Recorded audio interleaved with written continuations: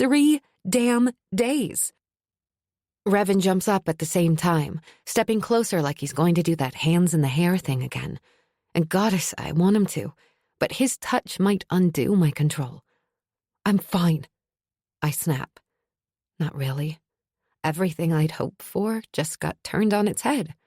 But the need that rises to the top of all the screaming emotions is to try to fix this. Good, Revan snaps back. Because as much as I want to, kissing you again is a bad idea. My eyes fly wide at the admission in front of the others, and immediately his do too, before his face resumes that harsh mask. But even that image isn't going to distract me from the urgency driving me now. I look him dead in the eyes. I have to go home. Now. Tonight. At my words, his gaze flares with an emotion that roils in harsh denial. Then his face goes blank. Off to my left, Voss swears softly. The others don't say a word. I don't look away from Revan. I'm not going to change my mind either. Sending a messenger isn't going to be enough now, not to stop a wedding. Tabra has been trained to be what she is by our grandmother for 18 years. For so long, she doesn't know how to be anything else or even to question it, which means not leaving her post as the queen. The only person she might listen to is me. Revan is searching my expression with a narrow-eyed gaze, looking for answers to questions like I'm a vault and he could force me open by his will and plumb all the secrets inside me for his own. I have to go back to Arid. I repeat my demand, my secrets like rocks sinking deeper into a river inside me. Telling him now is complicated, dangerous. It needs to be a last resort. I was foolish to be so hopeful before, to even consider whispering the secrets of Arid into his ear. Too many dominoes need to line up without being tipped over before I can find sanctuary in the Shadowwood. That is not a good... Horus cuts himself off at my sharp look. I am... Hells. Time to pull rank. I am the queen of Arid, coronation or no. I will not leave my throne to a girl who can only be a temporary placeholder. I definitely will not allow my dominion to be handed over to that murderer because I'm hiding here. Who's to say he won't kill her as soon as the ceremony ends and take the throne for himself? Revan remains unspeaking. We could wag the fool. Voss offers as he inspects his nail beds like millions of lives aren't balancing precariously on the line here. Wait and see. 3 days isn't enough time to wait and see. I turn my head, looking again at Revan, but I get the cold, brittle sense that he's abruptly distanced himself from me. I have to go. I whisper, the plea harsh in my throat, desperate. I know, he says. The 2 heavy words drop into the room and silence ripples outward. The shadows in the room, cast by the flickering light of the flames in the large stone fireplace, twitch like a knee-jerk reaction, though he doesn't move. Horus shifts on his feet. You can't. Revan's hand flashes up, stopping him, and Horus snaps his mouth shut. The Shadow Wraith, because that's what he is in this moment. I can feel the shadows moving around us, is all leashed power and absolute surety when he turns to the others. She goes, and we're going to help her get there. But we need her here. Horus isn't letting this go. You told us. She can... First, I have to get my... I almost said sister. Body double out of Arid. After that, we could come back here. I'll need to figure out what to do anyway, but she can't marry him. That much I know. I feel more than see Revan's head turn my direction. You would do that? You would return here? I look at him and have to bite my lip, because despite that blanked expression of his, I can somehow see a sort of desperate hope underneath. This man has been alone for far too long, even among these people. Has no one ever sacrificed for him? Yes. I promise myself, as soon as Tabra is safely out of Edelon's hands, that's when I'll tell Revan. Everything. Harboring 2 women the ageless king needs, he's going to have to know. Because coming here will only be a stopgap. It's not going to fix anything. Arid still needs a ruler. Edelon will still be after one or both of us, and Tindra will still be sinking.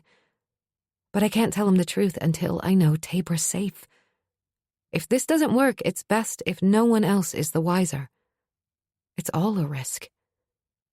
Stealing Tabra away will bring more than one dominion down on Revan's head, because Arid will raise armies to save their new queen. But I only have 3 days to stop this wedding, and this is the only way I see that happening. Like Revan said to me in the wilderness forest not that long ago, sometimes there are no choices. Revan cuts his gaze to Voss. Can you get the double out by yourself? No. I shake my head. It has to be me. His throat works, and an emotion harsher than I've ever seen from anyone floods his face. The room seems to collectively hold their breath. Why you? The words punch from him. Because she won't leave the throne unless it's at my, direct order. I'll figure out how to convince Tabra on the way there.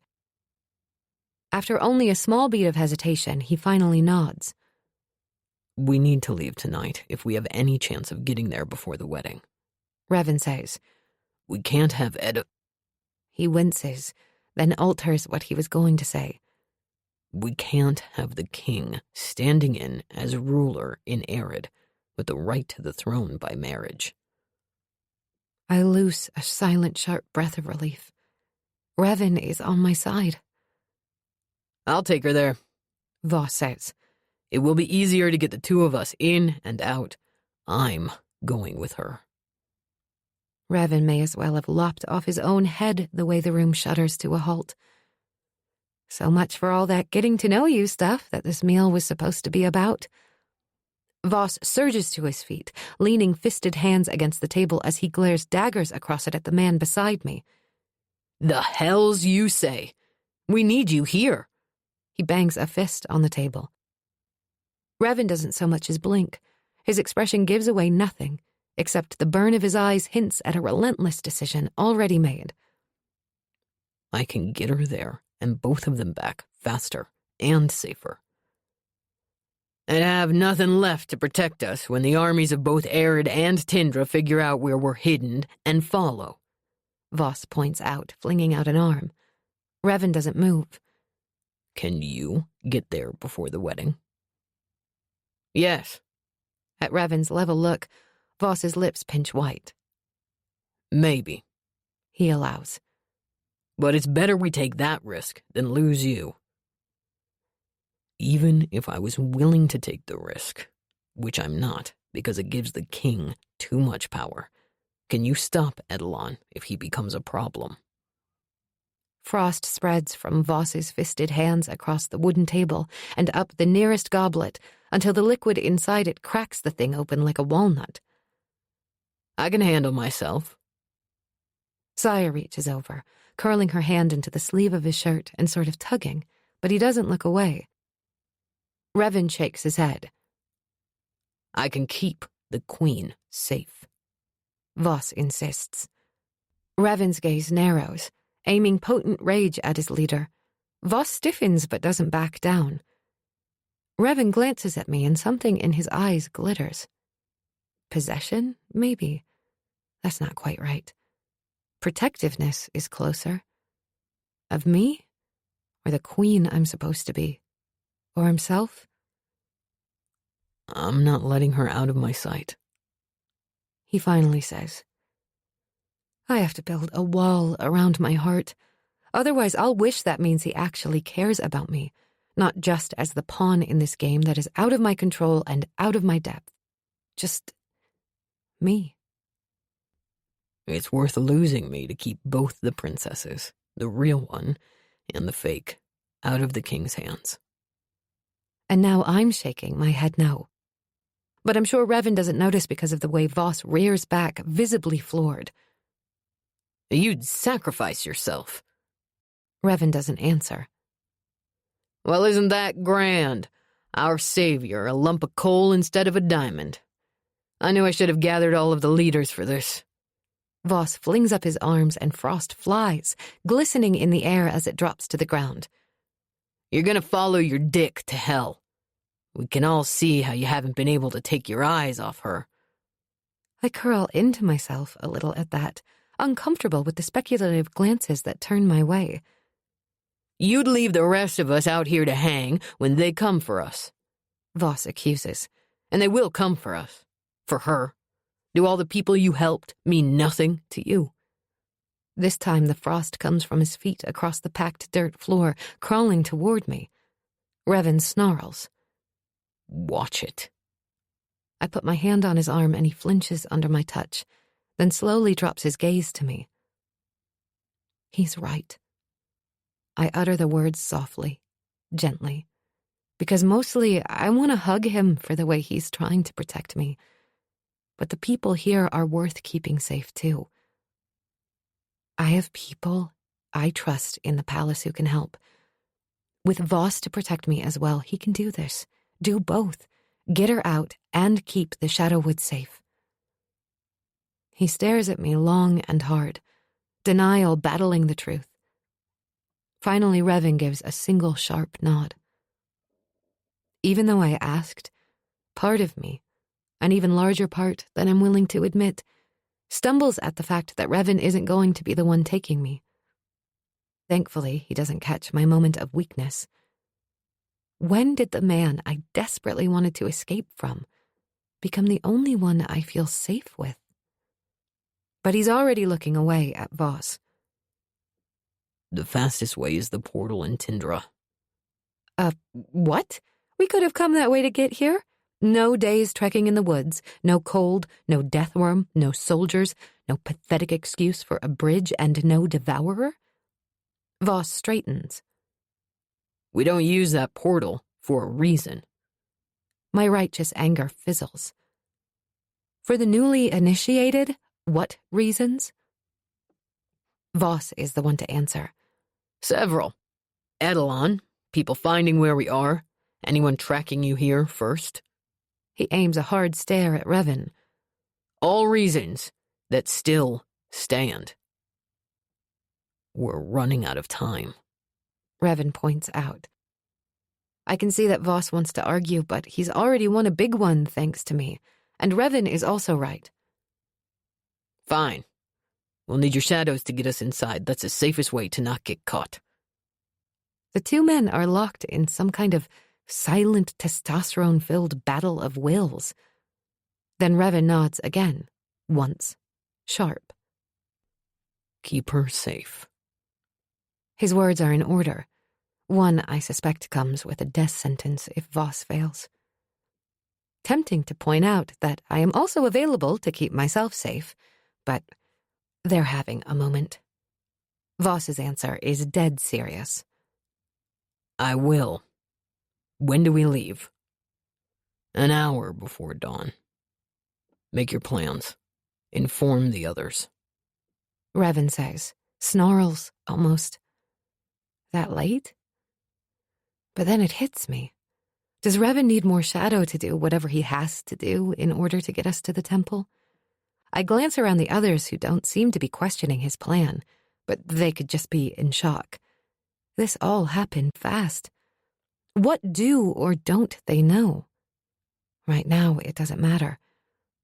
I bury my questions and start to work through what happens after we're through the portal. Voss may be skilled at hiding, but I've been sneaking in and out of that blasted palace my entire life, and a plan starts to form in my head. I'm coming, Tebra. I'm coming. This is going to work. It has to. Part 4. The Fool's Mate. Chapter 34. Where he goes. Plans in place, I honestly expect Revan to pull another disappearing act. After all, if I'm right, he needs to go fill up with shadow. Instead, he turns to me. I have an idea while we wait. More? I'm not sure I can handle more. What is it? He dips his head, bringing his face closer to mine, voice lowered. I need you to trust me. Can you do that? Yes. I try not to show him how the answer came straight from the heart. I do trust him, despite everything he is, or maybe because of who he is. He blows out a sharp breath, and I chuckle. Were you expecting an argument? Yes. Am I really that difficult? Oma said so often enough. Grandmother, too. Pella, even Tabra and Cain, on occasion. Revan shakes his head. You're a fighter. He says simply, like that's good enough. He might be the only person in the world who appreciates that about me. Even Cain used to warn me that my smart mouth wasn't going to win me friends among his Zeraphate. Revan barely spares the others a glance. We'll be in the southern clearing until it's time to go, if you need us. Then he takes me by the hand. We're out the door, and I'm almost running to keep up with his long-legged stride. We hurry through the village. Vida, standing outside her store, grins and waves as we pass by her, completely oblivious to how the Shadowwood may not be the safe haven she loves for much longer. And it will be all my fault. I only have time to wave back before Revan's pulling me into the forest the same way I went the other night when I found him by the tree. Sure enough, the sound of the brook bubbling happily along reaches me just before we pause at the edge of the clearing, and I gasp. The sacred tree, though cut off from me by the veil of shadow, which it is outside of now, in daylight is even more spectacular. The red of the leaves is a brilliant rusty hue that is somehow both bliss and sorrow in the same color.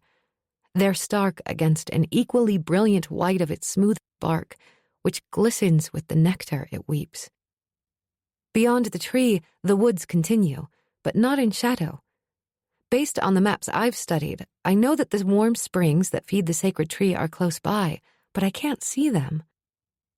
Awe doesn't begin to describe what being in the presence of this creation does to me. Revan squeezes my hand, and shadows come up around us like a screen. Distracted from staring at the tree, I turn to him, except he's not looking at me. I study the side of his face, the cut of his jaw, and those slashing brows are harsh. The natural angle of his mouth from this angle appears almost ominous.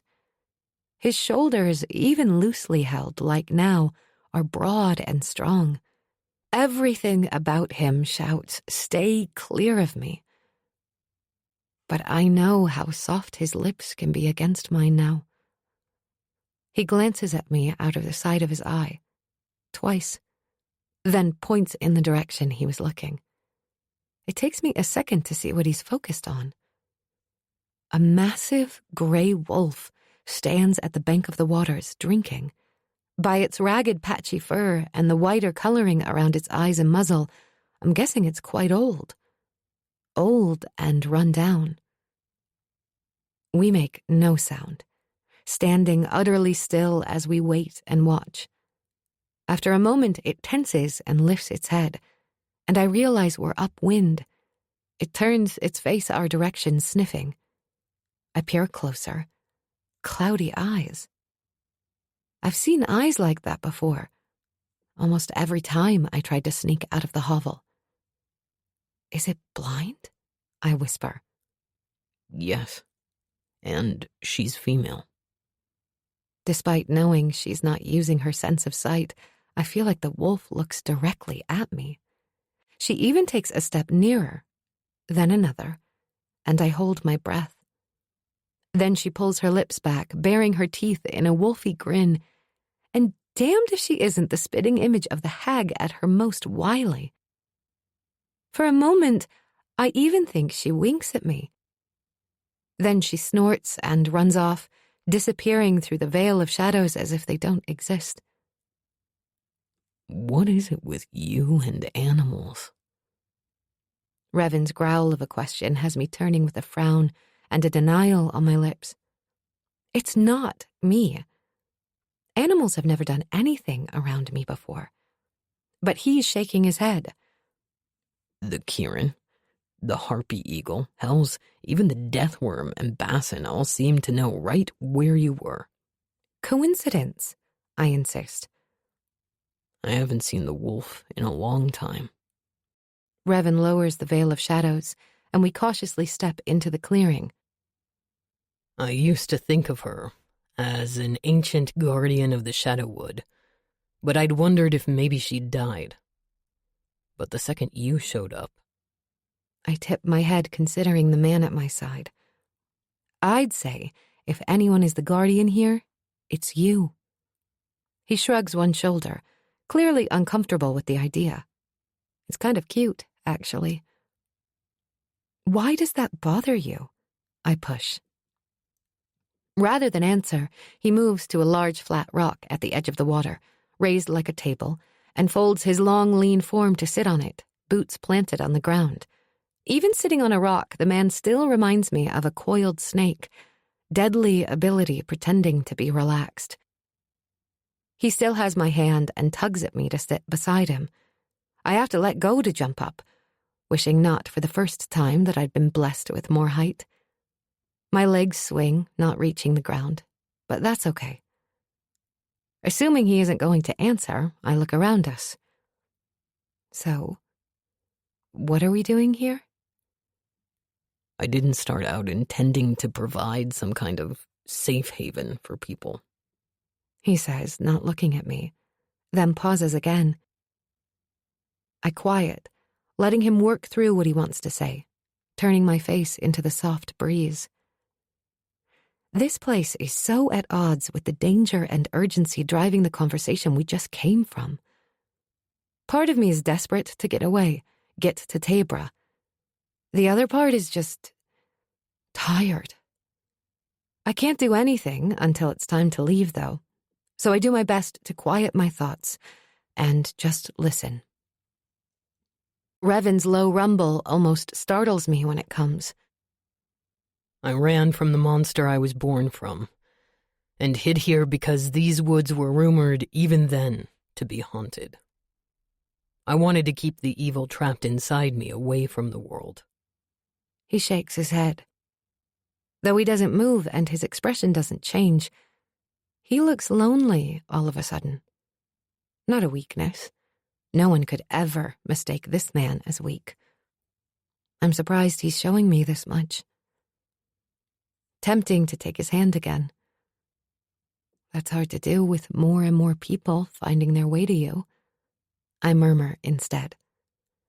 He huffs a weary-sounding laugh. Yeah. How do they find you? I've heard some of the stories and I still don't understand exactly.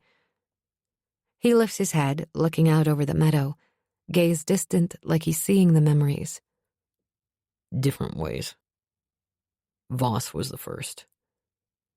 Something happened in Mount Inferno. Not my story to tell. He got himself and Zaya out. The only survivors. I had only put my shadows up in the Shadowwood for myself, and for some reason he felt drawn to the place. They'd intended to go through the portal in the temple and find sanctuary in another dominion. But instead, they ended up here. So Voss and Saya found him. But you've also found many of these people and brought them here, haven't you? He looks at me then, frowning his surprise. They've been talking? Why is that odd? Many here have shared their stories with me because I asked.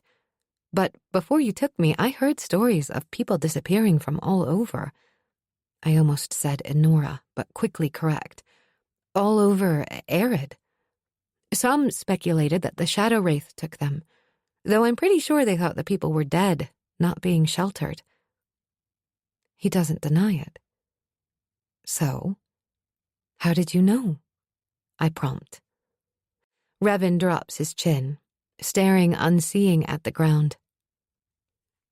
Night is when people lie in their dark room, or a dark alley, or an abandoned corner in some dark place, always in the shadows, and beg anyone or anything listening for help.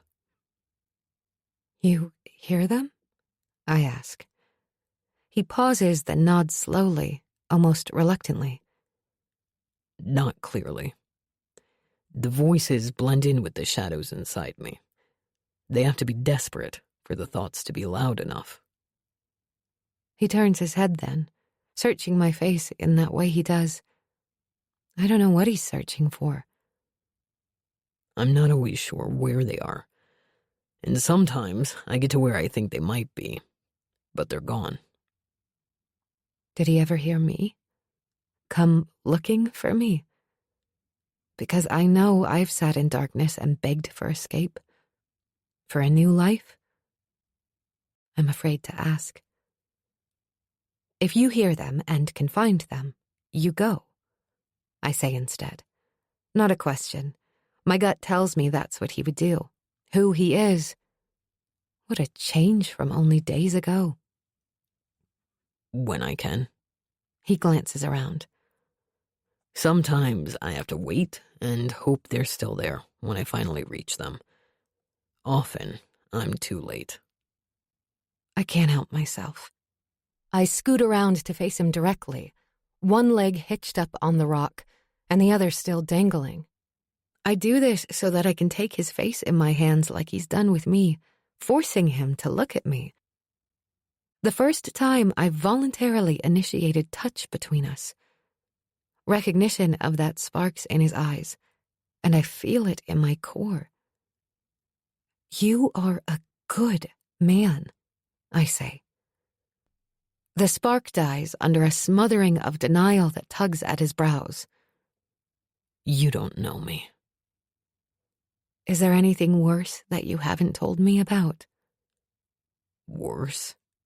Well, I know all about your starter. He frowns. My what? Like yeast to start bread? I refuse to label him as your father or your creator. That draws a reluctant smile from him. And, I continue, I know about the evil contained inside you. Anything else? There goes the smile, disappearing behind a scowl. Isn't that enough? Undaunted, I shake my head. If anything, the fact that you've become what you have, saved and helped people and provided a haven, all while fighting the things inside you.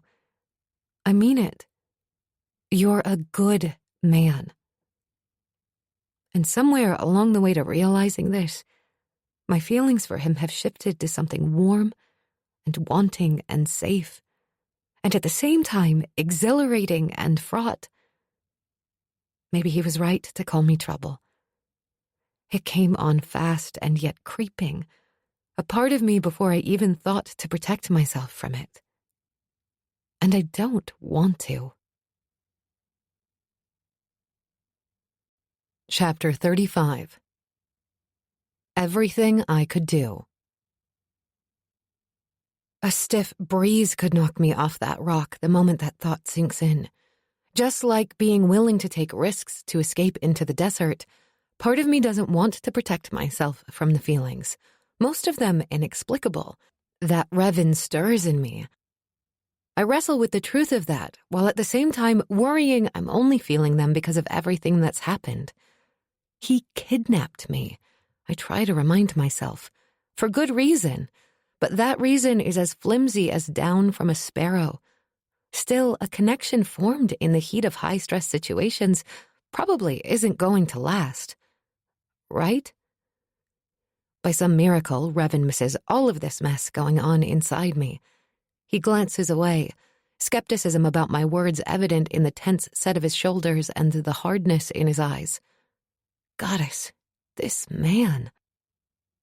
I press gently, forcing his gaze back to me. You are a good man. I pronounce each word clearly and carefully, willing him to hear me.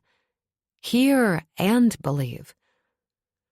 Then I take his hand and, inhaling the fresh scent of him, press a kiss on the inside of his wrist, right at the scars, which sets my own lips tingling. A silent gasp escapes me as I lift my head. With eyes that remind me of the ocean on rainy days, turbulent and crashing, Revan doesn't look away. Neither do I. I'd only meant to make him hear the truth of my words, but now I'm snared like an animal in a trap I don't want to escape. "You smell like home," I whisper. Surprise lights his eyes. So do you.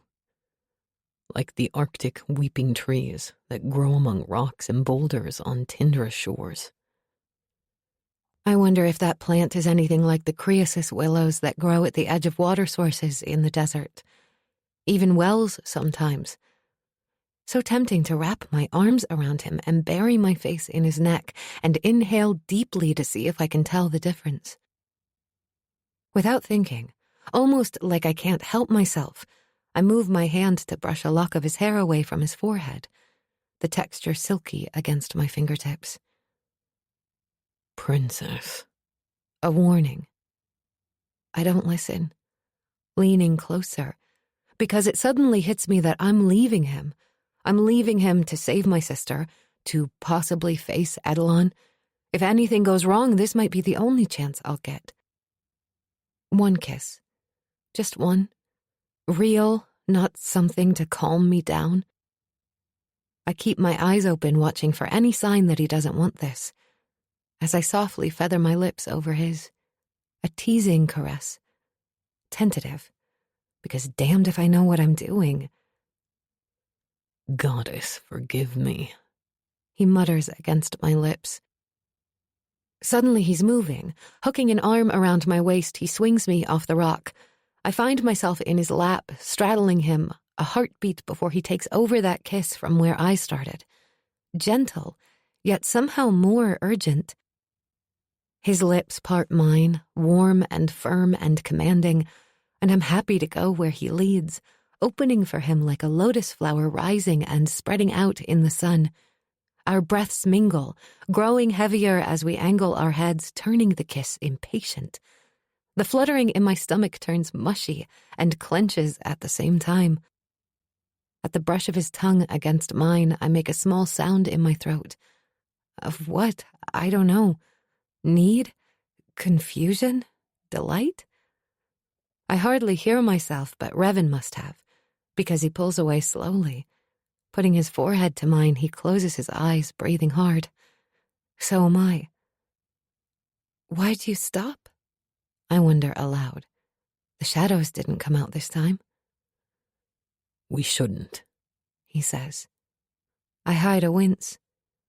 Either my shadow wraith is wrestling with his overdeveloped sense of protectiveness, or he doesn't feel the same way I do. It would be nice, once in my life, to be wanted. Not for what I can do, or who I am, or who I look like.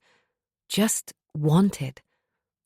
My defensive emotional walls start bricking themselves back up, and I fall back on habit. Well, I suppose it's for the best. I lean back and sigh heavily for dramatic effect, trying for an easy, unaffected grin I'm far from feeling. I am way too young for you. His brows snap down over his eyes at that. I was separated from the king 23 years ago. That's how old I am. Not counting the centuries of vague, patchy memories and history inside him, I guess. But I can't tease him about that. Okay, maybe I can. And I'll be 19 in 2 months. That makes you 4 years older. Practically ancient. I curl that errant lock of his hair around my finger again. I mean, I widen my eyes in mock curiosity. What was it like when the Mother Goddess Nova created the world? That must have been quite a thing to witness. He picks me right up and deposits me back on the rock beside him, but he doesn't entirely hide his grin. I was right before. A holy terror. And a pain in my ass. Tabra would have been different. Picturing her here, dealing with even half the stuff I've gone through, she'd probably be holed up in a room somewhere, too traumatized to move. Revan takes several steps back, expression turning determined. I brought you here because I want you to try to make a glass portal. My spine goes ramrod straight at that. As changes of subject go, it's a big one. I can't. You can. I make flowers. Bad ones. That's it. He stares at me a long beat, and I stare right back, not backing down an inch. Then, without warning, his gaze drops to my lips and flares with heat.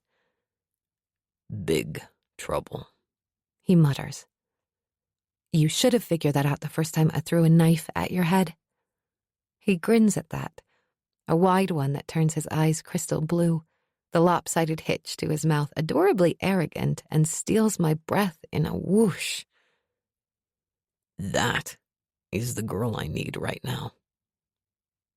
As opposed to one he'd like to kiss. Ouch. I mean it, he says, beckoning me to my feet. I guess touching is out again. You have the rest of daylight and a decent portion of the night while I'm occupied. You might as well put it to use. I'm momentarily sidetracked. Occupied doing what? He gives me a look. You know what? So I was right. He does have to absorb shadows to bolster his power. I drop the topic and return to his ridiculous idea. Don't we want to not create more portals so that Edelon doesn't get that ability if he finds me? It's for your safety. If you can create a portal, you can get places more easily, or maybe even create safer and faster ways in and out of the Shadowwood. Ways to bring more people in, does he mean? Or is this about protecting his people after they have both me and Tabra here? Putting the Vanished at risk? I hate that so much, that by being here, we're risking innocent lives. Worse, we're risking people who have already had a difficult life and finally found some peace. It's a lot to ask, he says, but gently, which is almost worse. He's coddling me now. I know. A heavy burden. I'll do it. He pauses, searching my face. My people will thank you. He thinks that's the only reason I would do this. The Vanished of the Shadowwood are part of it, of course, but mostly I find that I want to take some of the burden that's been on his shoulders so long and share it, if I can. Tightness cinches around my chest at the realization. I still have serious doubts that I can make any kind of difference, but I'll wear myself to dust trying. They're important, and so is Arid. I back away from him, pulling my power forward, effervescent in my blood, my hands illuminating with it, casting a warm yellow glow around me. But I'm doing this for you. Chapter 36. A Touch of Magic. So, it turns out, I can be a total coward. My declaration leaves me more vulnerable than I like. At my words, Revan's expression shifts from surprise to scorching need, which tries to draw me back to him. But it's the wariness that's still there that threatens to break into my soul and steal everything. I think it's because I see so much of myself in him. So much of the child who wanted love, but was mostly kept away from the few people who could possibly give her any. Someone looked at only as a thing, a tool, a means to an end, rather than as a person with a soul and heart. But, like I said, I'm a coward, so I turn my back on him and raise my hands, pulling sand out of the ground. I think I feel him close to me, but a check over my shoulder shows he hasn't moved nearer. Are you going to help me figure this out or not? He raises those thick black eyebrows slowly. You need my help? I turn back to what I'm doing. I was never allowed to do anything with my power beyond make flowers, and even that was secret. You use yours a lot. Feel free to share some advice. I don't let myself even glance at him. I'm going to try to bring some sand up from the soil to work with. He doesn't say anything, but this time I definitely feel him move closer. I have to close my eyes for a second to hold my focus on what I'm doing. Then we get to it.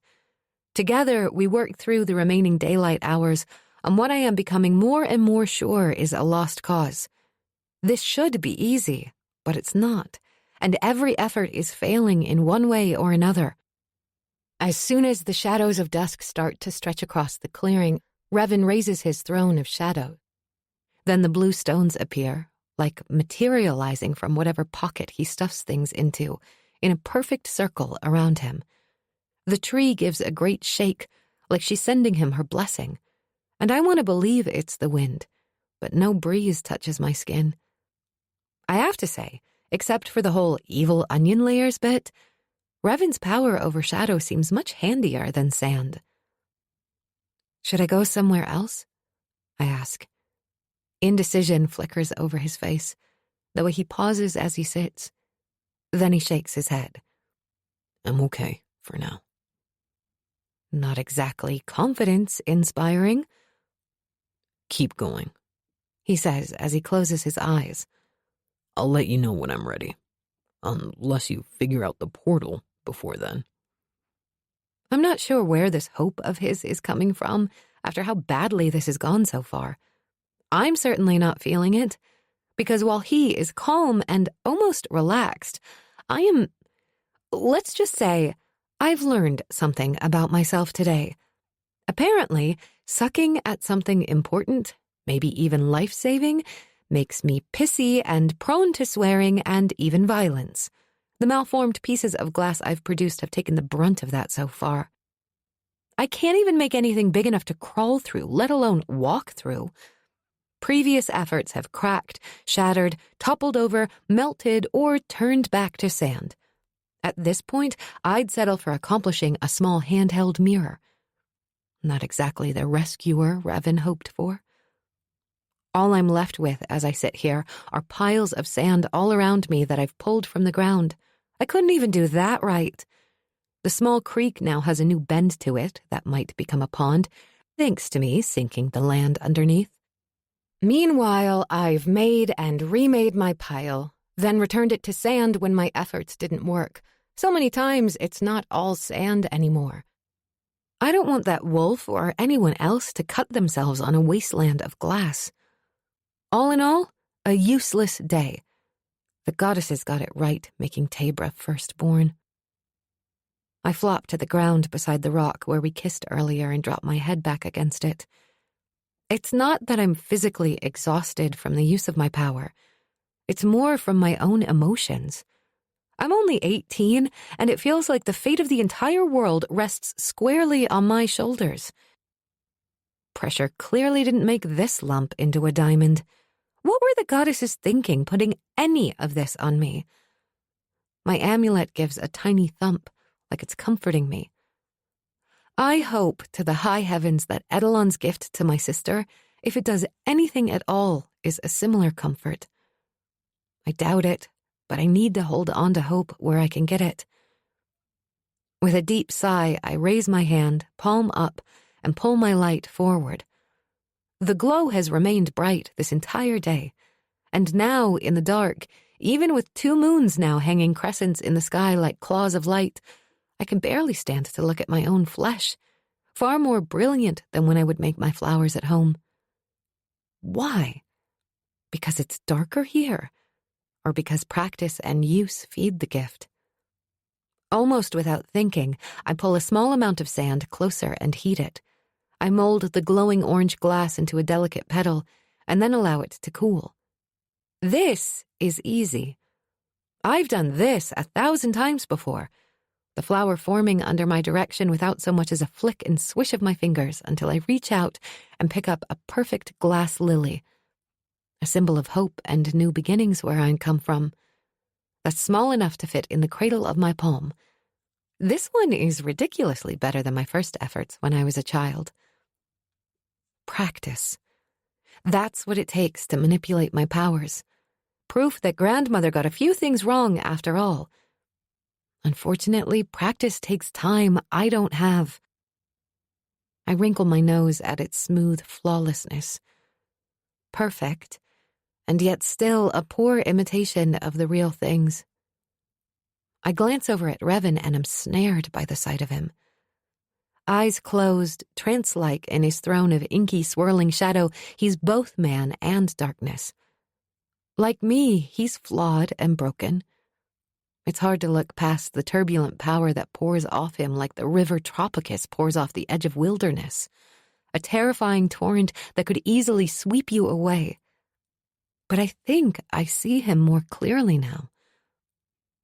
I shift my gaze back to my minuscule creation and stare at the tiny upside-down reflection of my moonlit face in one of the petals. What good is making the larger glass to walk through if you can't make it work magically anyway? Can I even create a portal in my glass?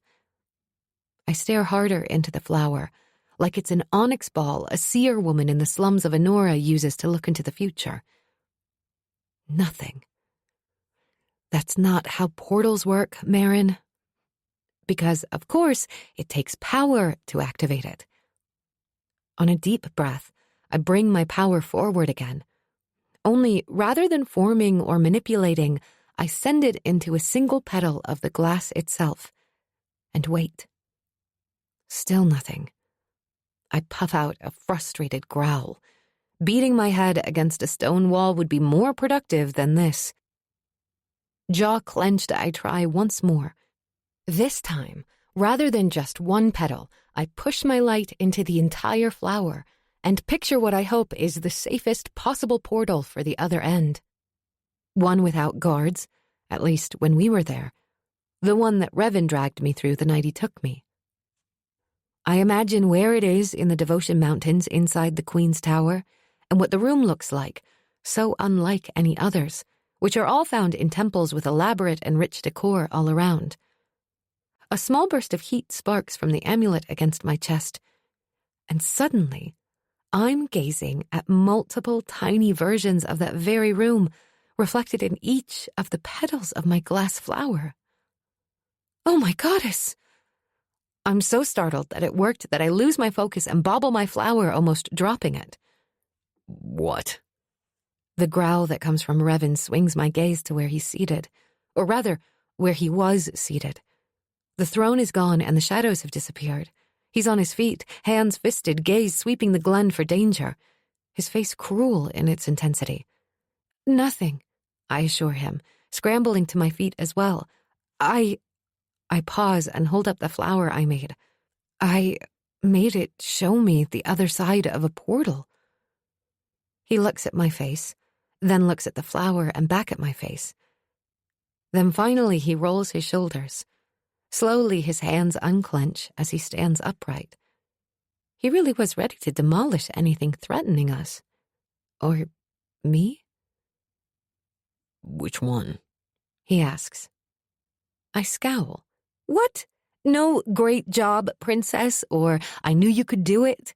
After he's watched me struggling all damn day. He cocks his head, waiting for my answer to his question. The secret one, in the Queen's Tower. I'm grumbling now. You figured that out? I shrug. I'm a princess. I was made to memorize maps and information on all the dominions my entire life. I knew about the tower before you took me, just not the portal inside it. I see. Why does that seem to bother him? Do you think you can make something big enough for us to get through? With a grimace looking at the small dunes of sand all around me, I shake my head. Only if I sell my soul, but even then I'd probably get swindled. He doesn't argue, doesn't push. Then we stick with the original plan. He prowls closer, and I catch my breath at the way he moves, at the peril that cloaks him now that he holds more darkness within him, the same way that she-wolf moved. Show me how it works. His demand yanks me out of my thoughts. Flower in hand, I repeat what I'd done. For a long string of seconds, I worry that it won't work, that a moment ago was a fluke. But before the worry can expand in my chest, the plain stone room on the other side of the portal in Wilderness appears. Revan wraps his hands under mine as he stares at the flower, and I stare at him. So close to me now, touching. After that taste today in the sunshine on that rock, the part of me that's had to hide and steal and fight to get anything that's just for me, that part wants more. Here. I place the flower in his hands. His eyebrows wing up, and now he's watching me, that wariness back. I shrug. A gift? To remember me by, after all this is over? I almost expect some kind of teasing remark, maybe even sarcasm. But instead, without a word, he draws forth that smoky pocket and disappears the flower into it. Then he drops his hands to his sides, and from the way he's watching me, I almost think he's going to kiss me again.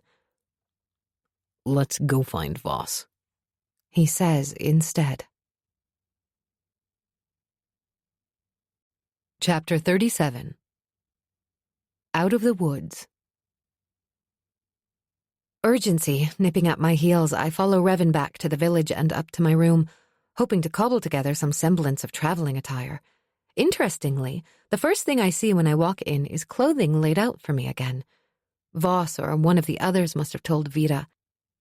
Mental note to thank her after I return. The combination of what she's provided this time is a mishmash. Most of the garments are clearly from Arid and meant for traveling. The same clothing I wear when I'm Marin in the desert. Well-fitted pants and shirt, both in black, that are breathable and easy to move in. The other items, though, are not of Arid. Thicker pants, boots, and a lovely white furred cloak. These I'll need for the harsh Tindran weather outside the Shadowwood. I don't waste time and change quickly. When I open the door, it's to find Voss, not Revan, waiting for me. He is also changed into clothes meant for travel, his own white furred jacket tossed negligently over one shoulder. He's not grinning or joking, though. So I'm dealing with serious Voss. Maybe even still angry Voss.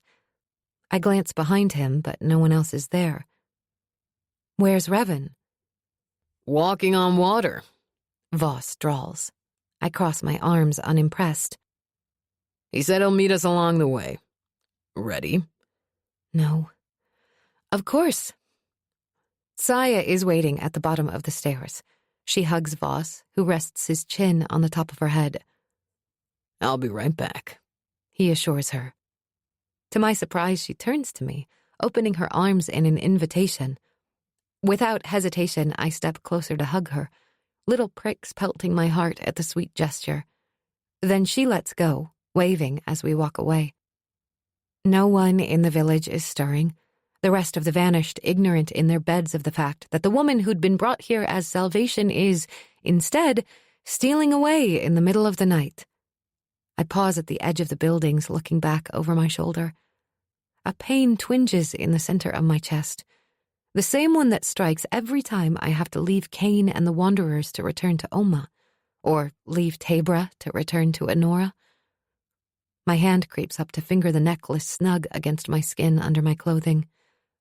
A habit Oma had, too, come to think of it. Please let me make it back to the Shadowwood with my sister alive. Tabra? It takes a second to realize Voss is calling my sister's name. I turn back to face him and have to blink. My eyes must be playing wishful tricks on me, because I think I saw a pair of aquamarine eyes in the darkness over his shoulder. Familiarity strikes softly. All those moments before this, when I thought I wasn't alone in the shadows, when I'd sneak through the streets of the city and out into the desert. Was he there? Did the shadows tell him about me? Did he hear the longings and secrets I told the dark? Maybe this is wishful thinking, projecting what I've learned of him onto lonely memories to make them easier to bear. After a second, the sensation fades. There's nothing there. At my nod, Voss takes a different path through the trees than I've gone before, warning me to stay close as the shadows grow, blotting out the crescents of the moon and turning everything even more shaded. Quieter, too, like the animals know not to come here either. And colder. Shivering, I slip on my new cloak, which is silky against the only exposed skin at my neck. Then, with jarring abruptness, the shadows part, and Revan is there ahead of us. He takes in my appearance with one sweeping glance and stills. Not the other ways I've seen from him that involve danger, determination, study, or even anger. This is different. This is the way I'd once seen a desert howler fox stalk a vixen. Not as prey or competition, but to mate. I gulp. If this is what Voss sees when Revan looks at me, I understand his concern. Because an answering tumble of sensation thrums through me, pulling me taut. Suddenly, thanks to a delicious, suffocating heat, my cloak is too hot, but I don't take it off. You've got to stop this, I silently order myself. My body ignores the command. Traitor. Are you sure about going yourself? Revan asks me, the question sort of snapping me back to the mission. I can't guarantee your safety, not even to get into the temple here. I hold his gaze. I'll come back. I promise. He blows out a sharp breath. Then, not moving his gaze from mine, he takes me by the hand and leads me off to the side. Standing close enough for me to inhale the fresh desert willow scent of him, he lifts my chin with a finger to talk to me in hushed tones. You have your knives? They were among the clothes Vita left me. Do dead souls pass through the eye of a needle? He gives me a blank stare. Do they not have that saying in Tindra? Yes, that means yes. Good. I know you can handle yourself. If you sense danger, don't wait for Voss or me. Run. I start to shake my head, and he gives my elbow a little squeeze. We can't have you captured. You made a promise you'd come back to me. This is a part of it. Wait, that's not what I promised. He dips his head, gaze penetrating. I know. I'm adding my own terms. The part where I'm coming back to him, or the order to leave him behind if it means saving myself. There's a lot to unpack in those two amendments, but he isn't going to let this go. I can see it in the hard cast of his jaw, the way the skin over his cheekbones stretches tight. I truly have him worried. And the lonely child I once was, the one longing to be cared about just for herself, wants to reach out and grasp onto him, curl into him. I don't. I'll run if I have no other choice, I say. That's the best I can offer. His lips press flat, and he sort of growls, though not at me, I sense. Especially as his gaze drifts to my mouth and lingers there. I guess I have no choice but to accept that. I smile. Smart man. I get the impression that he's rolling his eyes at me, even though his face doesn't do anything. Then he straightens, looking over my head at Voss. Let's go. I expect Voss to continue leading us out of the woods, but he doesn't move, so I glance at Revan, eyebrows raised in question. This is where we travel by shadow. Shadow? I repeat warily. I've already been carried around that way a couple times. I can't say I want to do it again. Turquoise eyes are laughing at me, the wisp of a smile playing about his mouth. Not like before. Should I thank my lucky stars for that? His smile widens, turns into something more solid. I'll take Voss first, then you. He doesn't see Voss's quick frown behind him, but I do. Why? Before I can ask, Revan steps away and claps a hand on Voss's shoulder. Darkness rises up and consumes them so fast, if I didn't know what was happening, I would have wondered if the gates of the first level of the hells had opened beneath their feet. Almost as fast, in a reverse version, Revan returns. I have to touch you, He says. Don't cut off my balls. You just touched me. I cut that argument off as it sinks in that he knows about my use of those words at all. I narrow my eyes. Did Voss tell you that? He laughs outright this time. I heard. And now I have part of an answer at least. Revan laughs with his entire body, eyes crinkling at the corners even after he's done. That brief moment of happiness lights me up inside. Yeah, well, that's a last resort for the truly evil. I trail off, realizing what I'm saying too late. He steps into me, surrounding and yet not touching. Evil exists in all of us. He murmurs. Even you, if you're pushed, I imagine. Not an answer. I do know something about that. I'm not the pampered royal he thinks.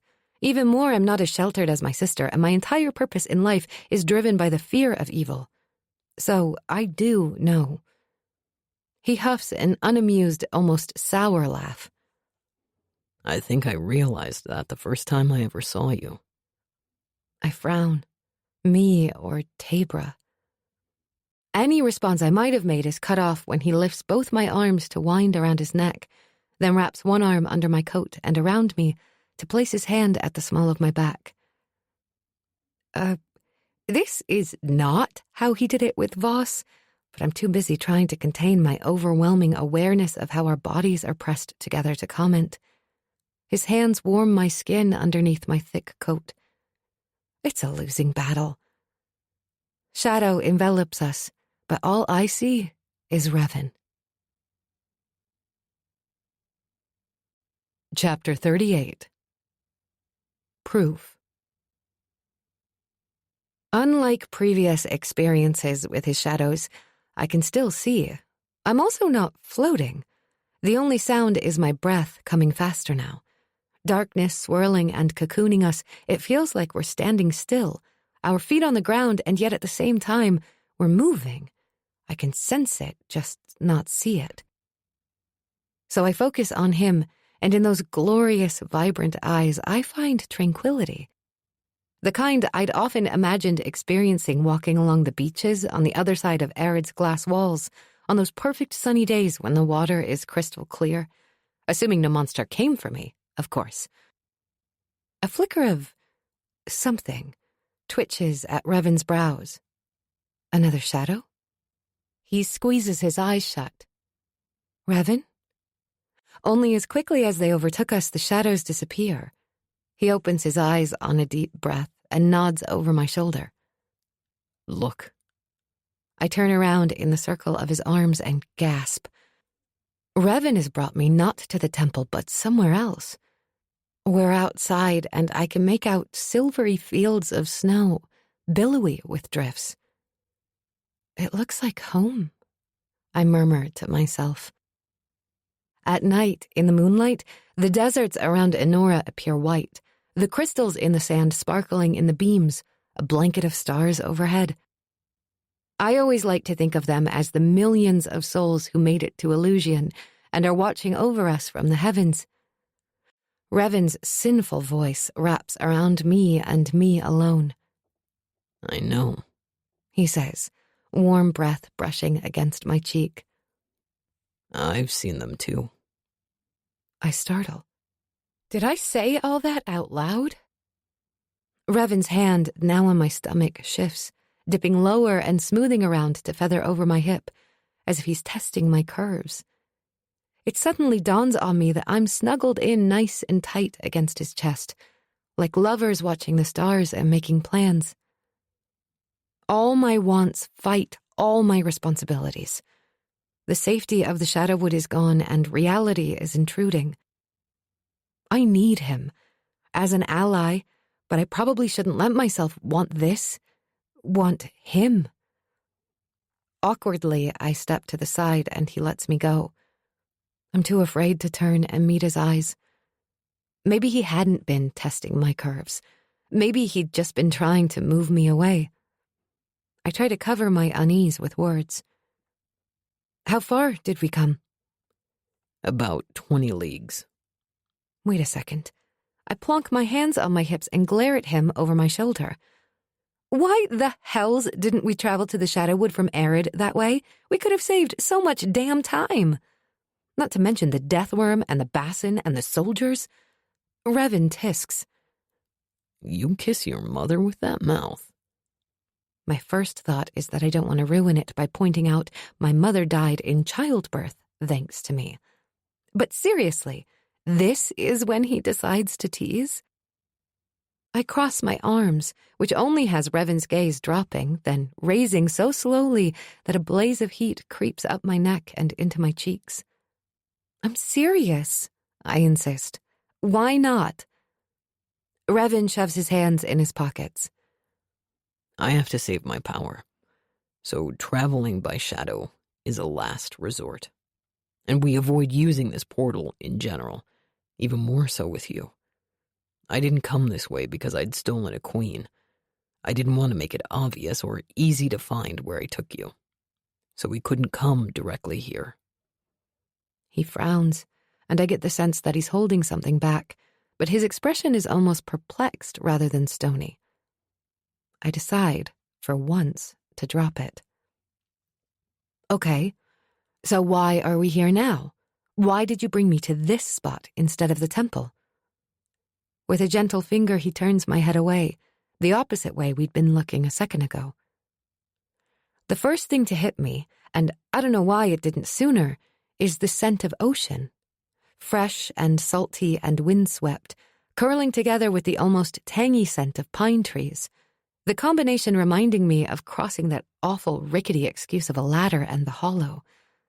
I blink at the sight laid out before me. A small stone house with thatched roofing sits so close to the waters, the ocean is lapping at its walls. My stomach bottoms out with fear for the people who must live there. Why in the name of the Mother Goddess would anyone build there at all, let alone without more protection? Are they asking for a quick and terrible death? My last time this close to monster-infested waters rises up and, without thinking, I grab Revan's wrist, ignoring his grunt. The Devourers, I say quietly, carefully. Rarely here. This is the narrower passage, separating Little Tindra from the mainland. Most of the Devourers can't fit past the icebergs that guard both ends. Most? He grimaces. The sinking of the land has widened the gap somewhat. Then he points at the house. That dwelling used to be a league from the shore. I suck in sharply.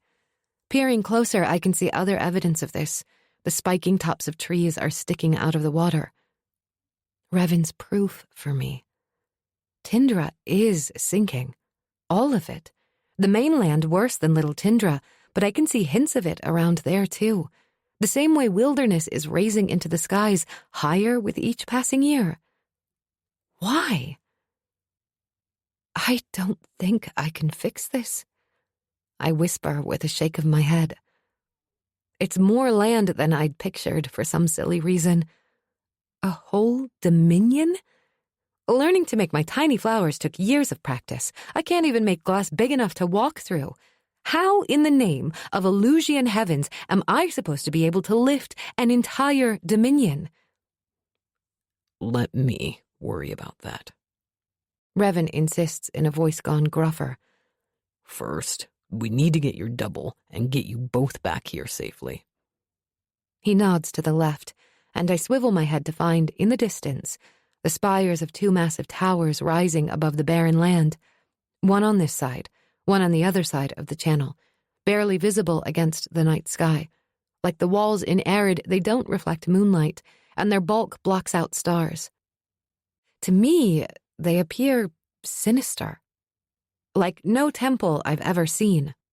Not even the black-walled temple in Oasis, which is dark and ornate, yet somehow still welcoming.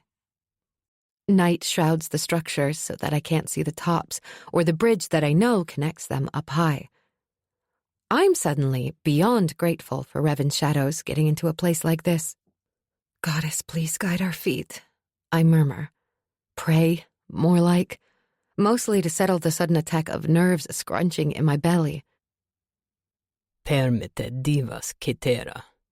Revan whispers beside me in the old language. One only authoritates are taught, at least in Arid. I know the phrase, of course. It means, leave all else to the goddesses. Quis custodiat ipsos divas. I changed the phrase from, who guards the guards, to who guards the goddesses. He shoots a quick look at the skies, as if he's expecting lightning to strike from the cloudless expanse for my insolence. You risk too much, princess. I huff a laugh. Oma would agree. I'll tell you a secret. He waits in silent question. I still pray, despite all evidence that the goddesses are either dead or no longer care for their creations. What do you pray for? Revan asks. My first instinct is to pop off with something flip, like the patience of all the saints. But his curiosity is a spark around me that only I can see. It's rare for someone to care about me, even about such a simple thing. His question is tricky, though. What do I pray for as Marin or as Tabra? Which answer should I give? A little of both. Many different things. Guidance for me, for the viziers, for my grandmother until her recent death, then for her place in illusion. I ask for different things for my people, depending on needs. I shake my head, then shoot Revan a pointed look. Including those who have been disappearing into the shadows? Revan huffs, a sound that might have been a laugh. Do you still pray for that? Maybe I word it a different way now. I toss back. Well, let's hope the goddesses hear you this time. Revan mutters, though more to himself. We'd better go. Voss is waiting. He tugs me back into his arms and shadows rise around us.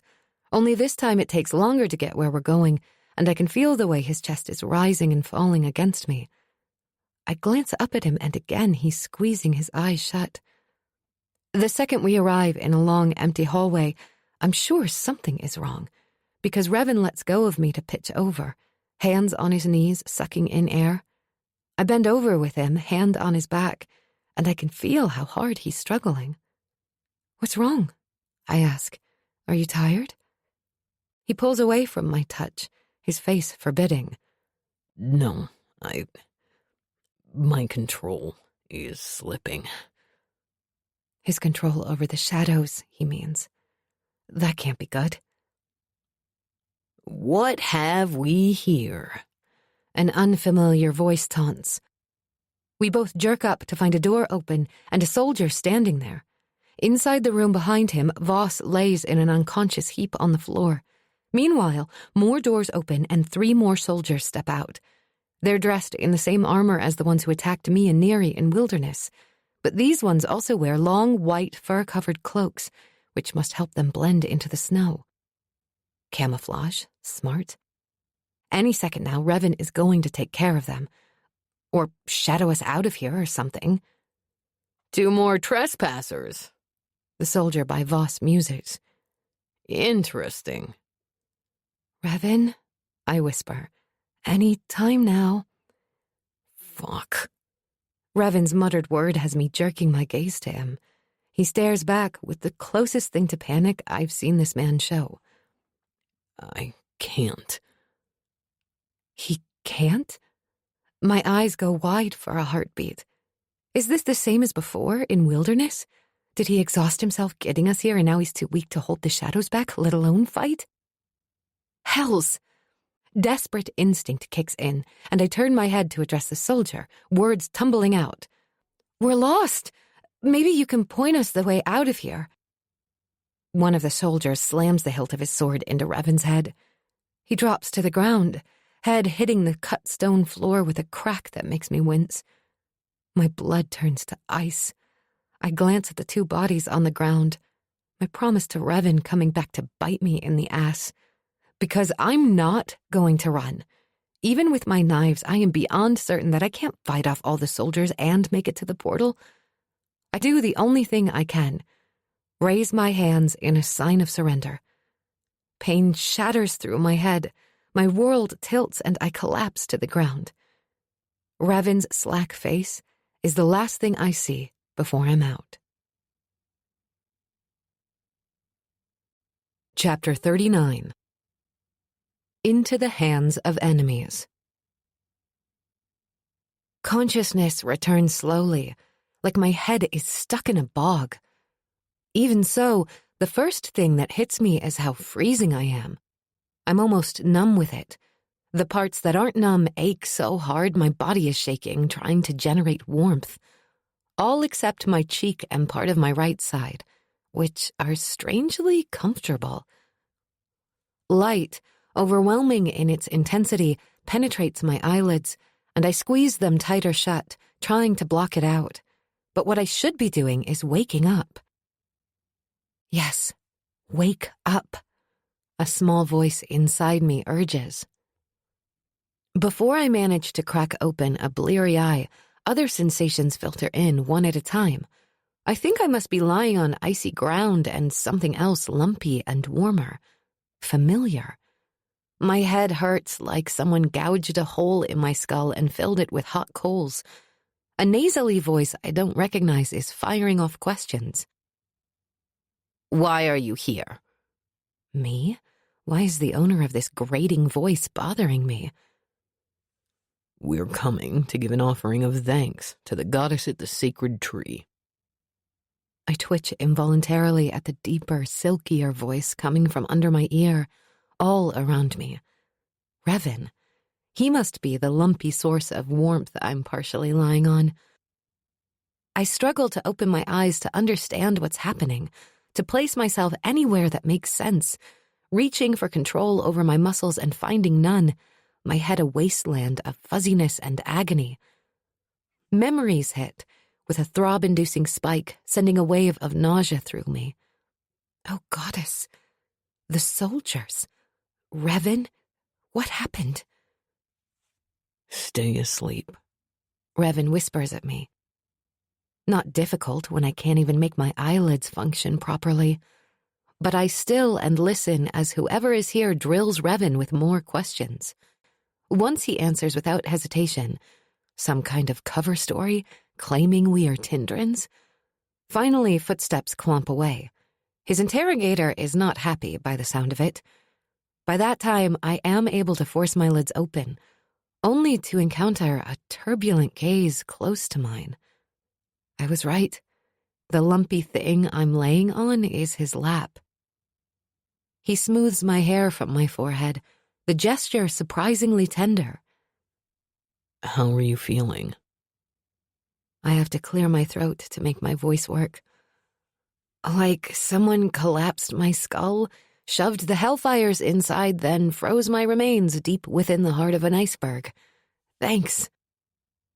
He searches my face for a long moment, then shakes his head. You're a walking trouble magnet.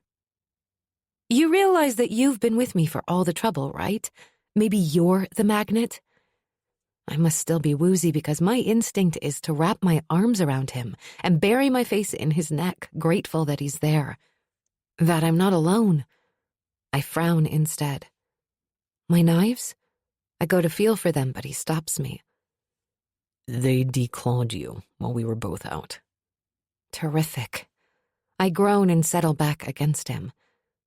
Why aren't we dead? I feel dead. There's blood in your hair, but I can only feel a knot. Revan's scowl is ferocious, sending a different kind of chill through me. I'm going to kill the bastard who did this to you. The sky is covered with gray clouds, but the sun hitting both the clouds and the snow is brilliant. It's daylight. How long have we been here? Where is here? You didn't kill him already? I grumble, only half joking. Then the rest of our ill-fated journey comes back to me. The guards in the temple, Voss lying unconscious on the floor, Revan compromised. Not yet. Revan shifts under me. And we have a bit of a problem. I don't like the sound of that. I squint at him. What? Contrition clouds those seafoam eyes. The soldiers think we're Vex. I told them we're bondmates, newly connected. Voss is our companion. Bondmates? Good goddess almighty! Binding is serious magic, rare, a vow and ritual well beyond simple marriage, one reserved for two people who trust each other implicitly. More than that, two people who don't just want to be together, but who have to. Through the rest of eternity, from this life into heaven, the hells, or the next life. A compulsion, I've heard. My mouth drops open. Why'd you do that? And more importantly, why does my mind immediately plunge into a chaotic jumble of visions of exactly what it'd be like to experience the intimate bonding ritual with Revan? This is not the time or place. Vex here come to offer thanks to the goddess when they bond. He scrubs a hand over his face. I said it to explain our presence, but also hoping they wouldn't try to separate us. Separate us? For the first time since waking, I glance around only to jolt as it finally hits me that we're in a cage of sorts, one not tall enough to stand in. Metal bars surround us on all sides, with a metal sheet for a roof all welded together. The bars appear to be planted deep into the snow-covered ground, which explains why my entire backside is numb. What's more, we're surrounded. From my vantage point on the ground, all I see are canvas-walled tents, rows and rows of them. To my left, the ground naturally drops away and hundreds more are laid out. Goddess save us. This isn't a few soldiers. It's an army. The sounds of the camp buzz in the air, the hustle and bustle of hundreds or more. They must be cooking their meals because the scents of fire and meat waft to me. A burst of laughter sounds from nearby, followed by good-natured ribbing. I guess someone lost a bet. We're still here. My fuzzy brain is finally starting to piece everything together and put it in the right order. Because if we're still here, that means Revan hasn't been able to get us out. Why haven't you... His hand clamps over my mouth. Careful, he warns. We don't know who might be listening. Wide-eyed, I nod and he lowers his hand. I change my question to, can you get us out? He shifts under me again, and his voice when it comes is like someone took a knife to the fabric of night. It's taking every single thing I have to keep what's inside me locked up. He was already struggling before the soldiers knocked him out. Why? Reluctance works over his face, and he drops his head back against the bars. I'm pretty sure it's you. Me? I squeak. The shadows inside him are a problem because of me? A million thoughts fly through my mind trying to work that one out, and it takes me a moment to realize I'm babbling a lot of them out loud. I cut myself off abruptly. Sorry, I mutter. I talk when I get stressed. Amusement glints at me. You'd think I didn't realize that the second I took you? I actually find myself wanting to smile back, laugh even. See? I react badly to stress. He glances around us, then back to me, serious again. The things inside. It gets stronger on the mainland and in the temple. Trying to return to the king, I think. I knew that, which is why I... Powered up, I supply. He nods. But it's been getting harder around you, to control them. I have no idea what to say to that. A shake of his head, mouth an unamused slash. I think maybe it's because I'm so protective of you. It started getting worse once I took you. Great. One more thing that's my fault. There's no way I can do anything to get us out anytime soon. He shoots a pointed look at the bright skies. Right. So he's holding back evil, barely, and can't recharge, however that works. And we're in a cage, together, and I make it worse. Damn. I really wish I had my knives. Maybe we should talk about something else. Are there always this many soldiers here? No. At the grim roll of thunder in his voice, I push back to look at him more closely, because I recognize suspicion in the tone. Where's Voss? I ask. I don't see any sign of another cage. I don't know. Even grimmer. Yep. Definitely suspicious. Maybe Voss managed to escape, or maybe he's being kept somewhere else. Separating us to check our stories seems like a smart move. Did he come this way when he followed us back to the Shadowwood? Because if he did, and these soldiers had been here, he would have warned us, right? No. He came the same way we did. There's something not right about that. The ladder was broken, though. There's a second one. I should have guessed that. This is not a man who leaves things to chance. Then he didn't know. He was on the floor, unconscious. Revan grunts, which could be agreement, disagreement, or a comment on the weather. Translation? Subject closed. Fine. He can worry about Voss's connection to the Tindran soldiers by himself. I study our cage. Can we dig under the bars? These soldiers have a metal hylori. He buried them deep. I force myself to sit up, groaning with the effort and swaying a bit as the pounding in my head, like the drums Arid's military uses to stay in step, threatens to topple me either into passing out or vomiting every scrap of food in my stomach. With a lot of deep breathing, I push through the pain. Let me try. There's got to be sand in the ground under the snow. Look at what I did to the creek without meaning to. What if I can do the reverse effect and make it push the cage out? It would be like skin pushing out a deep splinter, only a lot faster.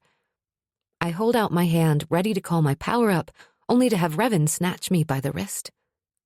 Wait. For what? He nods at something over my shoulder, and I turn to see a man standing at the end of the row of tents. He's dressed in white and blue military gear, much fancier than the soldiers on the hill or even the woods in Wilderness. His back is to us. If he turns this way, we need to put on a show. As bondmates. Chapter 40. Chased. My mouth goes dry.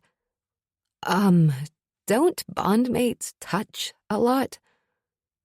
That sounds problematic for a man who's trying to contain a large amount of evil that seems to have a problem with me. I don't even want to think about my own reaction to him right now. I almost expect him to smile or tease me, but he's not the Revan from earlier, from in that clearing. The mask that hides all his emotions is firmly back in place. They do. But we don't have to go far. Just enough that they believe us.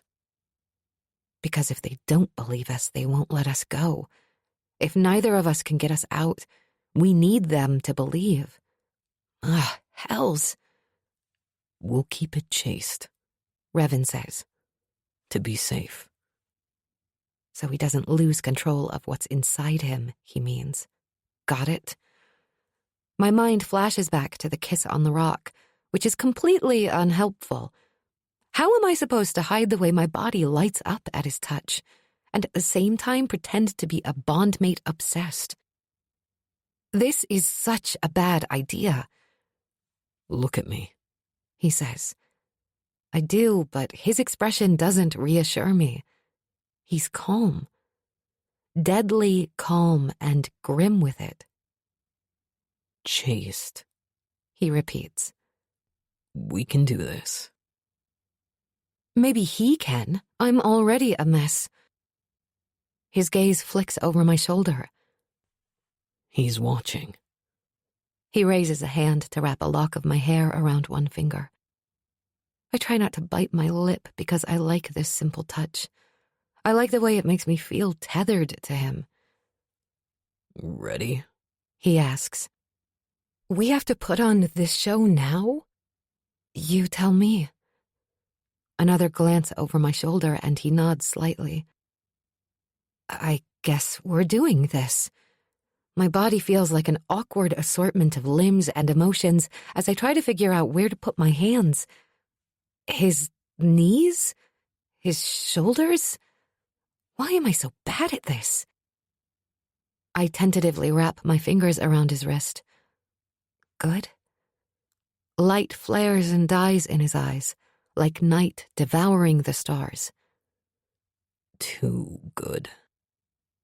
I jerk my hand back like he's on fire. Stars.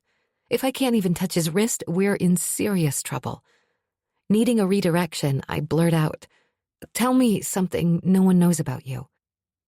His eyebrows wing up. You want to know this right now? Yes. Lips pursed, he twirls my hair around his finger again. I don't remember my family. His words hit me in the chest. I didn't expect an answer like that. I was thinking he'd say he never learned to swim or something. I managed to rearrange myself against him so that we're chest to chest, eye to eye, close, intimate.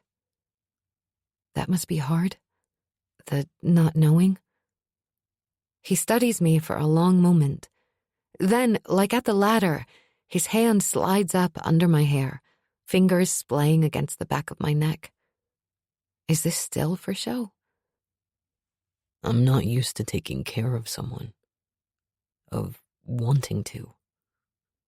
Goddess. My lungs feel like they can't decide if they want to burst or stop working altogether.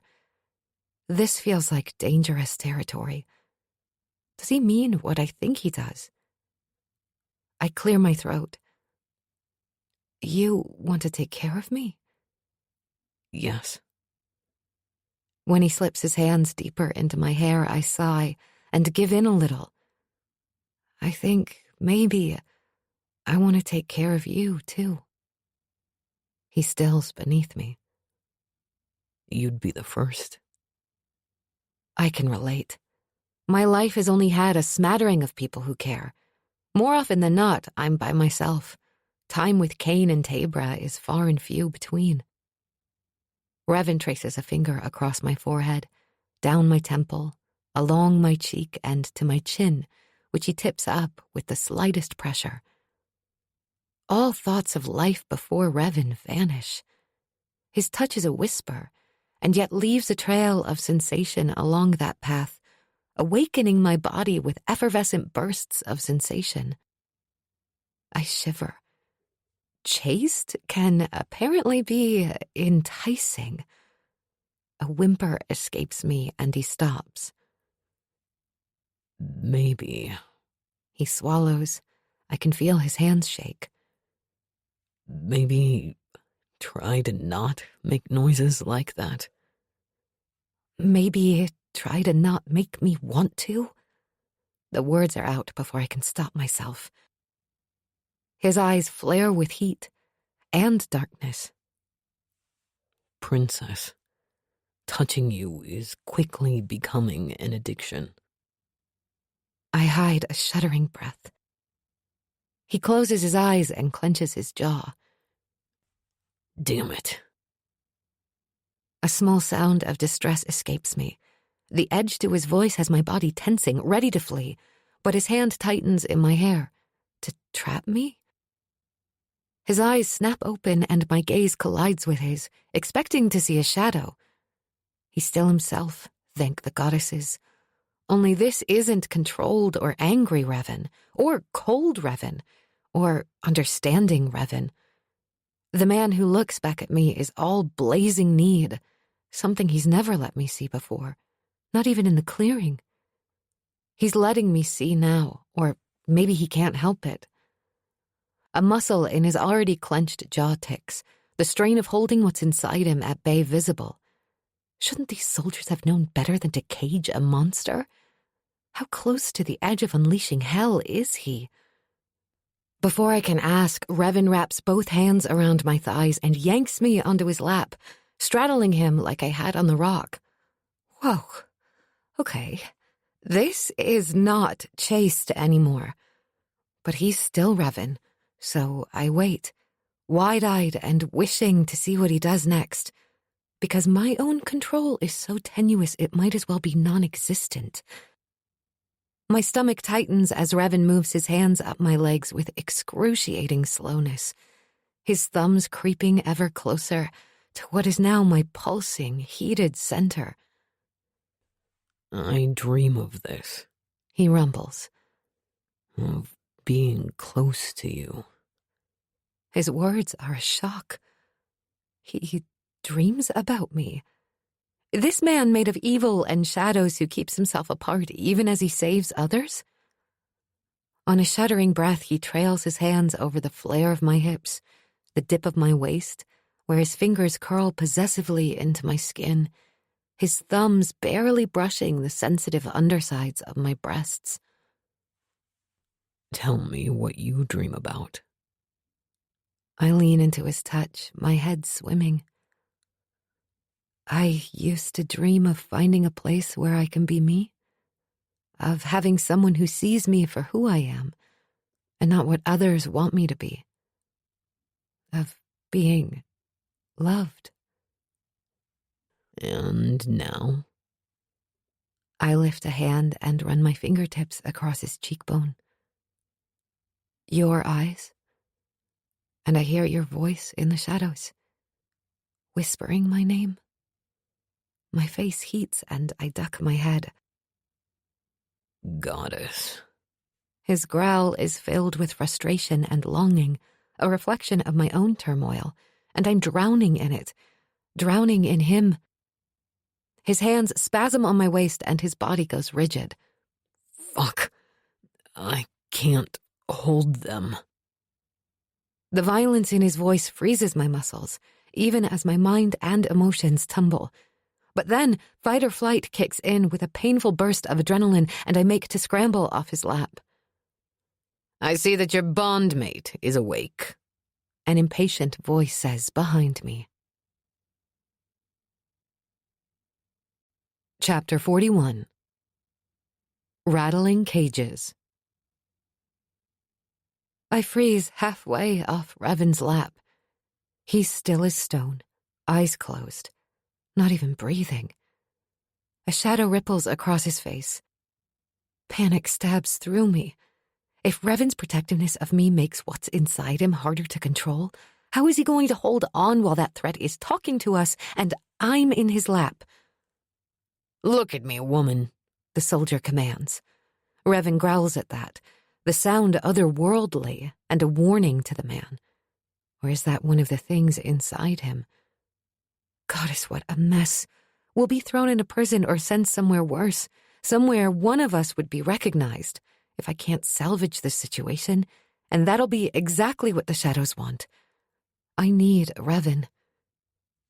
I dip my head and nuzzle his neck right below his ear. Hang on, okay? I breathe. He grunts and shifts beneath me, fingers digging into my hips. I take that as a yes. Here goes nothing. Bracing myself, I whisper a soft, sweet kiss over the ridge of his cheekbone. When nothing bad happens, I do it again. My hair has fallen loose, or someone unbraided it. Revan, maybe, as he checked my head wound? Before I can lift a hand to scoop the heavy fall of it out of my face, Revan moves, sliding it back in a slow, sensuous touch that is somehow also an exploration of the whorls of my ear. I bite my lip to keep in a whimper, but one of those would probably help our cause. If it doesn't unleash all the things inside the shadow wraith I'm straddling. Ugh. Thinking of some of the lewd things I've witnessed on the street outside of the hovel, I let out a tentative moan. Oh my goddess, I sound ridiculous. And I know I messed it up when he tenses underneath me again. Relax, Revan whispers, then nips at my earlobe.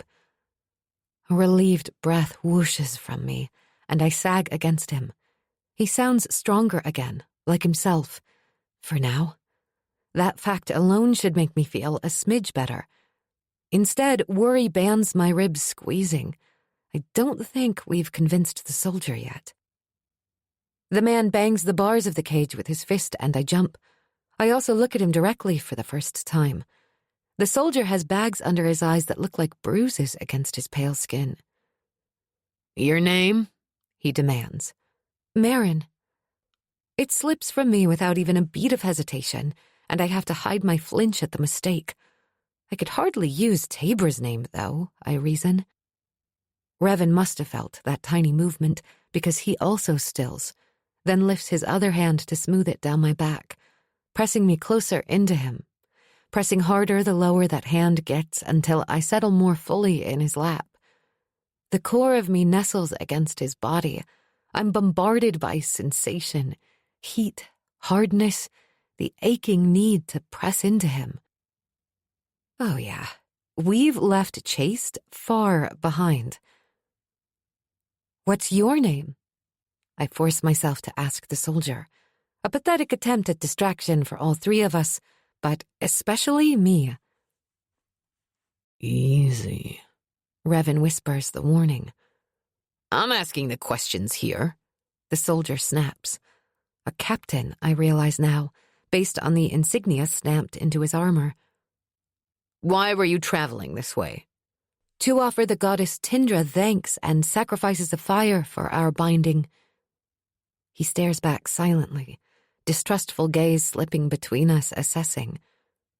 I guess I don't have to ask who this man is to you. He mutters, face turning sort of purple with frustration. Everything about Revan goes tight beneath me and around me, hands curling into my flesh almost painfully. His pupils dilate, eating up the blue of his irises. I catch a swirl of shadows in the blackness. Stay with me, I whisper as I look at Revan, taking in the lines and valleys and planes of his face. Forms I am unexpectedly, intimately familiar with, more than I have any right to be. Another shadow slips across his skin and his eyes go dark. He's losing the battle, and when he does, things are going to get bad. I think of the soldiers who attacked me and Neri in Wilderness, the kind of bad that won't end well for these men. Goddess only knows what the shadows will do to me. In a last-ditch effort, I put my hands against his cheeks and press a kiss to his lips, willing Revan to hold on. My bondmate, I murmur, loud enough for the captain to hear. I try to imbue the words with reverence and intent. Use me as an anchor. I'm trying to tell Revan with my eyes, my touch. Stay with me. The soldier harumphs. We'll see what the general has to say about you when he arrives. I jolt at that. The general, capital G. Has Edelon sent his trusted advisor to deal with this? What was the name Voss gave at dinner? Quentin? The one who had been with Edelon in Arid.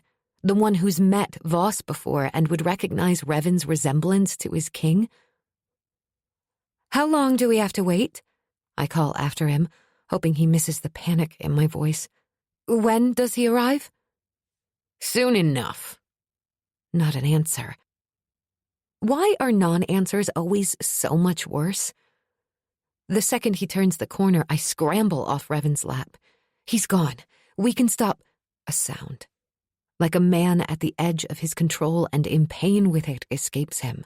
And suddenly Revan's across the small space, lips on mine claiming me. And heavens help me, I whimper and open up to him, matching him fevered stroke for stroke. The questing dart of his tongue I answer with my own, and his hands grip my hips, dragging me back to him.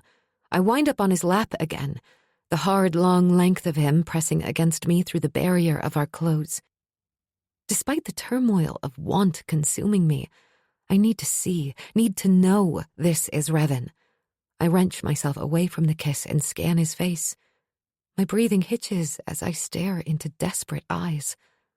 Turquoise eyes. I throw my arms around him. Thank the goddesses! He buries his face in the crook of my neck, breathing hard.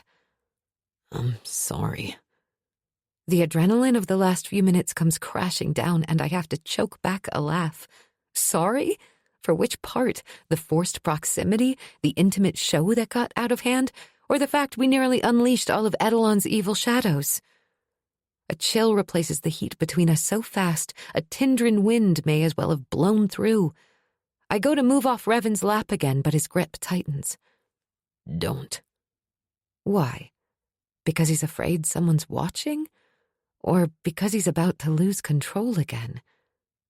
His expression sobers. I put you in danger. It's not your fault. Truth. But we have a new problem. Will this General Quinton person recognize you? Yes. Quinton will recognize me because of who I look like. Unease squeezes his voice. So we need to get out of here, quickly. Quicker is better. Which means not waiting for night and Revan to get us out. I'm not familiar enough with Voss's power to know if he can help. He might not even be conscious yet anyway, or even on our side if I go down the suspicious route. I do my best to concentrate. Is it clear for me to try my power? A long pause follows the question. Yes, but try to hide the light. How am I supposed to do that exactly? Usually I aim my hands at whatever I'm working on. I'm not even sure what will happen if I don't, but I guess I can try to keep them fisted. At least I won't need to create glass so we can avoid the sparks. I'll see what I can do. I feel him smile into my hair. Keeping my head on his shoulder, I turn it to the side, toward him, like I'm snuggling into him. I tuck my right hand between us, aiming my fist toward the ground on his other side. Then, reaching deeper than I've had to in the past, I touch the light inside me. I gasp as the tingling sensation of my power coming to the surface collides with the need my body is still struggling with as I lay against Revan, his body heat and scent all around me. I hardly even notice the cold now, even though it's bitter, because I am sizzling, alive. Holy hells. Okay. Revan asks, his perfect silken voice doing nothing to help my little problem. I manage. Ignoring the way that buzzing coalesces and centers inside me, I focus on feeling out the sand. Here, despite the snow, we're closer to the beaches that line the channel between Little Tindra and the mainland, and there's more sand in the ground to manipulate than in the Shadowwood. I know where we are because the tower is close, rising above us. If we get out, we can run there and go through the portal, hopefully before they even know we're gone. I try to lift particles, shift them away from the bars of our cage, except they won't move, like pounding a fist against a solid wall. I concentrate, my earlier headache returning with the effort. Warn me if anyone is coming. Before he can agree, I dare to open my hand palm outward.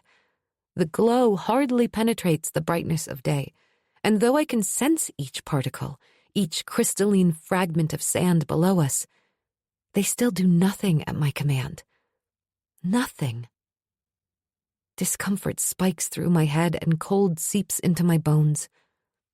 I must have tensed in his arms, because Revan lifts a hand and runs it soothingly down the back of my head and my spine, pressing in with just enough force to ease my muscles. Relax. It's not working. Frustration and fear build, layering onto all the other emotions I'm collecting inside me. Only instead of concern, he sort of hums a sound that says he isn't surprised. You need time to recover after that knock to the head. And other things. I blow out a harsh breath of aggravation. I'm going to kill these assholes. He snorts a laugh. My princess has a potty mouth. They deserve death. I know. Get in line. I let a long breath go. What are we going to do? Rather than answer, he straightens, listening. Someone else is coming. A young man, or maybe a woman, it's not immediately apparent which, makes their way to our cage. Maybe a few years younger than me, a thin face, tattoos that go up their neck and into their braided hair, and the clothing of a Tindran soldier covered by a long cape. But instead of standing back and scowling like the last guy did, they squat down and smile. What now? My name is Wren, they say. I'm from Savannah.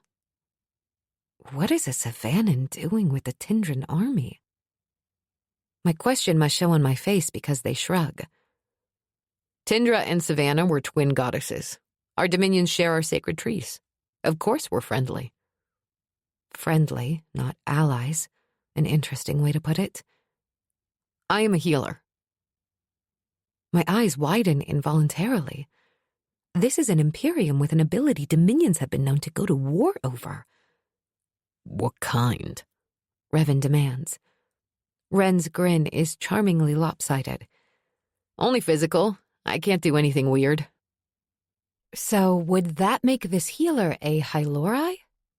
I don't know what weird things other healers can do, and I don't ask. I have enough to deal with. Does anything hurt? Wren asks like they actually care. I study the healer closely. Savannans are known for honesty, the way Iridians are known for patience. I glance at Revan. My head? I say. Wren nods. Reach your hand through the bar. Revan grunts, clearly not liking that. But if it means getting out of here faster, I'm willing to risk it. So, remaining where I am against him, I reach out. And Wren grasps my hand. Immediately, warmth radiates from where we touch, and I gasp. Revan tenses more, moving under me like he's going to stop this. No, I tell him. It's fine, just tingly. Wren eyes both of us warily. Meanwhile, the warmth builds, moving up my arm, then shoulders and neck and into my head. Soon, all the pain is gone. Taking a deep breath, Wren releases me, but not before I feel the way their hands had started to tremble. Whatever this healer did to fix me, it took a physical toll. Wren stands to leave. Wait, I say. Why did you do that? The healer's brows lower. We all have orders. They had been ordered to heal us? Why? You may be in a cage, but that's for our safety. We won't treat you like animals. Wren squats back down. Our job is to protect the people of Tindra. If that's what you are, then you have nothing to worry about. They tip their head. You should rest. Even with my healing, the body still needs that after trauma. On that morning, when I get the feeling was meant as a comforting assurance, Wren leaves. Revan adjusts how we're sitting until he's leaning against the bars, which can't be comfortable, feet outstretched, and I'm sort of bundled up in his lap, my head on his chest. Thank heavens for my heavy cloak, which is long and now acts like a blanket over my updrawn feet. I suspect he's keeping my poor body, used to the climate of the desert, off the snow. The healer is right. We rest, he says. Rest? That's a terrible idea. We need to get out of here, fast. now that I'm feeling better, Either they decide to believe us and let us go before Quentin shows, or we try again later after you've had a chance to recover more. Also, before he shows. because if we're still here when he arrives, we're dead. Chapter 42. Layers of a Monster. A cold, broad hand wraps around my wrist, squeezing. Are they back? I grumble. Is it time to put on another show that involves more reality than I should admit? It's still sunny, though the light is dwindling. Silence greets my words, and that hand tightens painfully. I lift up since I'm lying on top of Revan for warmth, and stiffen so hard it hurts, my breath deserting my lungs. This isn't Revan. I mean, it is him, but it's not. As I'm staring at a bastardized version of the man, one of the layers, a shadow whose teal eyes are cold and hard in his face, glittering at me in a way that sends alarm rather than need coursing through my bones. I jerk to sitting, my hands propped on his chest. Revan? I remember to keep my voice soft, glancing around. No one is nearby. Many of the soldiers marched out of the camp about an hour ago. Who knows if anyone is listening? So, the shadow says in Revan's voice, but not. He sounds harsher, growlier. He casts an insultingly speculative gaze over me. You're what all the fuss is about, The stranger beneath me manages to both sneer and grin at the same time. A combination so foreign to the man I've come to know, it sits uneasily on his features. Where's Revan? I wince at how tentative my own voice comes out. But this other version of him is scaring me. Can he hear the rapid tempo of my heartbeat? It's thundering in my ears, drowning out other sound. His expression morphs in a way that makes me want to lash out and run at the same time. The hand holding my wrist twitches. He's made some poor choices, but taking you wasn't one of them. What does that mean? You'll be a perfect prize for our maker. No. I scramble off him but can't go far, hitting the bars of the cage with a ringing clang. He latches onto my ankle and tries to drag me back.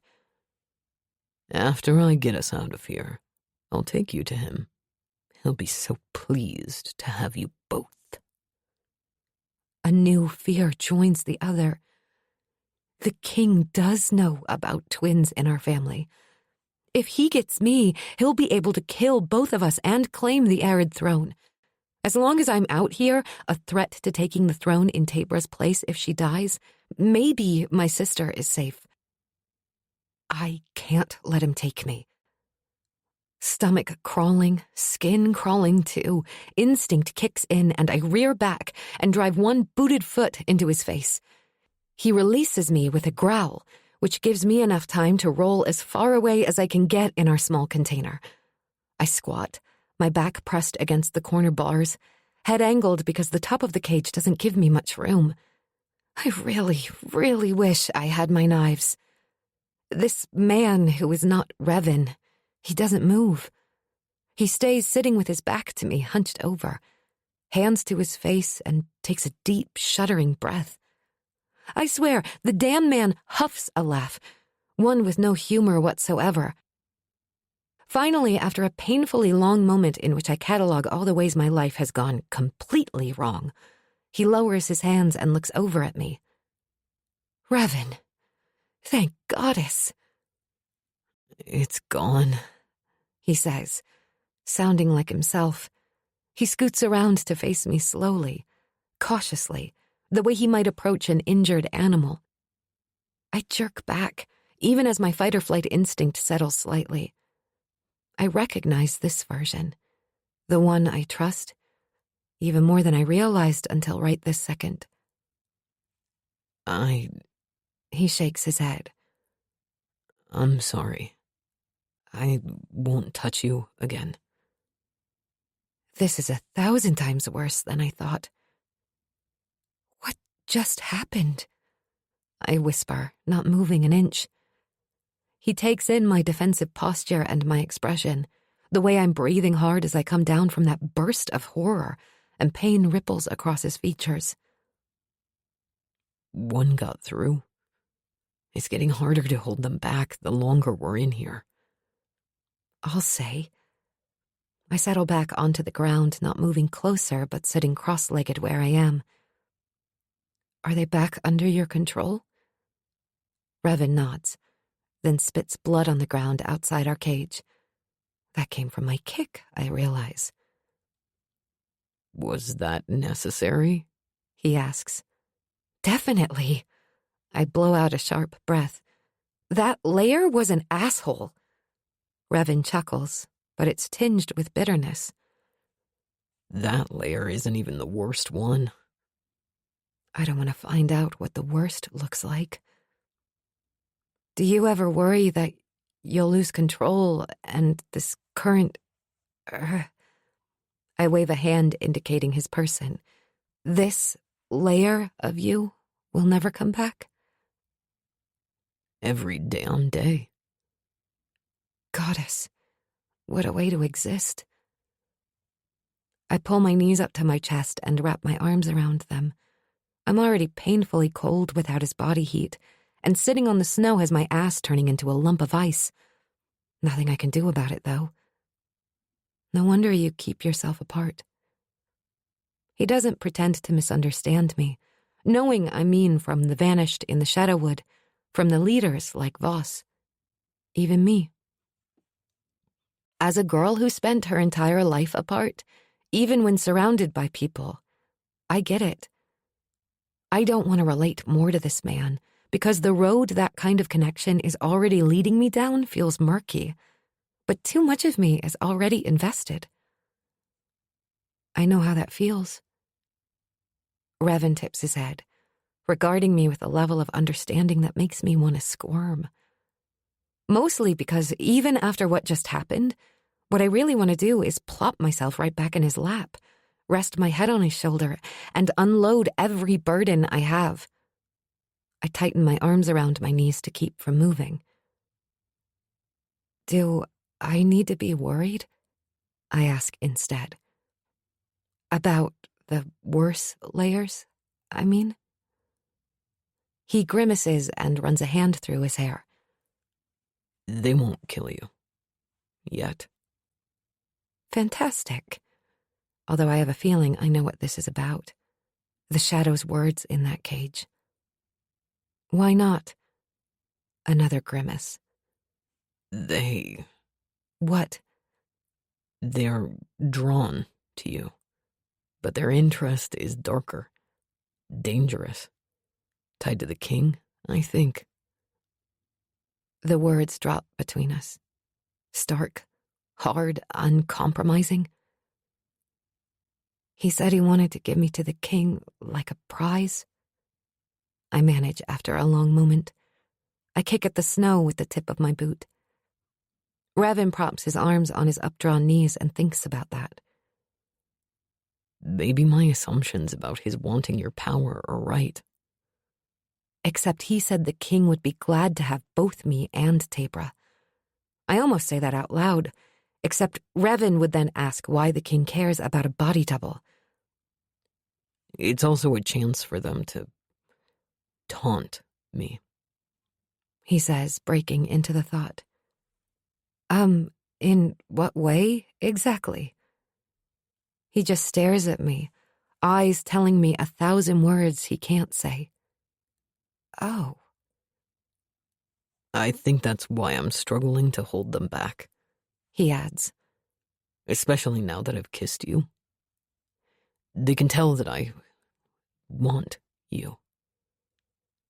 I flush, but a shiver, not the good kind, racks through me as I blink, then blink again. What am I supposed to say to that? I won't let them get to you, he promises, jaw working, eyes flinty. Not anger at me, anger at what he has leashed inside himself. I can't say I understand completely.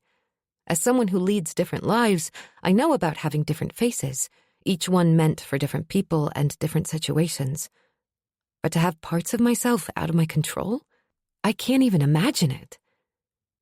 But there's more going on here, and it scares me just as much. When I'm with a shadow instead of with Revan, there's a strange connection there. Not desire, different, inexplicable, but there, teasing at the edges of my consciousness. I have a feeling Revan really won't like that. Do you think you can get us out of here now? He asks. In answer, I pull my power forward. It's much easier after the rest I've had, even as interrupted as it was. The tingling sensation isn't buried deep inside anymore. The glow reflects off the snow in the ground, and I shut it down fast, though I'm not able to swallow my gasp of hope. Please, Goddess, let what I'm about to try work. Chapter 43. Hylori. Cover me. I can't hide this on my own and work my power at the same time. Revan crawls over. Even cooped up in a tiny cage that makes him hunch over, the man still moves in a way that makes my mouth water. He sort of curls himself around me, his body a buffer from prying eyes as I reach for my power again. My palm grows brighter, illuminating the space between us. Have you ever had a splinter? I ask. No. The words brush across my ear. Of course not. I guess shadows don't get them. Trying to move fast before anyone sees or Revan starts to lose it again, I imagine the sand in the soil, feeling it out, sifting it from the dirt. Revan hisses through his teeth, and I snap my head up at the sound. What's wrong? I whisper. Nothing. Keep going. I don't look away. Why do you make that sound? I'll tell you when we get out of here. Now focus. He's right. Dropping my gaze, I tell the sand what to do. I can't see it yet, the particles working underground covered by snow, but I picture it.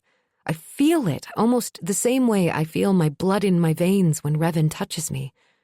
The sand is collecting and sifting through the denser soil, coiling around the ends of the buried bars of our cage.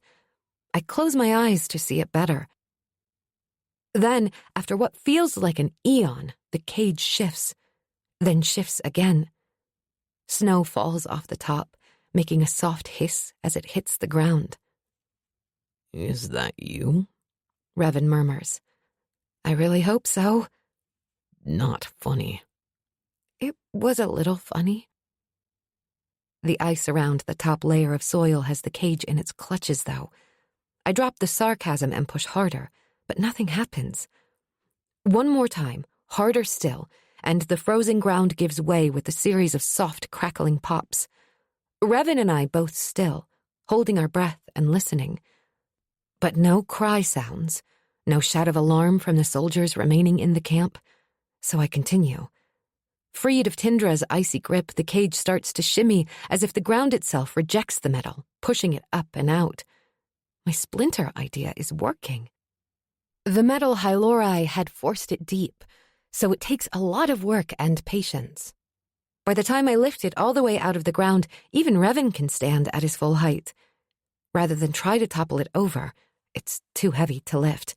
I keep going, building and stacking the sand underneath it, lifting and lifting until the metal cage appears to float up on tiny pillars of sand. As soon as it's high enough off the ground, we shimmy out from underneath. My pulse pounds erratically like ricocheting arrows, a physical presence inside me, both from the effort and with the knowledge that any second one of the guards could catch us. We need to get out of here. Let's go, Revan says.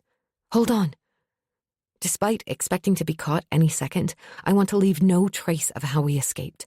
I don't want to give Edelon or his lackeys even a hint of who was really here. With that in mind, I reverse everything, pushing the bars back down into the ground. Or, more like pulling, the sand sinking out from under them and reabsorbing into the soil. My very own quicksand trap. Softer now, after already having to give way, the weight of the metal helps instead of hinders, and this part goes faster. Finally, our cage is back the way it started, just without us in it. Every speck of sand returns to the ground and out of sight. Now we can go. With steps as silent as we can make them on snow and ice, we skirt the camp. Revan is solid on his feet, while I'm slip-sliding all over the place. He basically has to keep me upright, which slows us down more. I feel like I'm clumping along on peg legs rather than feet. In my head, I blame the cold for my lack of grace and traction. We try to stay at the backs of the claw-sided tents. From shadow to shadow we move, and every time we're in the light, I cringe.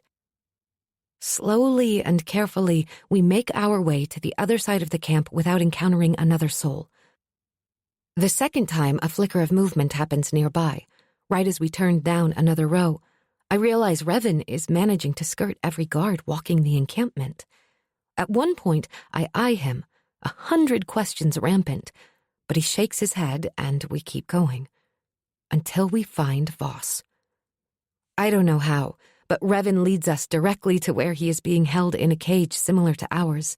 His eyes are closed, but he's breathing. In the harsh light of late morning, the swelling taking over half his face is glaringly awful. I'm guessing the soldiers recognized him and beat him all to hell. No wonder they didn't believe our story.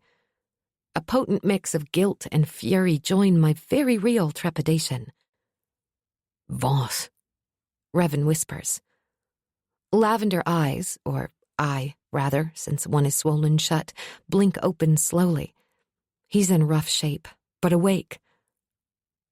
How'd you get here? He mumbles. You okay? Revan asks. He grimaces, then winces, because that probably hurt his face, but he nods. Right as a ruby. Good. Follow me. Revan whispers. Give us a second. Like before, he sort of curls his body around me, and I repeat the steps on Voss's cage that I used on ours, until Revan is able to help him scoot out from underneath, and I've returned it into the ground in the same way. Voss pushes to his feet. It hurts to watch, but he's moving under his own steam, and I don't question our luck. Don't make a sound. Revan folds a hand around mine, like he doesn't want to lose me on the way out. Voss follows. Now that we have all of us out, so close to getting away, my skittering heart wants me to run as fast as I can to the tower looming nearby to escape. It's pounding so hard, I worry I'll alert the entire army, even the ones who marched off earlier with the sound. I tune my ears to every nuance around us as we make our way through the camp, listening for the soldiers and skirting pockets of them.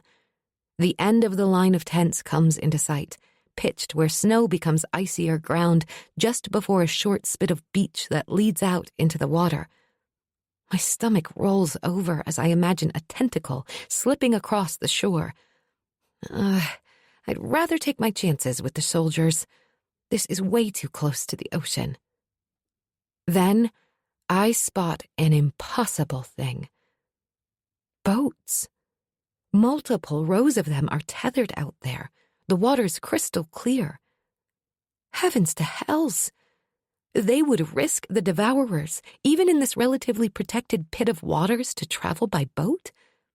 Do Tindrins have a collective death wish? But that's clearly how they all got here so quickly. There's no other explanation. This many would take days to get through a temple portal.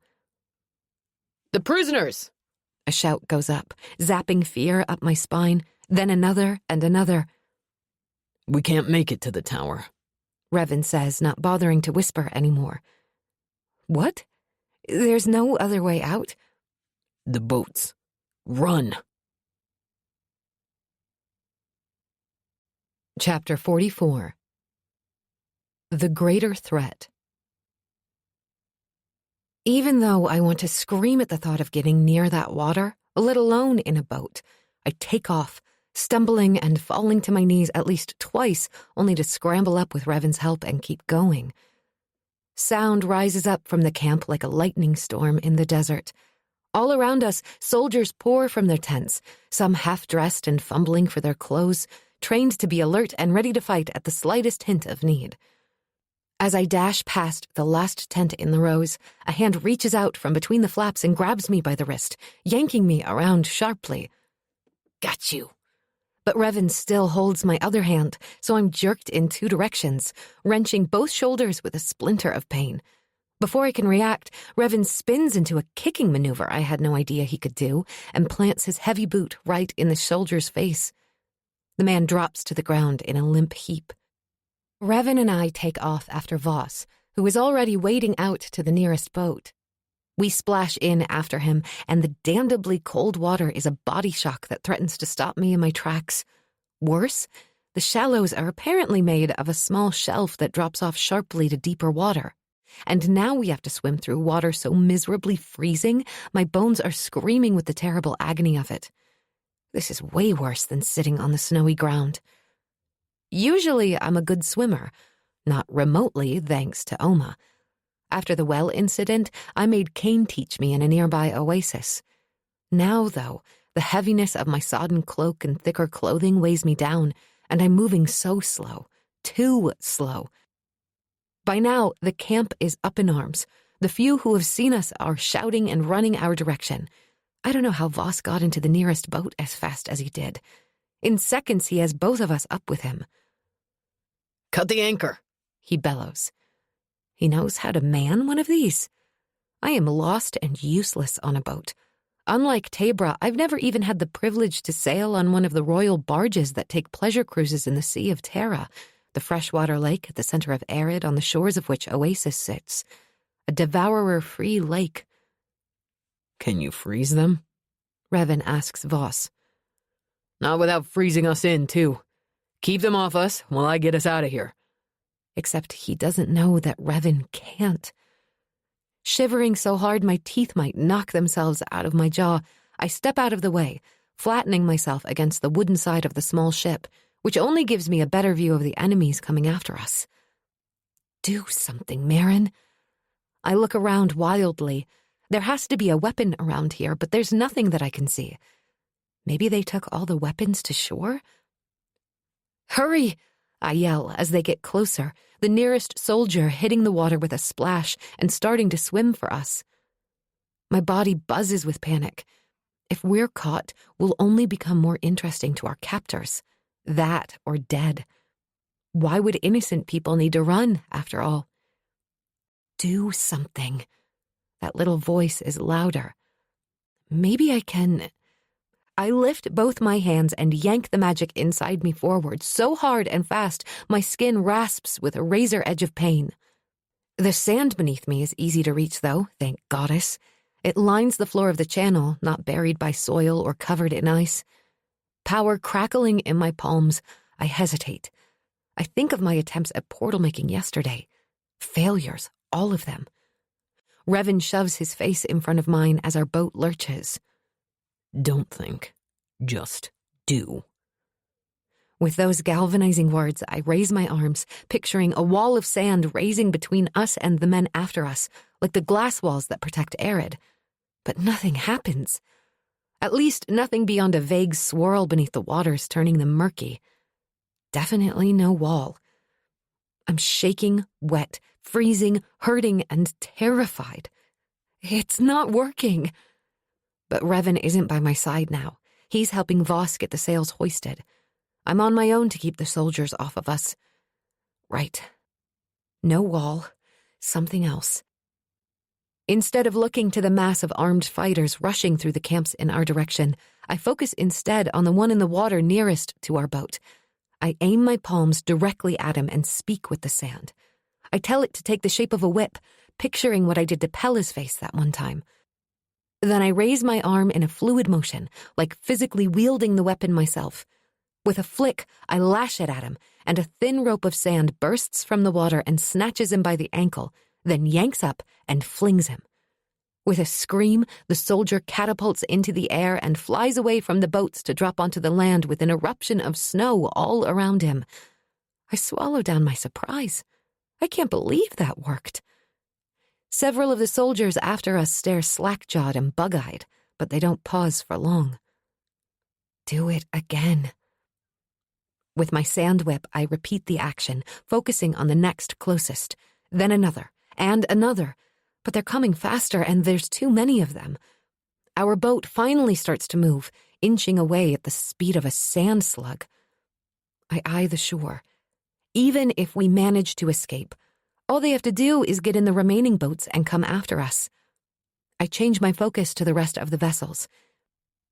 If I can't get a wall of sand to happen, what else can I do to stop them? Watch out! Voss pushes me to the side as a soldier's hand grasps the edge of the boat right in front of me. She must have made it up the side of our craft undetected. Voss grabs some sort of club thing that rests in a series of holes built into the sides of the boat and slams it into the woman's head. But the soldier grasps a fistful of his shirt as she tumbles backward. I lunge for him as his feet fly up into the air, his body hanging off the rail, and manage to knock the soldier's hand free. Voss and I drop back to the deck with a jarring thud, hard enough that we both crumple. Thanks, he says, then jumps up and runs off to help Revin. I hop back to my feet to lean over the rail. We've moved past the rows of other boats. Sink them. I need to sink the boats. The way I had with the whip, I focus on a single craft. In my mind's eye, I picture the sand beneath it. Then I focus on heat, sparks flying off me in a cascade that I hope like hell's doesn't set our own wooden boat on fire. In the depths of the waters, unable to see if it's even happening, I fire and melt and mold the sand into something sharp and piercing, pulling the particles in tight and hard. Then I slam both my arms up into the air. With a boom of water and a thundering snap of splintering wood, a very real glass spike impales the boat closest to us, shooting up through the thick timber and shattering it. Holy goddess! I gape at the sight, triumph and a good amount of shock flooding through me. Dropping my hands, I try to pull the spike out, but the glass is stuck. So instead, I starburst my fingers and dissolve it. The irony that I had a lot of practice at turning glass back to sand yesterday isn't lost on me. When it's gone, the water rushes in through the hole left over. I do it again to the next boat, then again. By the fourth, I'm panting hard with the effort, both because of the energy it takes to wield my power like this, and because the cold from my wet clothes has seeped so deep inside me. I'm dwindling fast. I just want sleep. But there are 4 more boats that need to go under first. Ignoring my body's protests, I keep going. After the 6th boat, I'm shaking so hard my muscles have turned into limp noodles. Boneless and useless. I lean against the rail, my ice-crusted fur cloak crackling. I let the rail hold me up and gather the sand for the next boat. That one I have to ram with my spike 3 times before getting through. Spots dance in front of my eyes, reminding me of Revan's shadows. Duck! I'm vaguely aware of his shout, but we're farther from the boats by now, and I just have 1 more to sink. Only 1 more to destroy so the soldiers can't get around the sunken graveyard of vessels I've made. I stay where I am and reach for the sand, holding my hand out over the water. A body tackles me to the deck, hitting hard enough that my head cracks against the wood, pain fragmenting through me. At the same time, I can't mistake the telltale rhythmic thuds of arrows striking all around us. Above me, Revan swears. I force the haziness from my gaze through sheer teeth-gritted will to find him sitting up, an arrow sticking straight through his shoulder from the back. "Goddess help us," I whisper, except the words slur. The amulet around my neck suddenly wakes up and warmth blazes through me. Miraculously, at the same time, the haze of pain clears from my mind. I struggle to my knees in front of him. "Are you—" A shadow looms over us, and I snap my head up to find a soldier coming over the rail. He jumps, aiming for Revan with a wicked-looking curved knife outstretched. In that same instant, I recognize him. This is the same man who captured us. "No!" I shout. Of their own volition, both my hands fly up, and what's left of my pale yellow light turns overwhelming. I don't even have time to picture what I do. pure gut instinct taking over. With a splash that sends water straight up all around us, sand shoots out of the water, over the edge of the boat, and flash heats into multiple glass spears in an instant. Several impale the soldier through the back. He drops to the deck, dead before he hits, blood spewing from his wounds and across the wood floor to my feet. Revan whips around to stare at me, expression stunned. I'm utterly drained. Unconsciousness reaches out with soft, insistent hands to drag me under. Even as I fade, I feel myself smile at his expression. Who's all powerful now? Chapter 45. Death by Glass. It's still daylight when consciousness returns. On a painful, full-body shiver, I open my eyes to find myself still lying on the deck, covered in a coarse blanket and another rolled up under my head, staring into the cloudy eyes of a corpse. My hand is in front of my face, and I realize the little grass ring the girl gave me when I first met the Vanished is gone. In the same moment, everything that happened sinks in all at once. Groaning, I push to sitting. Gray skies are turning darker. The boat sways softly beneath me, water lapping at the hull, almost like a quiet lullaby. Damn. That's twice I've been knocked out, and we haven't even made it out of Little Tindra yet, let alone to Arid. This is not how this trip was supposed to go. At least you're still alive, a tiny voice in my head pipes up. I don't find this voice helpful at all.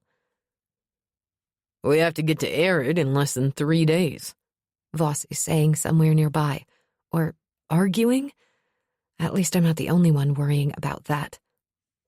We can't risk getting caught again, Revan insists. With the portal in Tindra inaccessible, the only way is through a portal in wilderness. So, bloody well take us there, Voss snaps. I can't, Revan says after a long beat. His voice has turned stony. Is he going to tell Voss why? The soldiers have to be in Little Tindra for a reason, he says instead. Is he thinking they're coming for him? Or maybe the Shadow would? That Edelon has discovered his hiding place? He's not coming for me, unless Tabra slipped up. But even then, how would they know where to find me? Voss must make the same logic leap. They're 20 leagues away from the Shadowwood. Another longer pause greets that. Where in the Dominions did they come from anyway? Revan asks. You didn't see any hint of them when you came from Wilderness the other day. I wince. Now, while we're still out in the open and being hunted by trained soldiers, is probably not the time to start throwing accusations around. Voss's answer is almost as cold as the wind. You damn well know I came from the ladder. And if you're saying what I think you are, then screw you. Well, that's an answer of sorts. It'll have to be good enough, for now. Because I have no choice. I need Voss to get me to Arid if Revan is going to stay with his people, which he should. Trying to keep my stomach from revolting at the motion, I scoot around to face them. We need... I start, speech still slurred, which makes me frown. Why isn't my mouth working? I'm warmer now than before. I clear my throat and try again with better results. We need to split up. Revan whips around and crouches in front of me in one fluid motion. Somewhere along the line, the arrow was removed from his shoulder, blood staining his shirt with a blacker sheen. It occurs to me that he's lost his coat, too. How is he not blue with cold?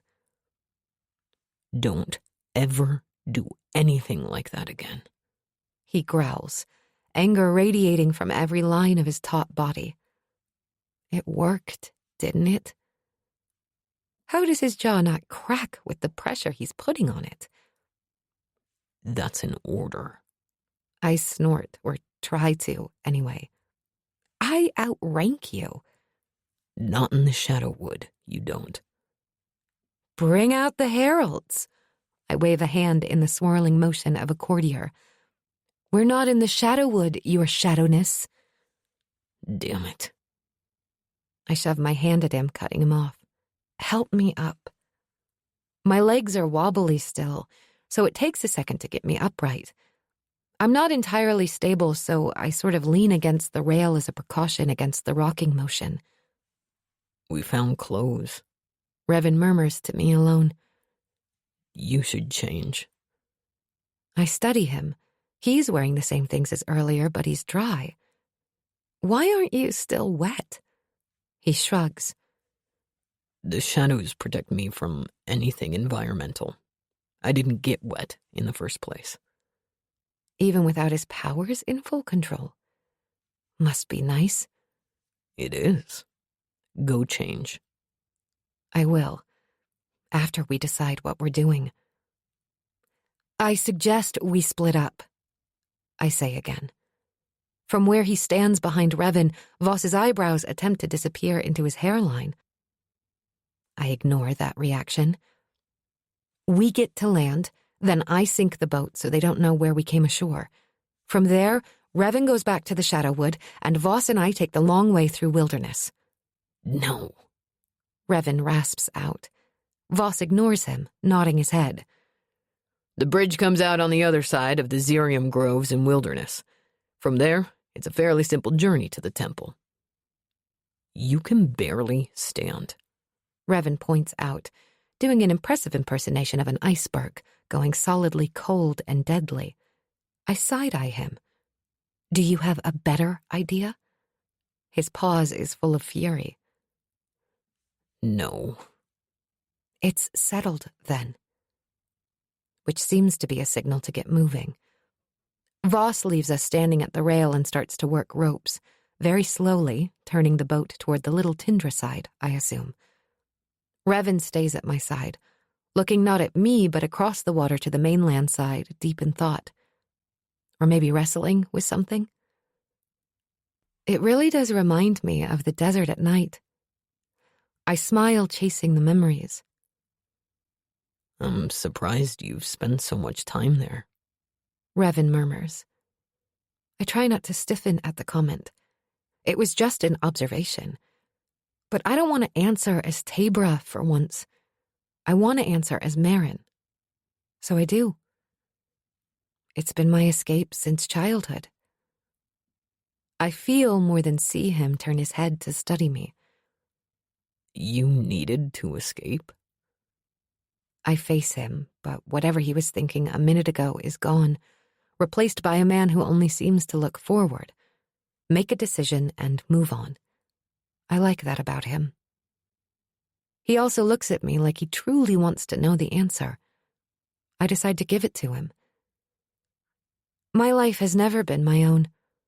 Every decision, every event has been mapped out from the time I took my first breath. He says nothing, listening without judgment. Why does that resonate within me even more than his touch? Maybe because Revan is equally isolated, though for different reasons. So, yes, I say quietly. I need an escape. After a single heartbeat, he nods, accepting the truth. No one ever listens to me, the Marin version of me. I am second, always to what has to be done and to my sister's place in this world. I shouldn't fool myself that it's any different with this man, but I can at least admit to myself, finally, that I want it to be different. Which makes it easier somehow to come to my own decision. It's time to tell him who I am.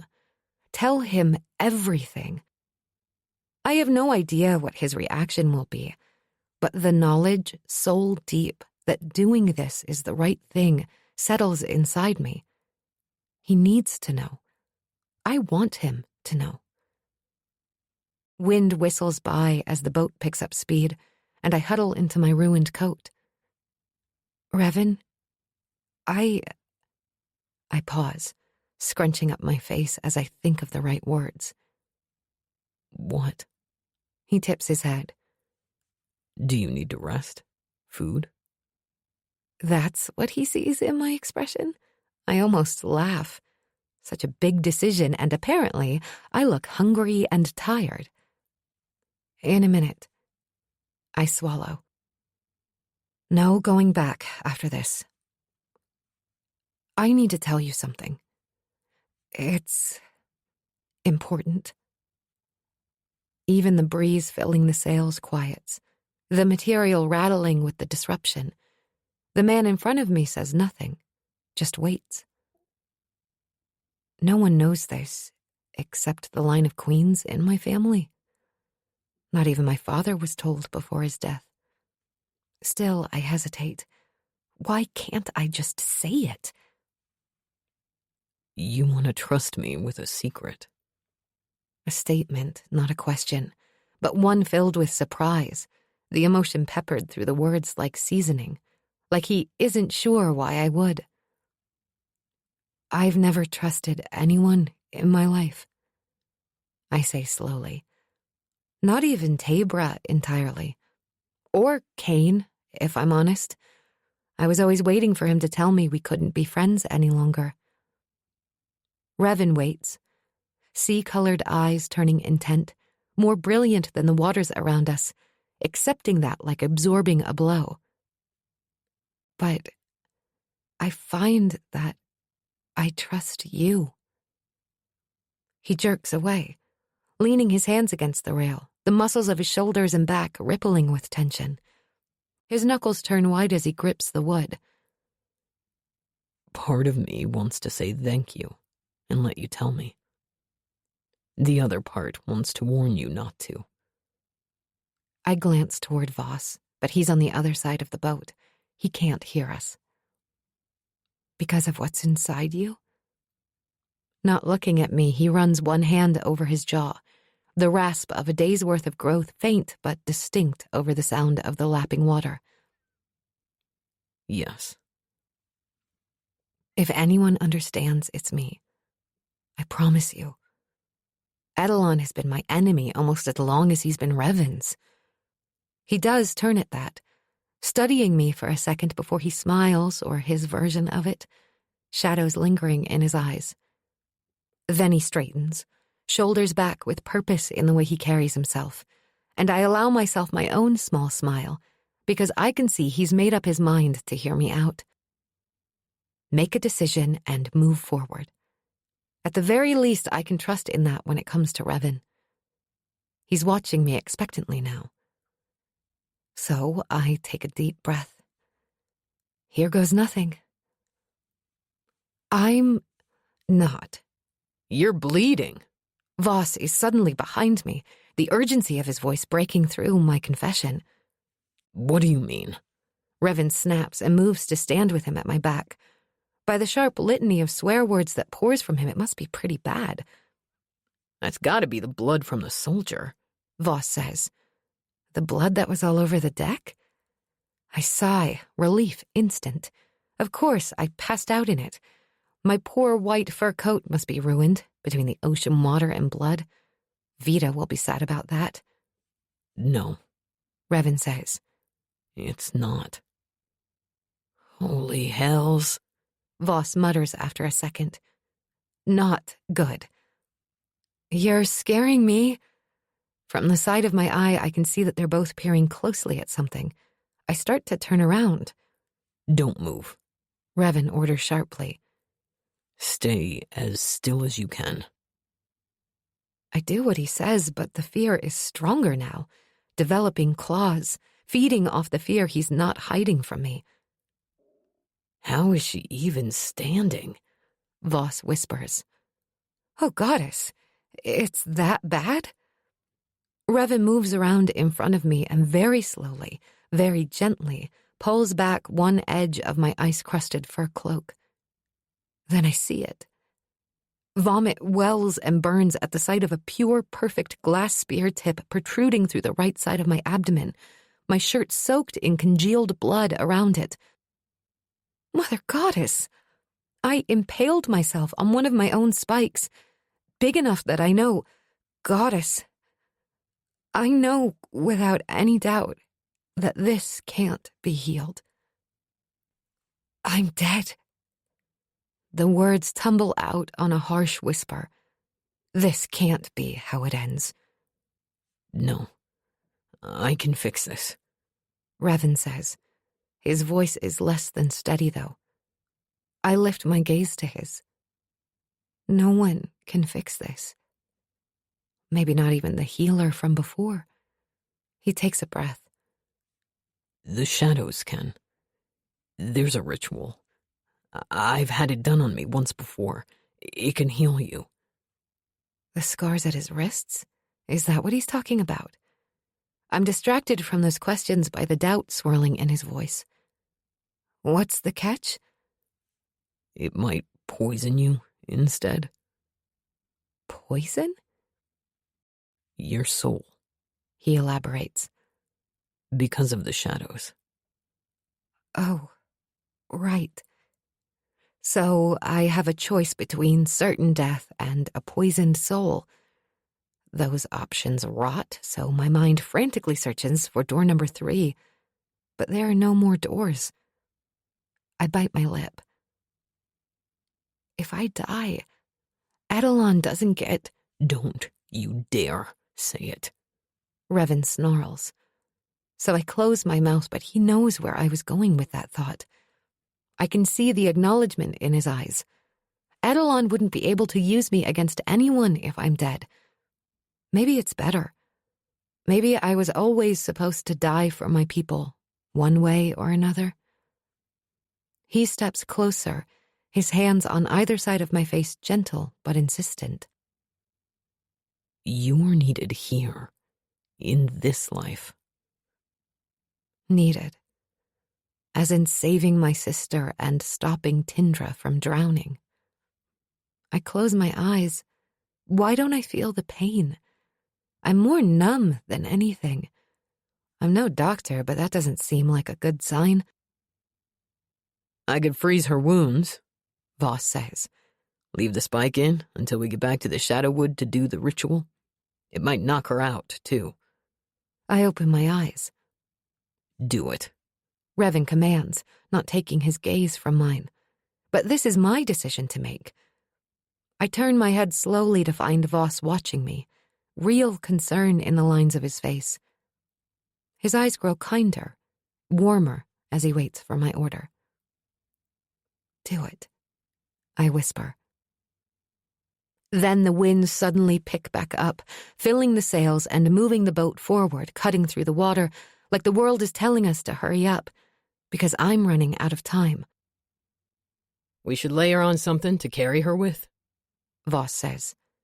He runs off to where I have no idea, because I'm trying to hold still and not die. Then, with both of them helping, we somehow lay me on my back. Apparently, the glass snapped off at my back, flush against my skin, which is helpful. Then Voss brings his hands up over me, his yellow glow of a hylori more orange than my amber color. Cold, 1,000 times worse than the winter, immediate and terrible, burns through me and drags a scream from my throat. But almost as fast as it starts, unconsciousness drags me under. Again. I'm getting sick of all this passing out. Chapter 46. The Right. I open my eyes to yet another ceiling overhead. Or, no, not overhead. A wall in front of my face because I'm lying awkwardly on my side. Everything rushes back and I make a sound that is definitely panic as pins and needles of thawing start pricking unpleasantly all over my body. Still, the warmth of the room is a balm, not dry and penetrating like arid, but not the bone-deep cold of Tindra either. Where are we? She's coming out of it, Voss's voice says from somewhere behind me. I can't believe that worked. I think that's Horace's voice. How is he here? Is Saya here too? Bina? The other one I haven't met yet. Revan's face appears in front of me, sideways but close, so I guess he's squatting down. He looks awful. Drawn, pale, like he might be sick. We made it back to the Shadowwood, but we have to move fast to get you back on the road, and you have to be awake for the ritual. He smooths a hand over my hair. Is his hand shaking? The concern in his eyes is so stark it wraps around my heart. Ready? He asks. I manage a nod, my gaze clinging to his, trying not to let fear overtake me. It suddenly strikes me that I've lived in almost constant terror since meeting this man. That can't be good for my health. Are you... How do I put this without giving his secret away to the others? Can you... We're back in the Shadowwood, he says. It's night, and the others want you alive too. Oh, right. Because they want to take me to the king who needs my power. Revan doesn't move, though, searching my gaze. Leave us. A demand, not a request. But I shake my head. They can stay. Your leaders should be part of big things. We'll fill them in later. Revan growls. After. I can make out Voss now over Revan's shoulder, and I can tell by the way his eyes turn flinty that he thinks Revan's hesitance has everything to do with him. Revan doesn't look away from me. Horus is the one to lead them out. Come on. Voss's lips twist sourly. It seems we are needed elsewhere. One of the levels of hell, perhaps? I hear the second one is lovely this time of year. I can't help it. It just pops out. But I'm lying here with a freaking glass spear in my side about to be saved by a ritual that could poison me. I'm not exactly in the headspace to get light-hearted humor right. Revan bends a look on me that's probably supposed to be quelling, but I still catch the trace of amusement. Horus pauses at the open door, through which the tall, moon-kissed trees of the Shadowwood are visible beyond, almost steadying now that I know where I am. Be well, Domina, he murmurs, then disappears outside. I bite my lip because for a wanderer to call me that is an honor. Voss stops at the door waiting, apparently for Saya, but instead of joining him, she kneels down at the head of the bed where I lie and smiles encouragingly at me, frosted black eyes kind. Then she presses a kiss to my forehead, like a little blessing. She and Voss leave without further comment. The snick of the closing door acts as a catalyst. Like a shot from a bow, Revan begins. He checks a book laid open on a small table beside where I'm lying, then bends down and strikes flint over a single candle, the fire flaring to life and setting the room softly aglow. In the small flame, he lights a stick of incense, the heavy, cloying scent swirling around us. He touches the end of it first to his forehead and then mine, with a small sting of the heat and leaving an ashy imprint, I suspect, on us both, purifying us for the ritual. I've seen the priestesses do the same at the temple in Enora. He lays the burning stick in a tray, then holding a candle between us, he looks at me. Each time I pause, repeat the words I say. Okay. With a deep breath, he begins, gaze steadily holding mine. We invoke Tindra, goddess of strategy and the stars. He looks pointedly at me, and I repeat. Then he continues. With no sacrifice, but the fire in which all others will be made. We ask for your blessing of knowledge as we carry out the rite of shadow healing. Fire. I've always wondered why Tindra, with her icy dominion, was the goddess of fire. I realize he's waiting, and I repeat his words stumblingly, hoping I get them all correct.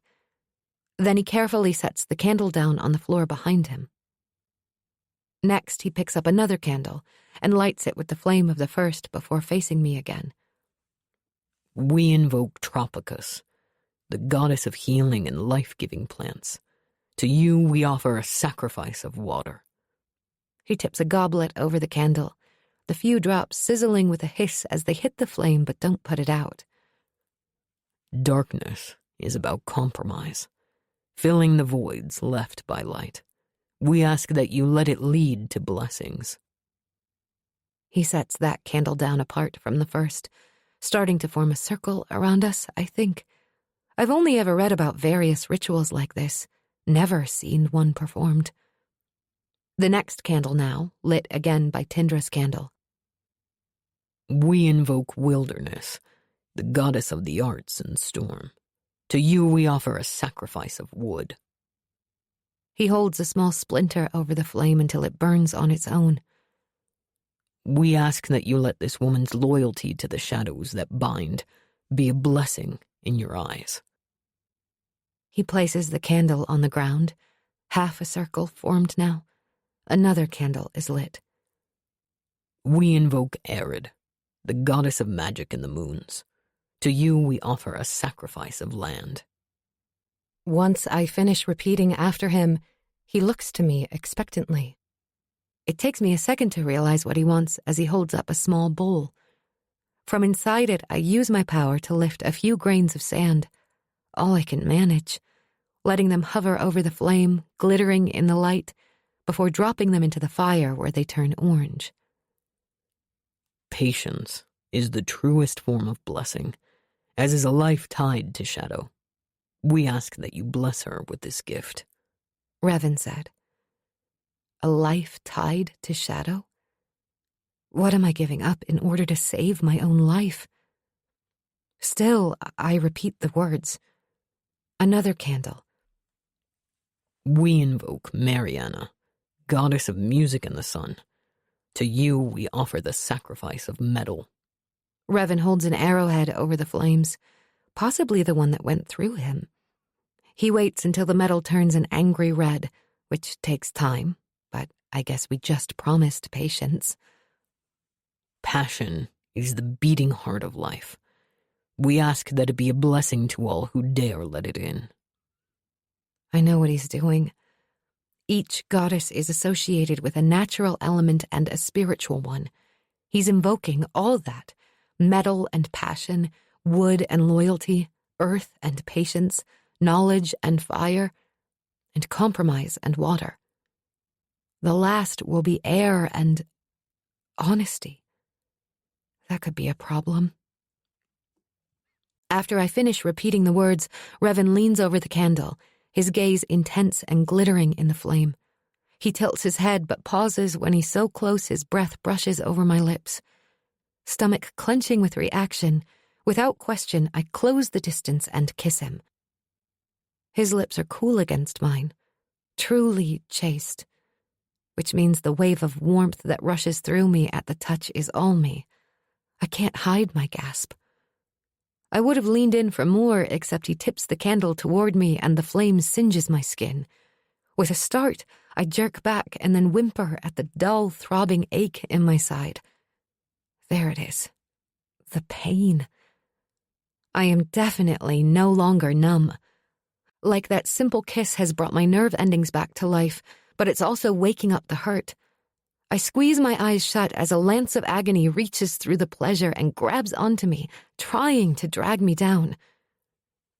Hells, Revan mutters from above me. Then I hear him hastily moving to the last candle. We invoke Savannah, goddess of fertility and animals. To you, we offer the sacrifice of air. I open my eyes to repeat the words and watch through the radiating pain as he waves the candle in a circle 7 times. And ask you to bless our sacrifices with our vow of honesty. The words pour from stiff lips. Honesty. I still haven't told him all my secrets. But it's too late now. Revan sets the last candle down and we both stiffen as all the flames in the room gutter, shadows crawling and climbing from the corners, filling the space between and entering the circle where we are, the magic buried in every grain of the dominions at work. With these sacrifices and rites, Revan says in a voice gone silkier. I bind this woman with shadow. Woman? Am I, though? I'm still young, feeling my way through life by instinct, still unsure, no matter how I may put up a front to any and everyone, including myself, still learning how to navigate the worlds in which I've been forced to try to thrive. I swallow.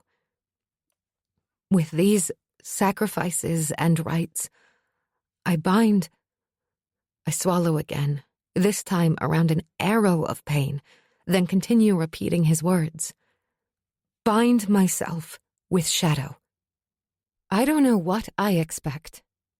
Nothing, honestly.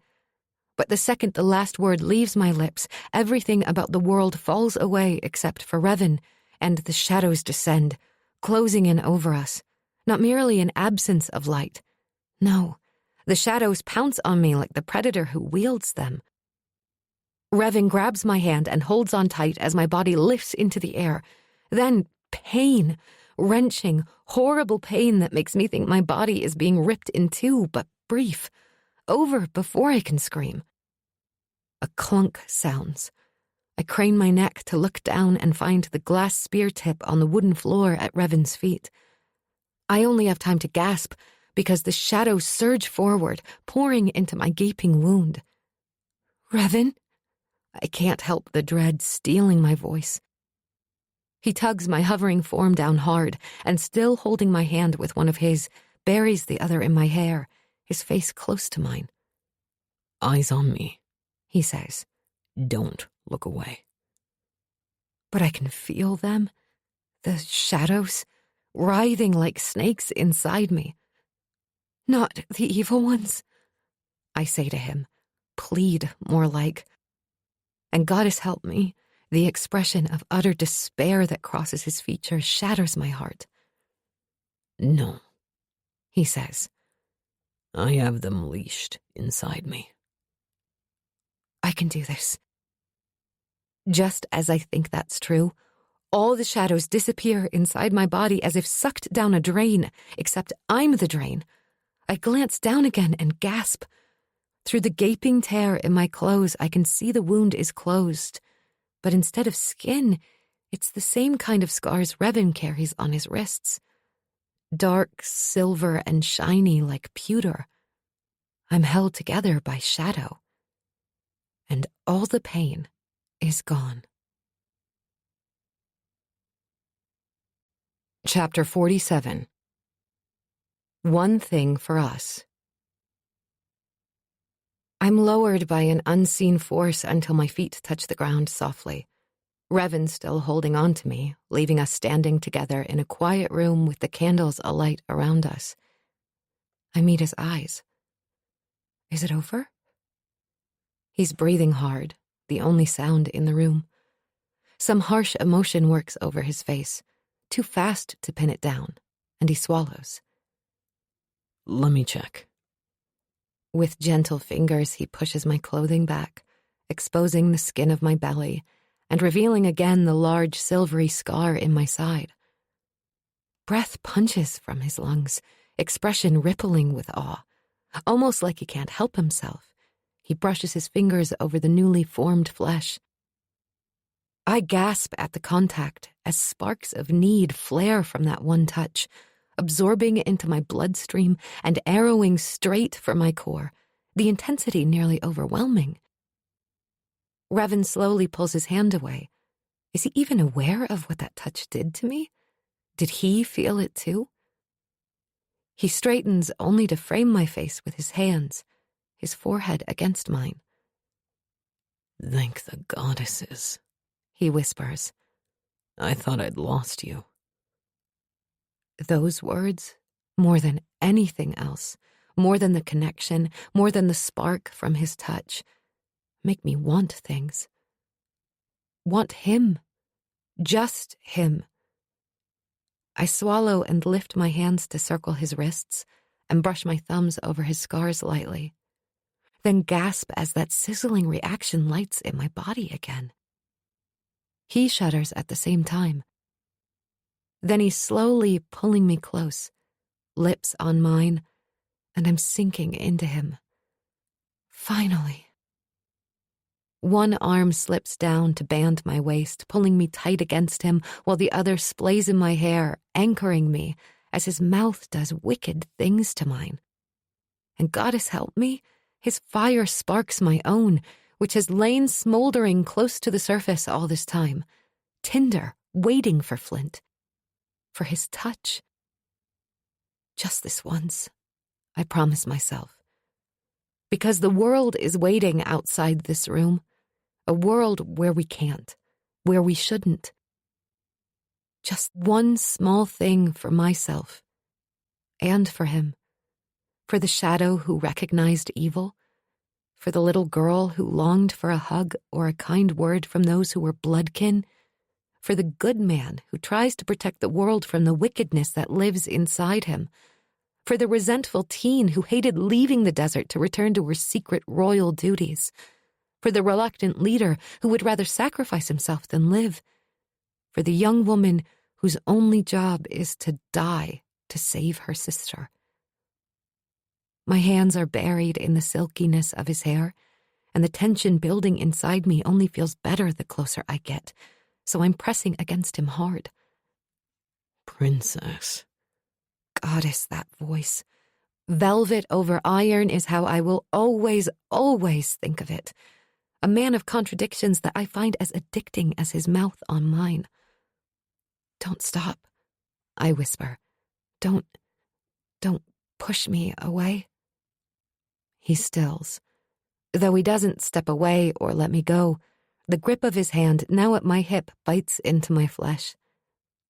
His expression spasms, and he closes his eyes tight, breathing hard, his forehead furrowing.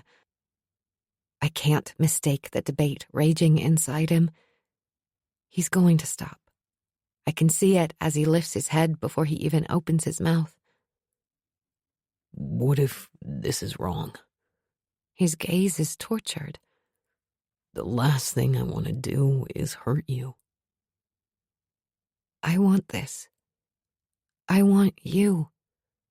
You, the real man in my arms. The words are both plea and demand. Even if it's just for a moment. Holy fires of hell. If I thought he was intense before, the look that comes over him now is near to feral, all craving and leashed desperation, and I might just burn up as I stand here, breath held, waiting. You're tearing me apart. Don't say that unless you mean it. I want what's coming next. I curl my arms around his shoulders, burying my face in his chest, breathing in the scent of home, and press a kiss to his corded neck. I mean it. He's still stiff against me, still fighting it.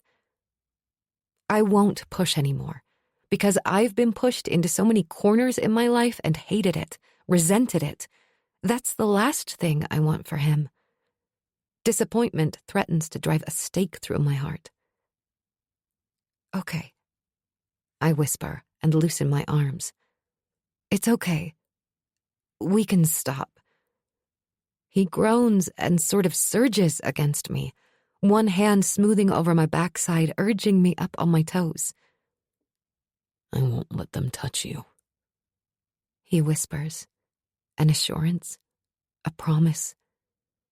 I fit against him so perfectly, like a lock and key. He cants his head, claiming my mouth again, swallowing the catch in my breath, the whimper of relief.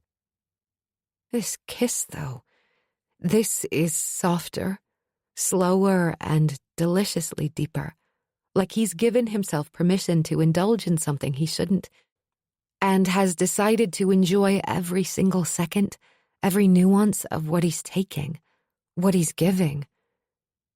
I trust him with my own fear, silencing all the previous voices in my head that might speak out against this, all the worries about the connection of shadow, about what he needs from me versus what he wants, because his body is telling me everything I need to know, the hard ridge of him pressing into my softness. Revan wants me. He wants me. He licks at my lower lip, then draws it between his teeth and licks again, and my breath hitches into him. At the same time, the fingers at my backside slowly start inching my dress up, the cool night air caressing my exposed skin like a lover's hand. Too slow, though. He's taking his time exploring like he's never touched a woman before. Agonizing. I will that hand higher. I'm moving against him without reason or thought, little sounds coming from some place I didn't know existed inside me until now, whimpers of need and pleasure, and he swallows them all, feeding groans of his own back to me. Will he take this further? He reaches bare skin, his fingers skating over the back of my thigh, then higher, tracking the line of my underclothes before slipping inside to trace the crease of my ass, though he stops short of where I want those questing fingers to go, where every nuance is pulsing, throbbing. I moan against his mouth, the sound greedy, out of control. Keep going, I both beg and demand against his lips. Want me to show you the spot? He shakes with laughter against me. Jackass. I'm having fun figuring it out, He murmurs. I would demand he pick up the pace, except I don't want to stop what he's suddenly doing to my mouth with his. Commanding, plundering, owning. Breathing, by the way, is overrated. Then he's pulling his hand away and I'm protesting. He steps back, chest heaving, and I wonder if he's reaching for more control. My heart tripping, body tensing to run as I wait to see if a different face emerges. But it doesn't. Revving comes back to me and whisks my clothes over my head, then his shirt is off, followed just as quickly by the undoing of my breastband. I watch his face, a tiny part of me worrying he won't like what he sees. I'm too chesty, too short. The flare of color over those angled cheekbones, the way his gaze drinks in every part of me, tells me he more than likes what he's uncovered. And the fact that he does only sends more heat through me, rushing and pooling and gathering. Is it possible to reach fulfillment from a mere look? Gotta save me. The words seem almost dragged from him. Then he shakes his head, lips forming a sinful smile. Definitely trouble. Chapter 48. Revelation. He moves even closer, hands reverent now, tentative with each new part he touches, and then not so tentative, all that intensity focused on touching me, exploring, fascinated. He takes a shuddering breath. I'm on fire. Like melted sand, red-hot, molten, and malleable, he can form me into whatever he wants. I'm more than willing. With each bolder touch, tension builds. He brushes the backs of his fingers across a sensitive spot, and sensation starbursts from there.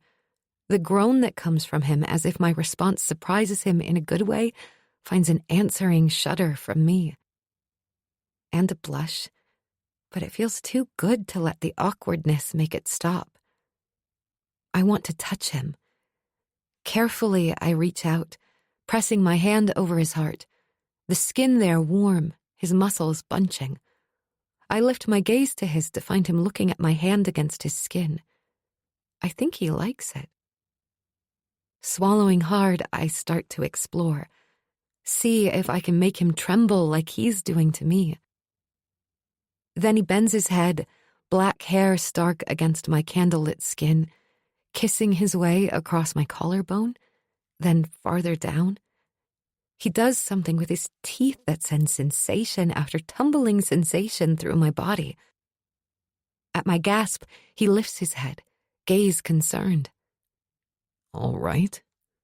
I nod, the heat of blush rising again. I liked it. He grins, devilry in his turquoise eyes. I reach out, almost can't help myself, and trace his face with my fingertips.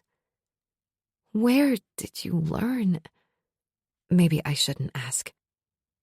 He grins again anyway. You saw my library. There are books about this? I think my entire body must turn red, flushed with both embarrassment and now wondering what else he learned from those books. He drops his head, mouth against me again, and I can't take my eyes from his hand trailing over my stomach, my hip, and down my thigh. Not over my scar, though. Probably a good thing. The way that shadow flesh sparks for him, one touch might tumble me over too soon. Instead, his wandering hand brushes and strokes its way up my thigh and under my one remaining garment, straight to the core of me. No one has ever touched me this way. I close my eyes, holding tight to his shoulders. Tell me what feels good, He pauses, shoulders trembling. I open my eyes, not sure if he's struggling for control or with what to say. He pins me with a gaze so filled with determination that he make this good for me, I sigh. I want to know what makes you. I nod when he searches for words again. There, I breathe as his questing fingers touch a spot. He does more of that, a lot more of that. Definitely there, I moan, and Revan places his lips to my shoulder and groans against my skin, the rumble of it shooting bolts of lightning through my blood which make me squirm against his touch. Of their own volition, my hips can't, chasing the touch, and I want more. He moves his hand, and I mewl a protest. His hand leaves me, and suddenly shadows swoop me up and lay me down. Cool air against skin tells me the last of my clothing is magically gone. So is his. Revan is all sinewy muscle and hard planes to my softer curves. I trace the band of muscle from his stomach to his hip, but I'm too nervous to go farther down. Instead, I lift my hand and trail a finger down the inside of his arm, stopping short of the scars, and smile at the way he shivers under my touch, then grunts when I don't get to the most sensitive spot. I'm a little afraid to. What if it brings out the shadows? I feel you there, He says, almost like an apology. I meet his eyes, but the hardness there doesn't make me flinch. I know. Me too. Moving lower, he traces the edges of the silvery flesh on my stomach with the tip of his tongue, and molten, incandescent sensation slams through me. We both moan. He lingers there, building that throbbing again with tongue and teeth, slow, teasing torture until we're both panting. The level of this connection, I wasn't expecting it. I don't think he did either. The intensity of it threatens to overwhelm everything. I think I might be okay with that. The shadows around us twist and Revan jerks back.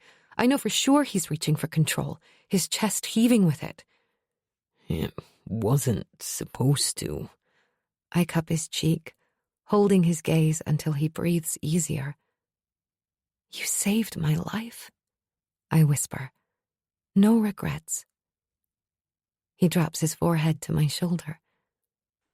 Beautiful soul, He murmurs. Then his hands are back on me, going unerringly to the spot we found together earlier, moving faster now, pressing harder. He's a fast learner. I don't say it out loud, too occupied with the moans spilling from my lips as that wonderful, terrible pressure is building. I stopped to bear down on his hand, chasing a fulfillment I've never experienced before. Not even sure what I mean, just that I need. Suddenly his face is at mine, eyes filled with urgent need that mirrors my own and yet still searching. You're sure? He asks. I hesitate, and feeling it, so does he, starting to pull away. But I hold tighter. You said Edelon can't have children. You can't either? I feel him relax under me as he realizes what I'm asking. No. I nod, near to frantic. Then I'm sure. His smile is so blazingly bright I stare hard, trying to commit it to memory. I don't think that happens often. He settles between my legs, the feel of weight and his rougher, warmer skin against me only adding to the sensations. Then pressure, stretching me, pressing inside me until I'm overflowing with him, connected to him in a way I don't understand. This is real and hard and true. He laces one hand through my hair, cupping the back of my head. The other he entwines with my hand up near my head so he can lean on his elbow. His gaze eats me up like he's memorizing my face. Warmth spreads across my cheeks again, but in a lovely way. To be wanted so much. I refuse to let a smidge of self-consciousness make me look away, because in this moment he is beautiful. Stark, severe, and beautiful. He swallows, and only then do I notice how tightly he's holding himself. Are the shadows trying to get out?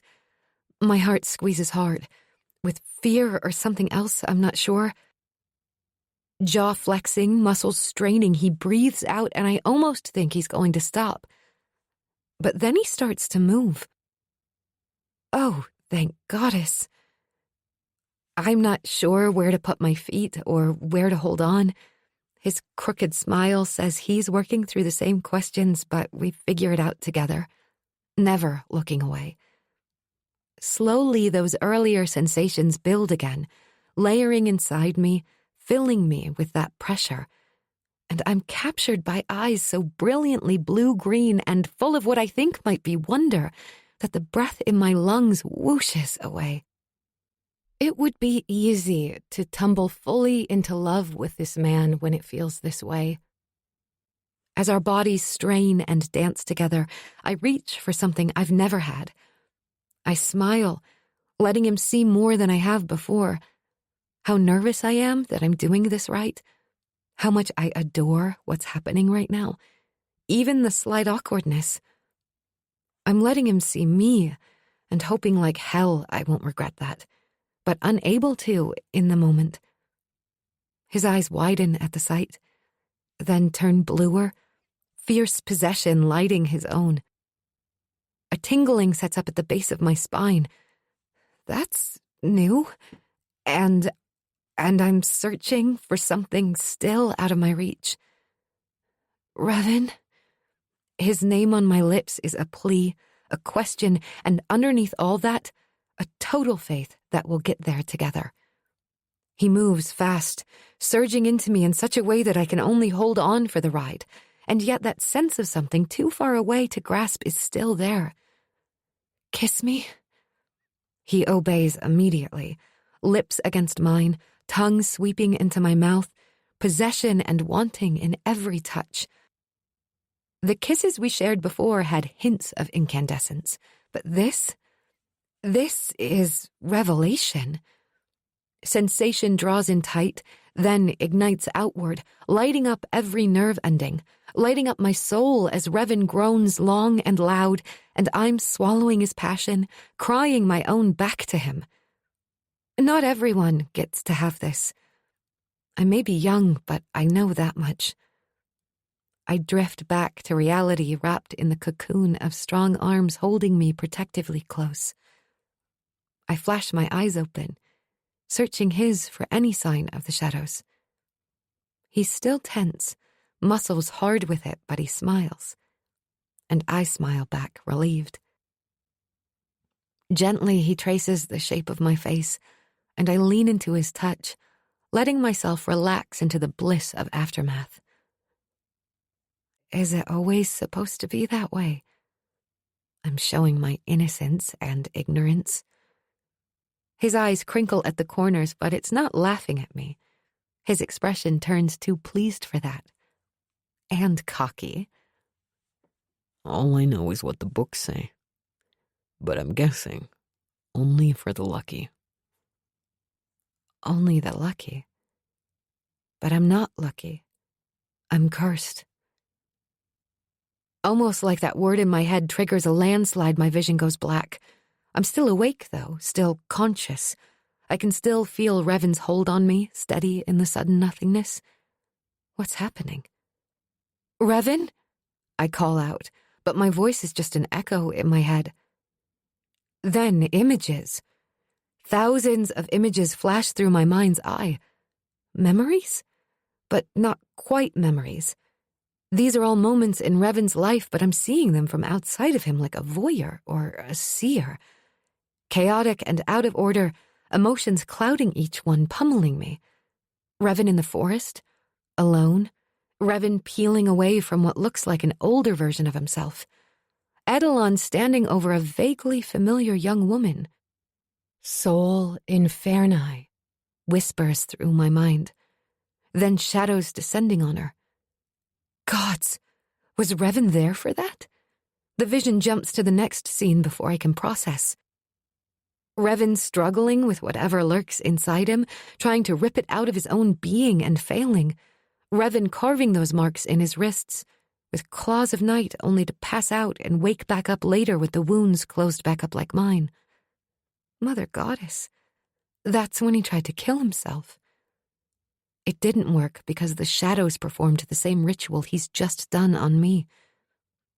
Revan opening his eyes to be overcome by light and color, then people arriving over time, and his taking them in or finding them, a reluctant savior. He ran to put a stop to the king's evil. There is a stillness in the desert sometimes, an unbreakable kind of unmoving, so deep it feels like the world has stopped spinning and the sands that mark time through the eternal hourglass in illusion are stuck. That's what this feels like. Because I know that he believes he is a monster, the same as the Devourers, the same as Edelon and his other shadows. That's why he distances himself from everyone. But all I can see is the sacrifice, the heart of him. I am seeing his heart, his journey, his truth. He's amazing. Goddess, this man.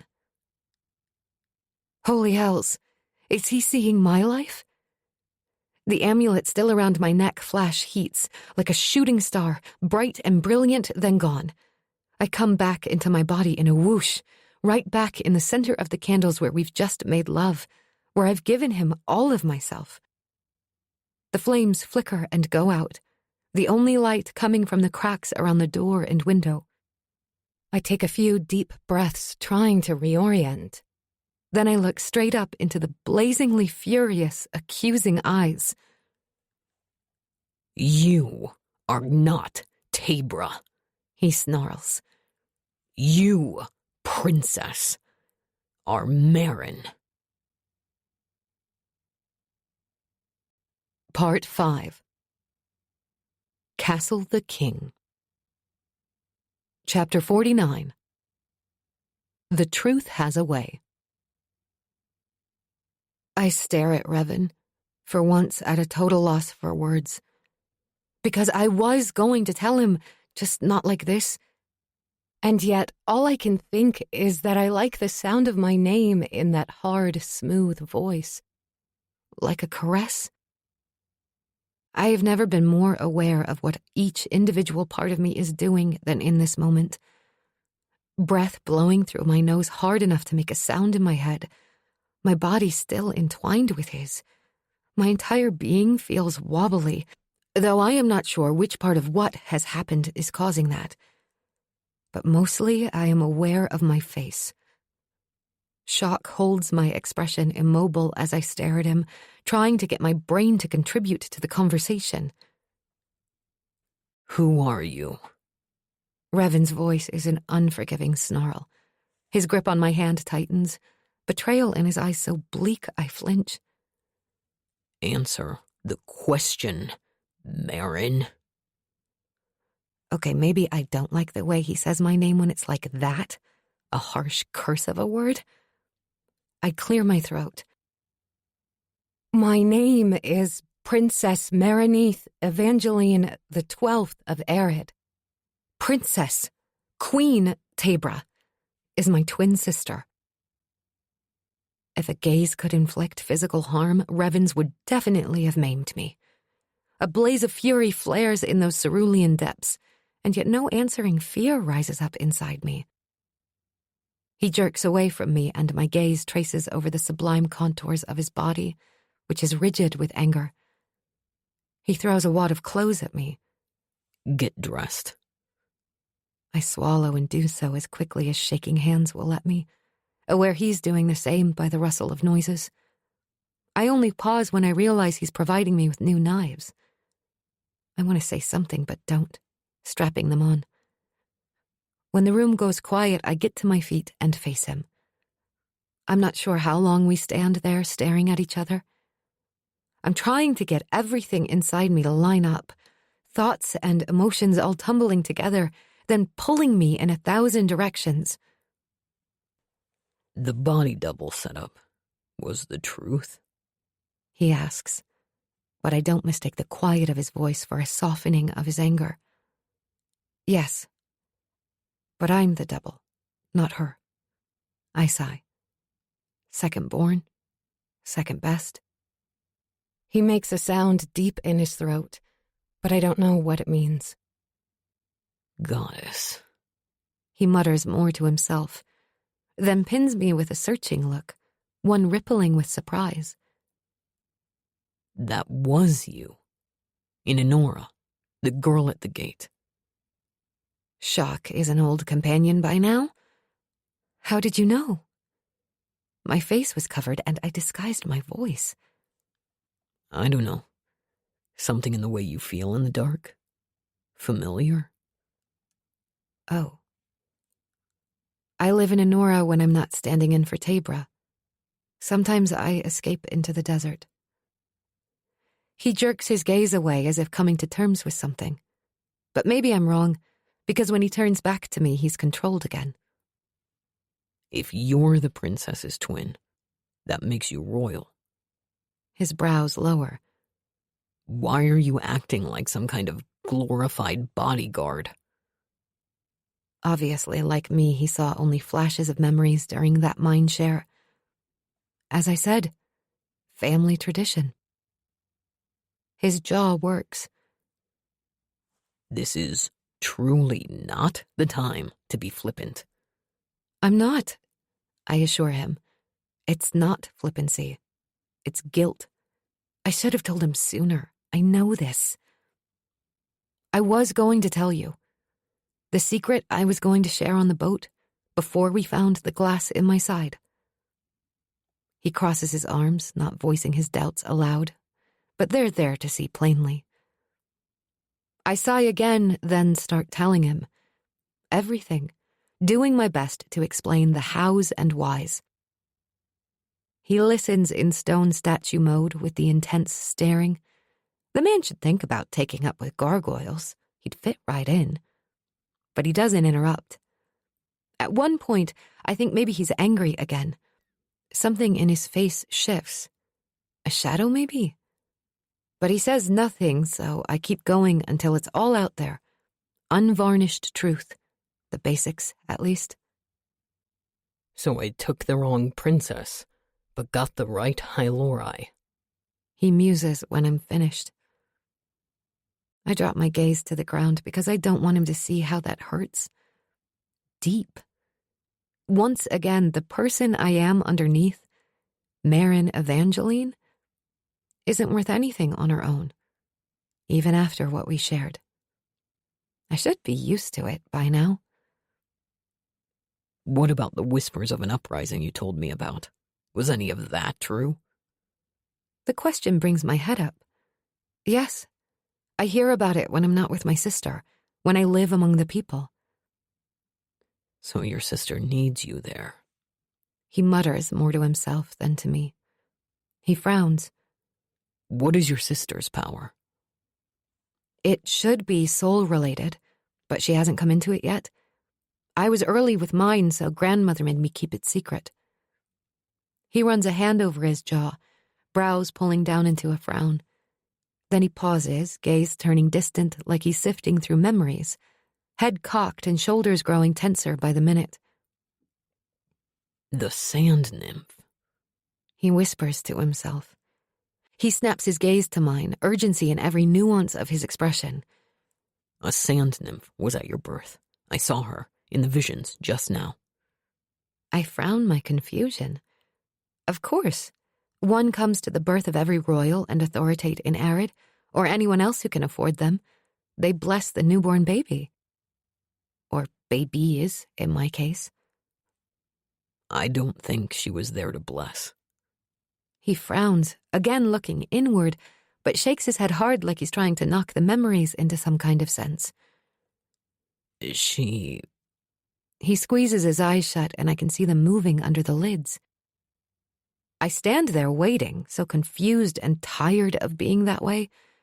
Because if I learn one more horrible thing that I can't do anything to fix, I might scream. Darkness pulses around him and his eyes flash open. Troubled, grim.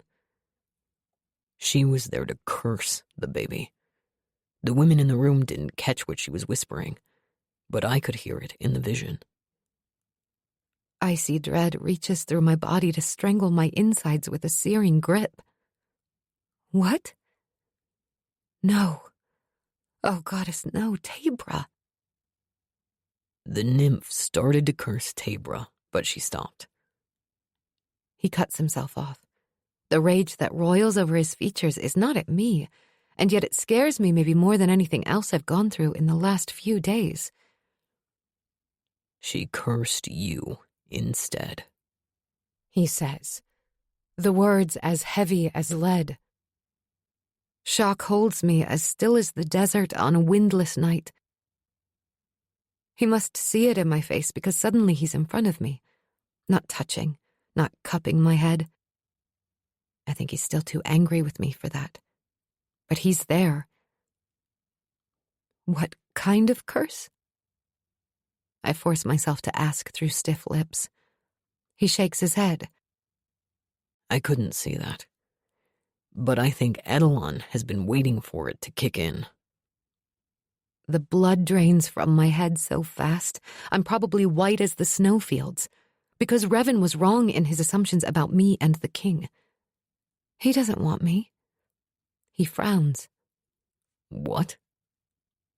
Edelon doesn't want me. He wants Tabra. Revan turns even more intense, if that's possible. What do you mean? Of course he wants you. The sand, the portals, the curse. It all made sense, which is why I believed him.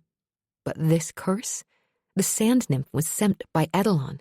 I feel the knowledge deep in my bones.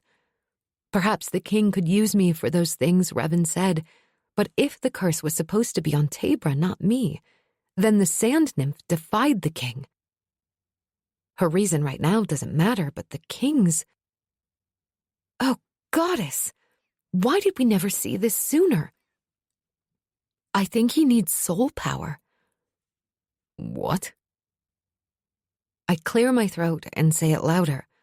What if he needs a soul power? Explain. I wish I could reach out, hold on to Revan, center myself on him because I have to say this. I told you why I'm Tabra's body double, but Edelon is why we do this, because he keeps taking Arid queens and killing them. He waits for more. Almost everyone he's taken were Inferni, who wielded a soul-related power. The words come out as a stark whisper. One could heal broken souls. One could feel souls, like identifying personalities. There are others. He shakes his head sharply. Once, twice. No. It makes sense. You were there for at least one of those killings, and she had a soul power. He rears back at that. How? I saw it in my visions of you. Don't you remember? He shakes his head. The memories before I split are difficult. As in the shadows won't let him see. We both fall silent, thinking. But you said the queens he took. He's pacing the room now like a caged devourer. He never came for your grandmother's twin? No. Oma's power is even lesser. It doesn't happen every generation. There doesn't seem to be a rhyme or reason for it. What does she do? Oma can see which afterlife a soul will be sent to. I always thought she was a little bitter about that. It's not exactly helpful, which could be why Edelon didn't bother with her. Maybe weaker powers aren't worth the effort or risk? Revan shakes his head. That's not it. There has to be a reason he's more interested in the Inferni than the Hylori. Has he only ever taken the queen, never the second-born, the body double? It's a mix of both. So maybe it's not about who's queen. All those taken were Inferni? No. I'm nodding slowly now, thinking over every detail Oma and grandmother ever told me about this.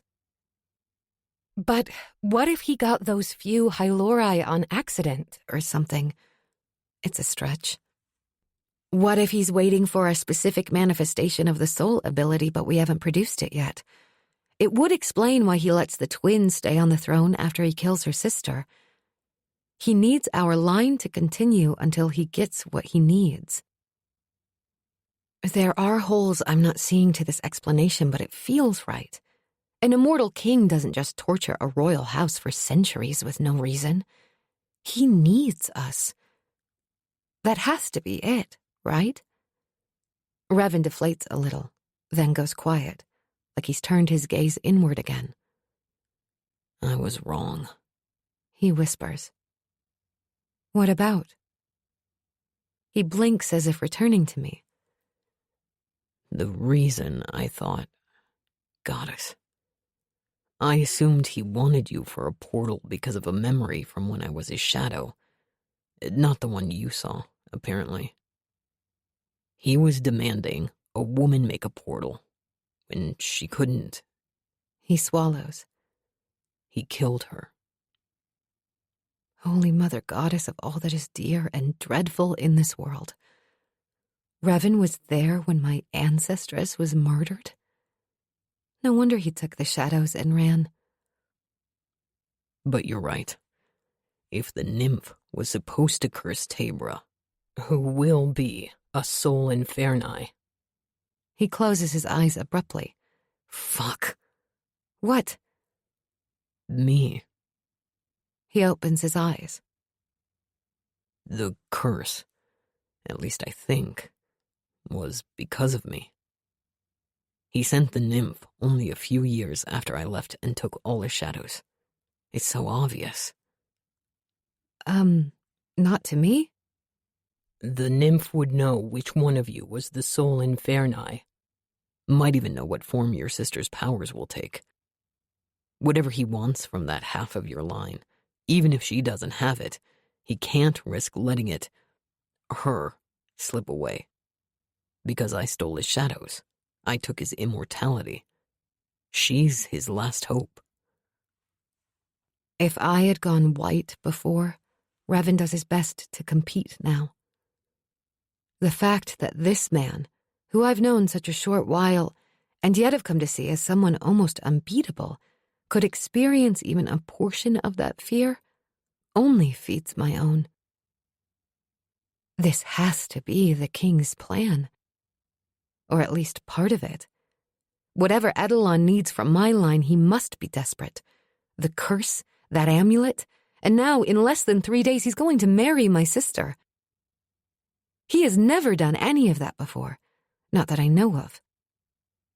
If we're right, Revan and I have both made terrible mistakes. The shadows shift around us strangely.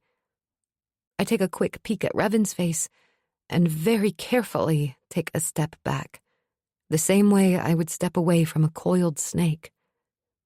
because the face looking back at me is no longer him. Chapter 50. A Tangled Web. So, I say instinctively, slipping my hand behind my back and reaching for one of the knives strapped under my clothing. Except I can't hurt Revan, so I don't grab it. Which layer are you? By the set of his face alone, I can already tell that this is not the one from the cage, nor the one from the forest in Wilderness.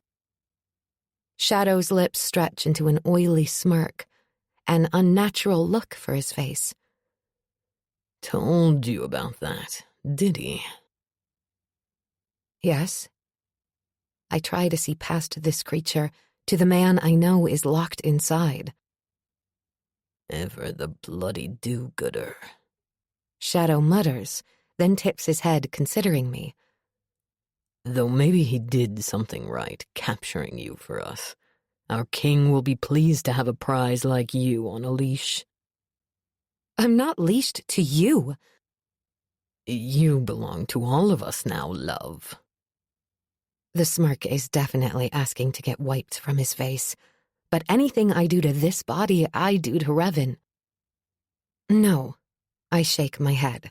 Revan made sure that none of you are inside me. He said so. No evil ones, as the shadows had closed and sealed my wounds. I remember that much. He promised. Shadow's expression wipes free of any amusement as my words sink in. Lies. He spits the word. I tip my head to the side. Do you feel any connection with me? The wrong thing to ask, though, because even I've felt whispers of something between me and the shadows that have risen to the surface. Not like between a man and a woman, and not like between me and Revan. Different. Hard to define.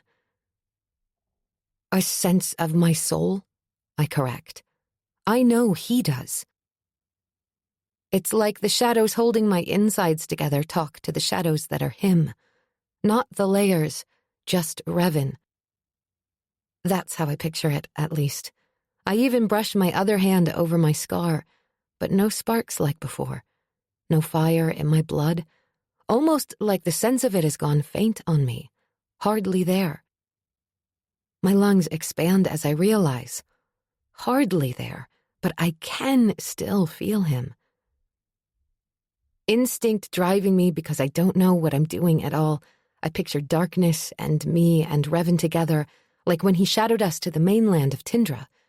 I picture the shadows sealing both our wounds, my side and his wrists, swirling and cocooning us, connecting us, me and the man buried inside himself.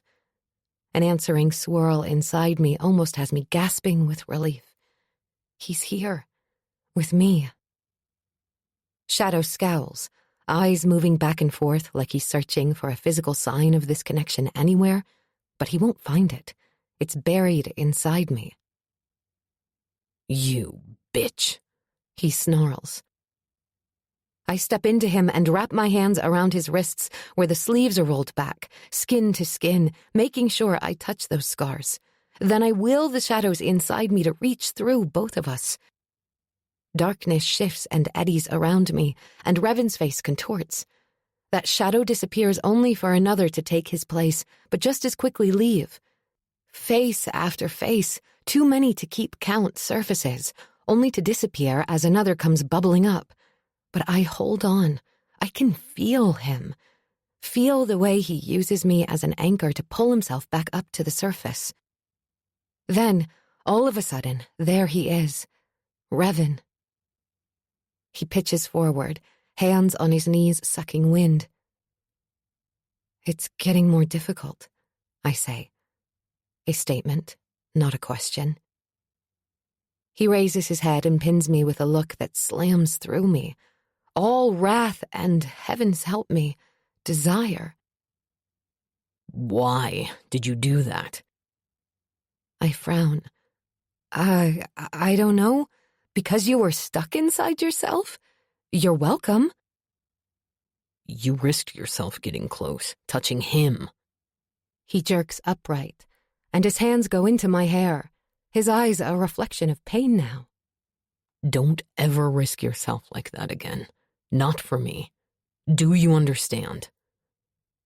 And it hits me that he was afraid. For me.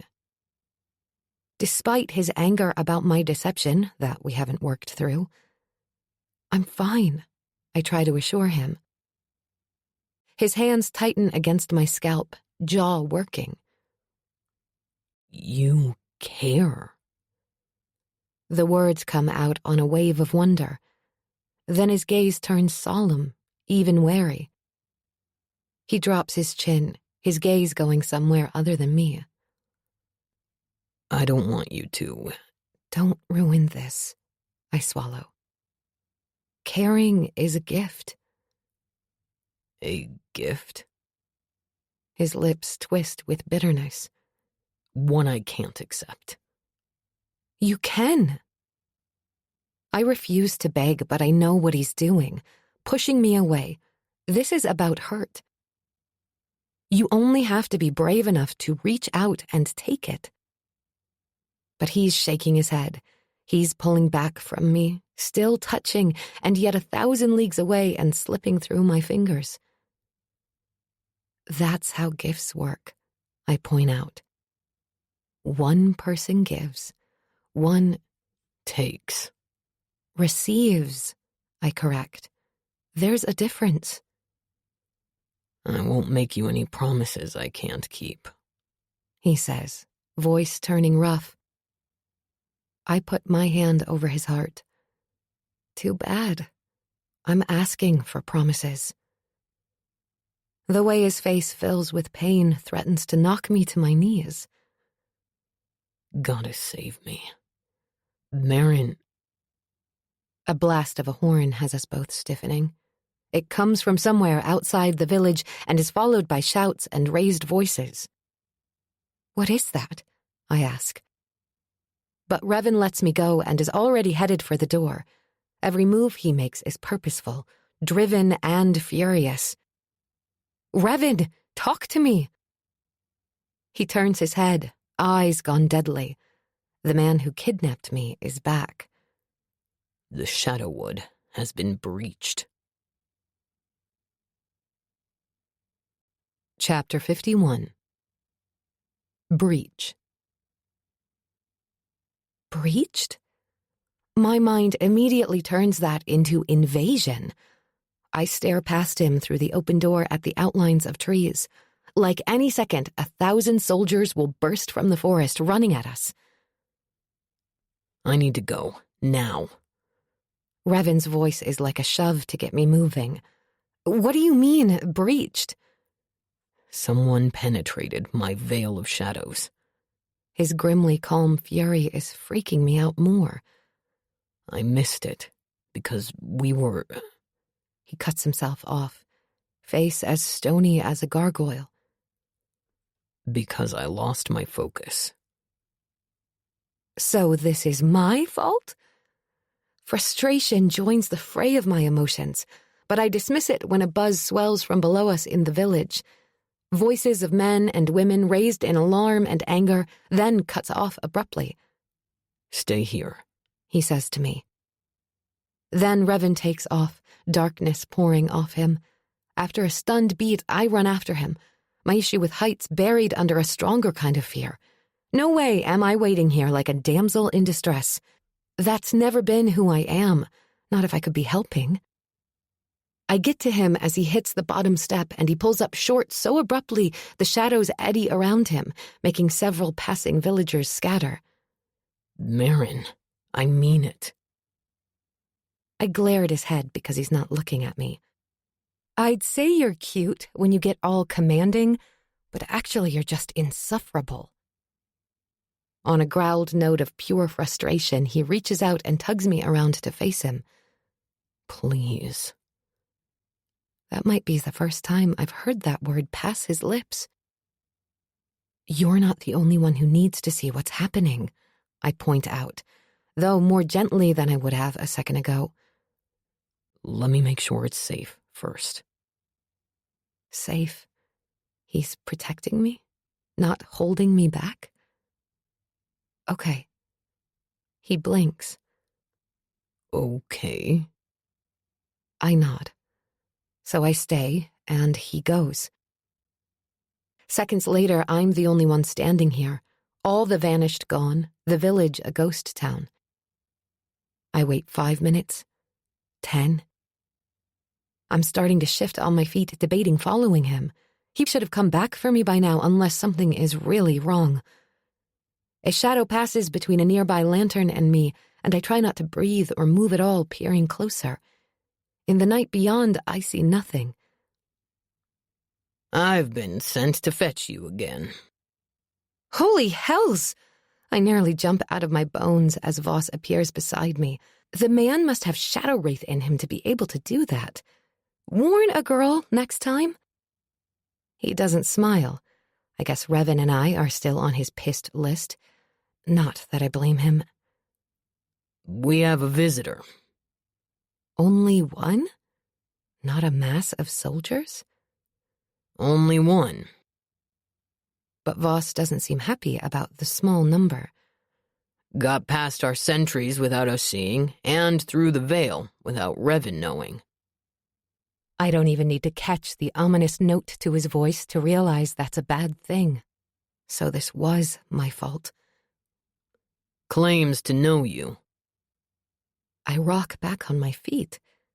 That's not possible. Also, which version of me? He hitches his chin. Come with me. The village is dead quiet, with not a sign of a single soul in sight. Where is everyone? Hiding. I wince at the hardness to his tone. At that signal, the horn blowing, Bina takes all the children to a safe place deeper in the forest, away from the village and the rest of the people hide up top. There's a safer place in these woods? I picture the faces of the people I've met, picture their fear as they hide, not knowing what will happen next, the knowledge that their haven maybe isn't as secure as they hoped. The women, the children, Vita, Horace, Saya, and the librarian I only met briefly. I hate that after lives so rough that they would call out to shadows for help as a last resort, they still aren't entirely safe. These are good people, caught between powers out of their control. Something I can relate to. Voss takes me through the village to the other side and down the path that leads toward the sacred tree, but he unexpectedly turns left, taking me off the path, though not far and still within the shadowy veil. Just as the trees start to thin, he steps aside. The first thing I see is Revan, his back to me, blocking whatever he's cornered. Based on the way the muscles are bunching under his black shirt and how the woods here are darker, heavier, I don't have to be told that he's at the edge of his control. Who or what is making him that way? He doesn't look at me as I move closer, though from the way he turns his head slightly, I know he's aware I'm there. I glance at Voss, eyebrows raised. He waves me around Revan. I take 2 steps and look straight into the wonderfully familiar deep brown eyes of my best friend. Cain! Emotion breaks my voice over his name, and I don't even think about it. I throw myself into his arms. I guess she knows him. Voss's drawled aside hardly penetrates as Cain's arms close around me tight. Suddenly, I'm a little girl again, lost in the desert, starving, alone, and petrified, only to have him find me. Except I'm not alone anymore. Not with Revan. Chapter 52. A Whiff of Home. What are you doing here? I ask as I pull back to search Cain's face. I'm distracted momentarily by the way his gaze tracks over me, almost drinks me in. And I think I hear a tiny hum of warning from Revan behind me, but then I get a closer look at Cain and revise my question to, what happened to you? I frown as I take in his disheveled state.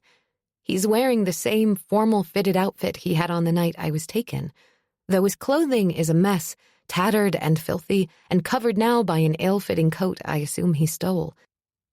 The thickly ice-crusted boots on his feet, too.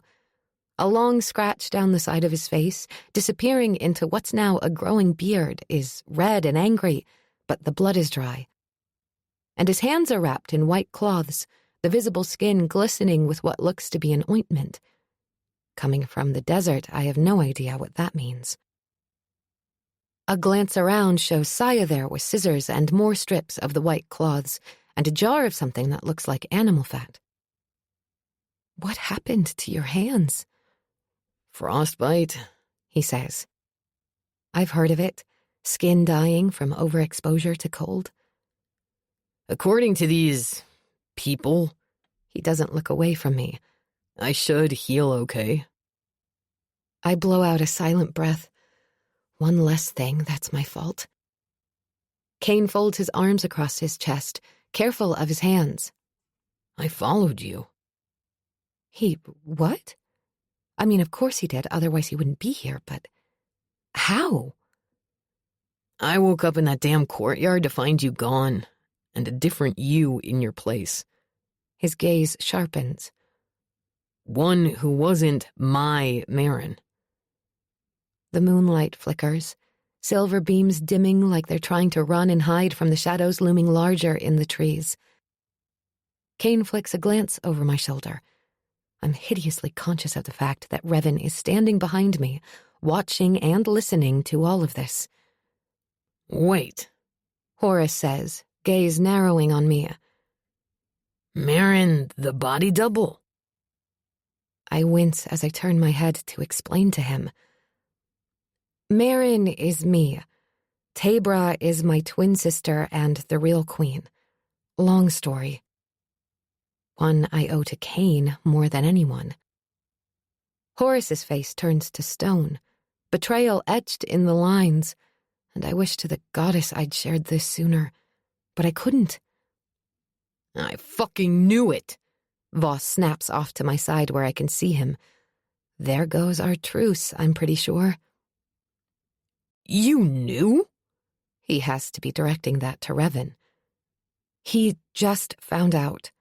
I answer for him, because the whole of silence behind me tells me Revan is clearly not in the mood. It doesn't help Voss. Well, isn't that a lump of coal? Saya, of course, says nothing, but she continues to watch with interest. At least she doesn't seem angry. Revan finally decides to speak up, though by the sharpness of his words, I'd say he's pissed. Who are you?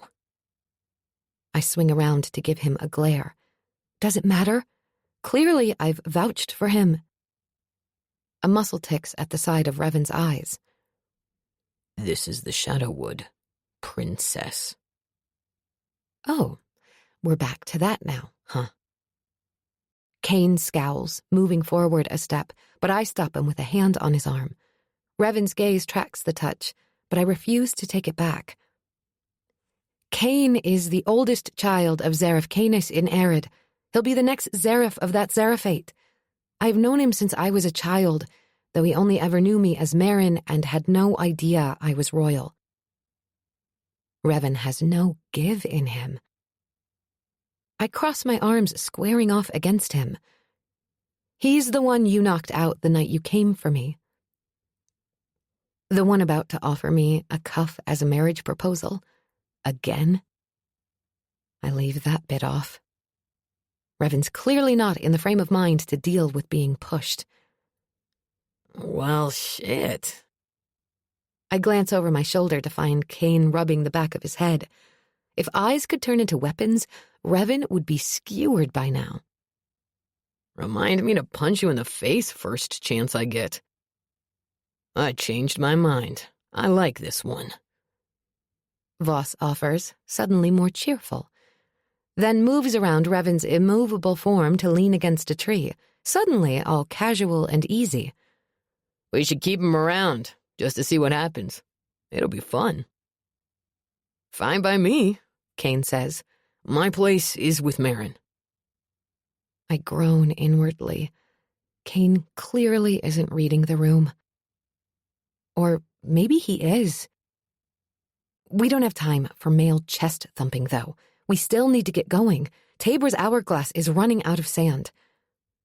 I'll explain everything, but for now, I look at the others.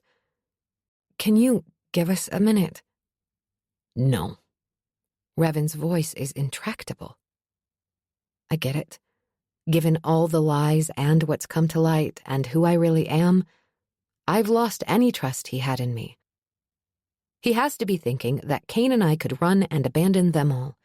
However, Revan and I are bound together by shadow. We're still figuring out how it works, but it's something.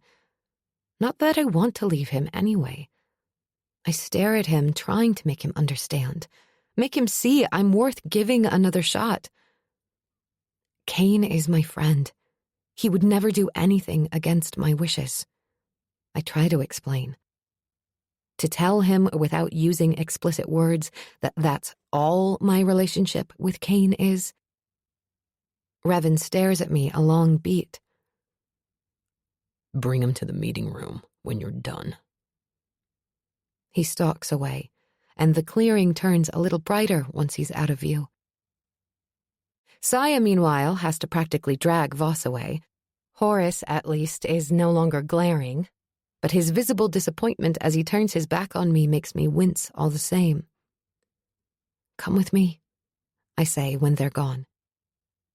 I lead Kane back to the nearby path, but instead of going toward the village, I take him the other way. Mare? Shh, just let me show you this one thing. Then we can talk. His brow lowers, but his mouth twitches. All right. It's not long before we enter a different clearing, and I stop and point. The second Kane sees the sacred tree, he takes a breath with his entire body. Is that? It is. You should see it in daylight. He doesn't pull his gaze from it, and I smile at the awe softening his features. He shakes his head. We always said we'd see them together. A snick of guilt tugs at me, because I didn't see it with Kane first. I saw it with Revan. But that was right, too. I won't apologize for it. Well, 2 down, 1 to go, he says to himself. 2? I scowl. What do you mean 2? We haven't seen the one in Arid yet. His expression turns comically guilty as he grimaces. You saw it without me? I plonk my hands on my hips, but my lips are lifting, because who am I to accuse him of anything? I saw this one without him. Father took the Zeraphate there to offer sacrifices to bless me choosing a heartmate. Kane gets a closer look at my face and huffs a laugh. I guess that promise to only see the trees with each other wasn't exactly practical. No, I murmur, swinging my gaze back to the broad red leaves. I guess not. Kane suddenly reaches out to yank me into his arms, wrapping around me. You scared the ever-living hells out of me, Mare. I close my eyes and lean into him. Kane is home to me. And he cared enough to track me, to risk his own life, to walk away from his people. He pulls back, taking me by the shoulders, gaze drinking in all of me again. Are you sure you're okay? I'm fine, I assure him, then close my eyes against the concern in his. I'm sorry. Marin. I'm so sorry, I repeat, still not able to look at him. I should have told you everything ages ago, but I was not allowed to, and the knowledge could be dangerous, not just for me and Tabra, but for Kane. Hey. He gives my shoulders a squeeze, and I open my eyes, searching his features. You're a princess. You don't think I get it? I wince. But you are my best friend, Kane. I owed you honesty. You would have kept my secret safe. His smile is slow but tempered. I will always keep you safe, Marin.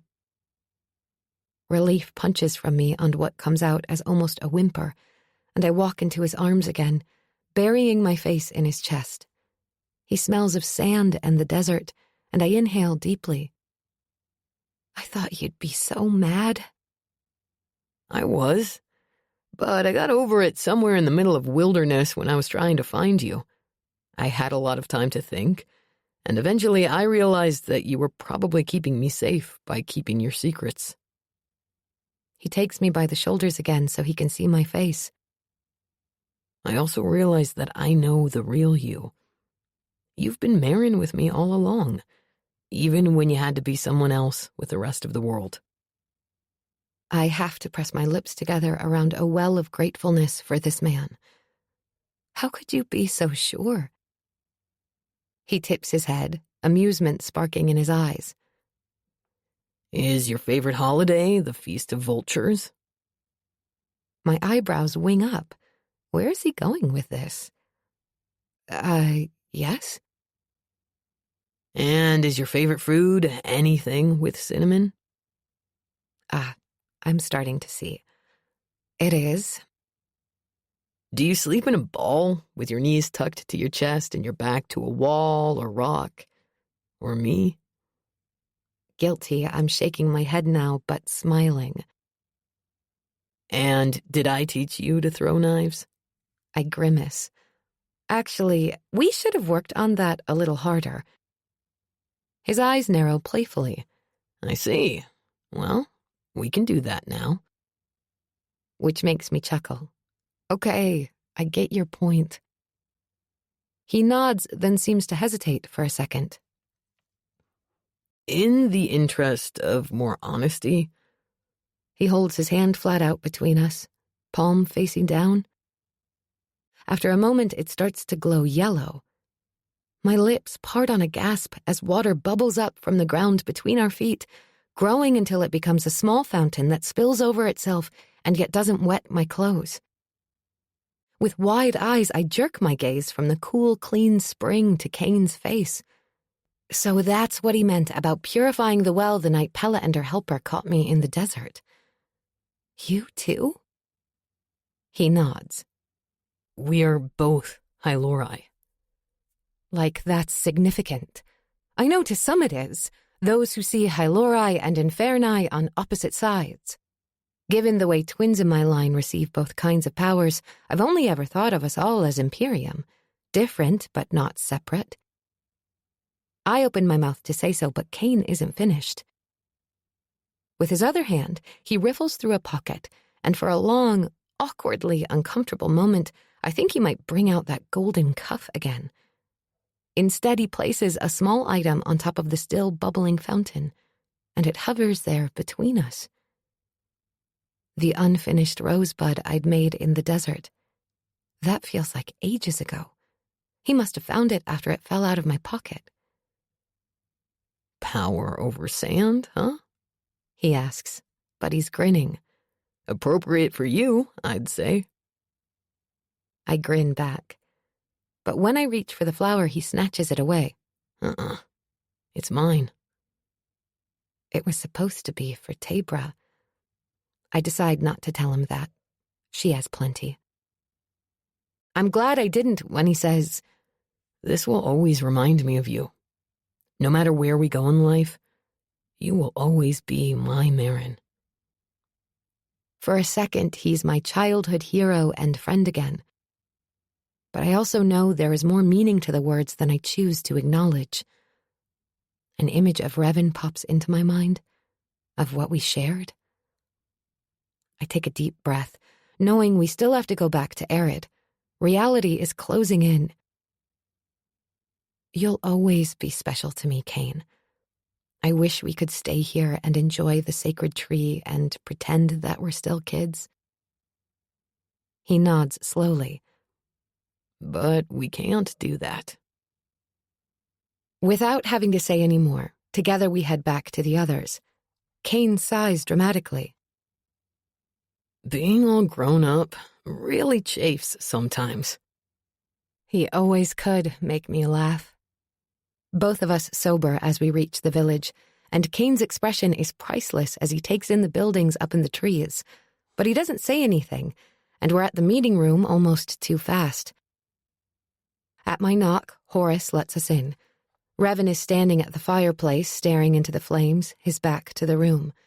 He doesn't even turn to look at me. "Pals again?" Voss asks. I shoot him a warning look, but Kane doesn't seem remotely fazed, throwing an arm over my shoulders, something he's never been in the habit of doing before, and squeezing me close to his side. "Yep." After casting a glance in Revan's unmoving direction, Voss gets to his feet. "Time for answers. We know you came for our princess." "For Marin?" Kane corrects.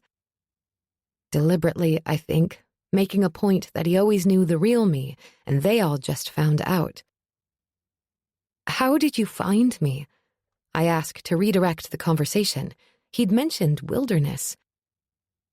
I shouldn't be surprised he followed me now that I know he can open the portals on his own. His father is legendary when it comes to tracking, and the Zareth taught Kane well. But that's in the desert. City is different, mountains are different, Tindra is different. "I tracked that guy." He hitches his chin at Voss. Voss's expression darkens. "I doubt that." Kane cocks an eyebrow. "I saw you sneaking out of the palace after King Edelon arrived. You traveled through the portal to the temple in Wilderness, then through some really misty place and down a rickety ladder to Tindra, and then to these woods." His lips flatten. "I lost your trail here when it got too dark to see in front of my face." Saya gets Voss's attention, points at Kane, and then gives a thumbs up, her expression visibly impressed, which makes Voss snarl all over again. Revan still hasn't said anything. Kane ignores them, focused on me. "I've been trying to get through these damnable woods ever since." He holds up his damaged hands, lips quirking in a half-hearted grin. "A wanderer is not meant for this goddess-forsaken land." All for me. Maybe this is why Oma never wanted me to make friends. It puts more people I care about in danger and makes me vulnerable at the same time. I truly am cursed, and not just from the sand nymph. He bends an unmoving look on me. "Nothing that won't heal, Mare. Your turn now. Who are these people, and what are you doing with them?" As quickly as I can, I explain everything. Again. Who Kane is to those who weren't with us outside, and what's been happening. I leave out Revan's shadows. That's his secret to tell. I also skip the kidnapping part because I know Kane. He might try to take a knife to Revan's throat for that alone. I also tell them all about the need to get back to Tabra and get her away from Edelon. Kane doesn't say much the entire time. Neither do the others. Not until the end, when he suddenly straightens. All business. "Then the soldiers aren't yours?" Chapter 53. Bad guys close in. "What soldiers?" It's the first thing Revan said since we walked in the room. "Camped out all along the forest's edge. I had to come into the woods from the north to avoid them." Kane explains. "It added to what took me so long." We don't even need to ask why. All the tents, the soldiers at the temple, the arrival of the general, none of this was accidental. Does that mean Voss had to skirt them too? I don't dare toss that in with the questions. Revan, no doubt, is thinking the same thing. However, the more immediate threat is the soldiers. Are they coming for me? No. Edelon already has the Inferni princess who will manifest a soul power. No need to come for me. They must be coming for Revan. Or to clear out the Shadowwood. Or both. "How close are they?" Revan's voice has dropped to a snarl now. Soft, vicious. "They're not touching the veil yet. I'd know." You sure about that? Voss snipes, only to close his mouth with a snap as Revan's sharp-eyed glare cuts to him. Kane watches the exchange with interest, his speculative gaze sliding to me. They're camped outside the forest. These trees back up to the channel between Tindra and Savannah? I shouldn't be surprised that he knows the layouts of the other dominions. Yes, Voss confirms. Well, the army is positioned along your eastern border, not quite to the channel. I don't know how far south they go. They came from the south, Revan says darkly. In his voice, I can hear what he's not saying.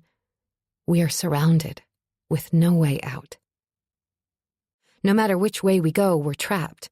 The Devourers wait in the ocean on one side, Edelon's soldiers on the other, many of whom now have a personal vendetta against me.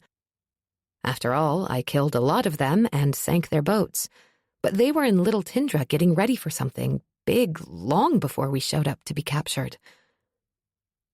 They've come for me, Revan says, echoing my thoughts. He gives me a significant glance, and I know where he's going with this. The king has figured out where his shadows have been hiding, and he has Tabra.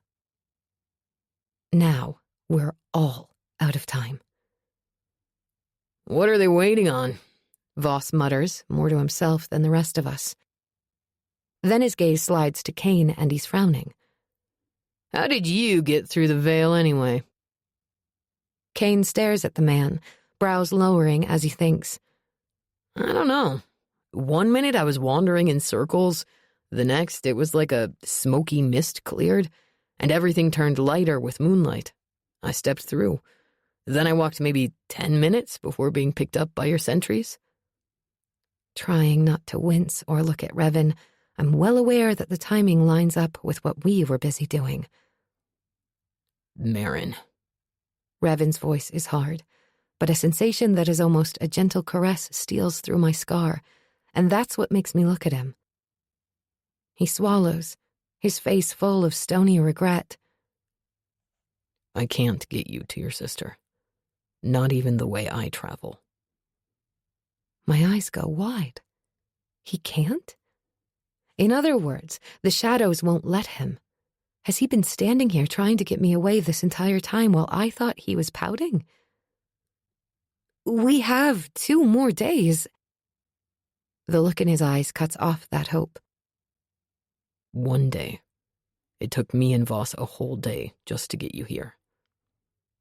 I was out that long? How did they even keep me alive?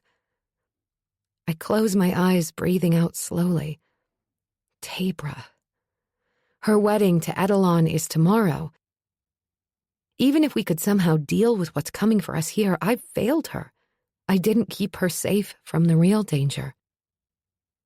Now the monster's henchman is at our gates. It's too late. I open my eyes and nod my understanding. Alma's voice sounds in my head with one of her many lessons. When there seems to be no other way, think of one thing you can do. I set aside Tabra for now and focus on the immediate threat. Are the soldiers close enough to the shadows that we could spy on them from safety? No. Revan's face descends into a grim smile that makes the others in the room shift on their feet. But they're close enough for me to infiltrate. What would that accomplish? If I can see exactly where they are, where they're trying to get in, I can try to bolster the veil there. Even better if I can hear their plans. No. I grip the table, keeping the denial inside me. Of course, he should do everything in his power to protect the people of the Shadowwood. My sudden worry for him shouldn't be a consideration. Except, if he's weakened by me or the way he's been using his powers tonight, can he do it? Assuming the things inside him allow it. Maybe the shadows want this, though. They want him captured, want invasion so they can return to Edelon. We'll go with you, Horace says, already pushing to his feet, his chair scraping across the floor. We can wait in the trees, behind the veil, in case you need help. Voss, despite still being visibly pissed, nods. Saya takes her place at Voss's side and Kane straightens as well. My gaze slides to the man beside me, my friend, who even after discovering my years of lies still risked his life to rescue me, who wants me to stay with the Wanderers at his side. Maybe that would have worked. Once. Before. Even sitting here, the pull of familiarity of home and someone I've always trusted and liked tugs at me, hard to resist. But the way I feel about the shadow wraith with a savior complex who is standing across the room tugs harder. Now is not the time to address the situation with him. With either of them. So I stay quiet. I need you both here. Revan finally says to Horus and Voss, the words heavy. If I'm captured. He doesn't have to finish that thought. We all know what it means. You can't go alone, Voss insists. I won't. Marin will come with me. I startle, and at the same time pretty much every other person in the room erupts in some version of the hells you say? Kane may be the loudest. But I know Revan, or at least I've come to realize that he never does anything without a reason. Why me? I ask through the jumble of protests. I imagine for a split second his gaze softens. He softens. Only in the next instant that's gone, replaced by bleak truth. Because I may need you to pull me out. Oh. Not for my glass spikes, or the need to keep me near so he can protect me, but because of our scars and the shadows that bind us, anchor us to each other. He's worried he won't be able to hold back the shadows. I can see that he's hating himself for having to ask, even though his expression doesn't remotely shift. I'll come. I don't think that's a good... It's done. I cut both Voss and Kane off. Maybe, just maybe, I catch a glint of surprise in Revan's brooding gaze. Doesn't he realize I stopped fighting him days ago? We're only stronger together, even with what we both are. We need more of a plan than this, Kane tries to insist. We already have one, Revan says, then looks over my head at Voss, who nods, I guess, which tells me they're prepared for something at least, though I don't know what. Ready? Revan says to me. But I have things that need taking care of too. I spin back to Kane, my hand on his arm. If something happens tonight, actually, no matter what happens tonight, I need you to get to my sister and try to convince Tabor to get away from Edelon. She needs to hide. With your father, in a different dominion, whatever. Just keep her out of the king's hands. All the rest of it won't matter a damn if Edelon uses her for whatever he has planned. Goddess, I wish we knew for sure that it's her he wants. Knew anything for sure at this point. Why did none of the previous twins do more to figure out his endgame? All they did was hide and react. Kane steps into me, eyes as hard as onyx, a warrior's eyes. I didn't come all this way to lose you again. You are my best friend, I whisper to him. I will always love you. I hope you know that. I ignore both the clawing hole of silence behind me and the way Kane stiffens against me. Don't do this, he says to me. I pull back, gripping his arms to look him directly in the eyes. I'm not the city waif you thought I was. I know. I cut him off with a shake of my head. You taught me so many things, especially how to survive, how to fight. As a princess of Arid, even if I'm not the queen, it is my responsibility to fight now. Fight for these people. Fight to save my sister if it's not too late. Fight for Arid and against Edelon. Don't hold me back now. Not when your friendship is a large part of who I am. This is me. I have to go. The look in Kane's eyes shifts and changes with his reactions. denial, pride, and eventually resignation. "Promise me you'll fight to keep yourself safe, too," he says. "Don't be a hero, Marin." It's a promise I couldn't make to Revan. I can't make it to Kane now either, and he knows it. Which is why I say nothing. And after a moment, he nods. Then looks over my head, gaze turning stony and jaw tight. "Keep her safe." I don't know what Revan's reaction is. He doesn't say anything. I squeeze Kane one more time and step away, turning to face the man who not even hours ago I gave myself to, who was just inside me, who introduced me to the world of pleasure with tenderness in his eyes and his touch, and then shut me out. "Let's go," he says. Chapter 54. A Tear in the Veil. "Stop here." Revan puts a hand out, taking me by the arm, his touch utterly impersonal. His shadows may not let him take me to Tabra, but they don't seem to have a problem with zipping through the Shadowwood. The thought that maybe this is what they want tickles again at the back of my mind. Regardless, we're here already. We stand at the border suddenly, inside the tree line by a solid 30 feet, the veil of Revan's shroud between us and what's out there. Through the haze and layers of trees, I can make out the glitter of fires. Many fires. Mother Goddess, I breathe. Seems like overkill. There's only 100 of us. How many soldiers do they need to wipe out one village? "We're 300 strong, not counting the children," Revan says. That many? I hadn't realized. "The shadows are their own deterrent, and Quentin is no fool." His lips form into a silent snarl. "No doubt he has orders to take me alive." Without turning his gaze from the camp, Revan says, "Unless I tell you to, do not move past this point, or the veil can't hide you. Understand?" An order? Really? I'd argue, but it strikes me in the next second that he's about to risk his life in the enemy's camp. He doesn't need other distractions or worries right now, including me. I won't move, unless you call me out.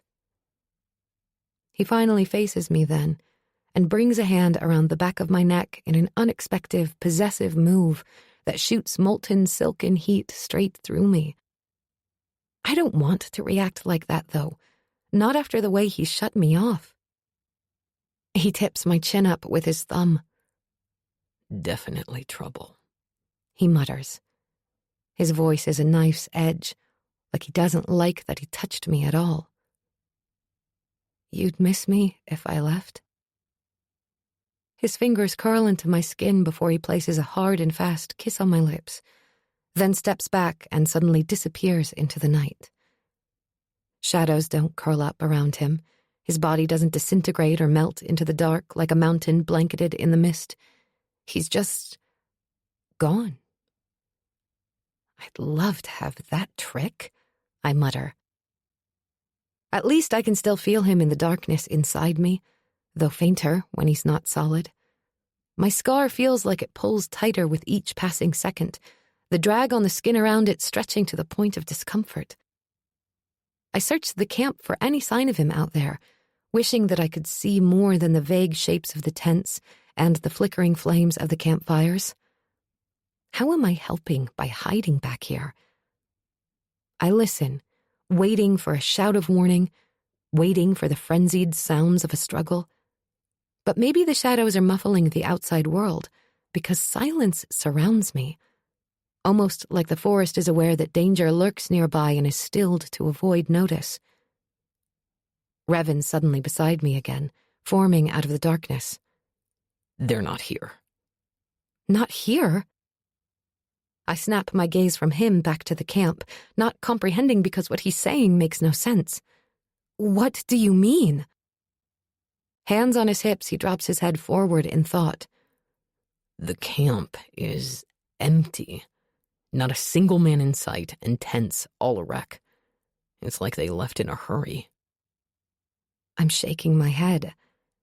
But where could they possibly...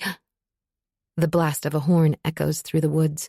Only this time I know what it means, and it sends the fear of the goddesses straight through me.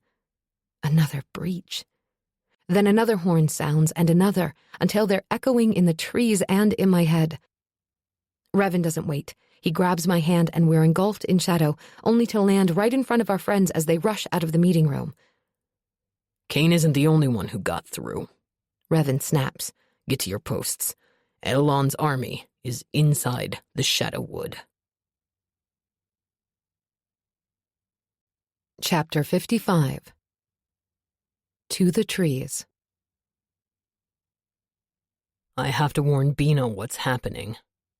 Revan aims a look at me that's pure royal command, the king in him showing through.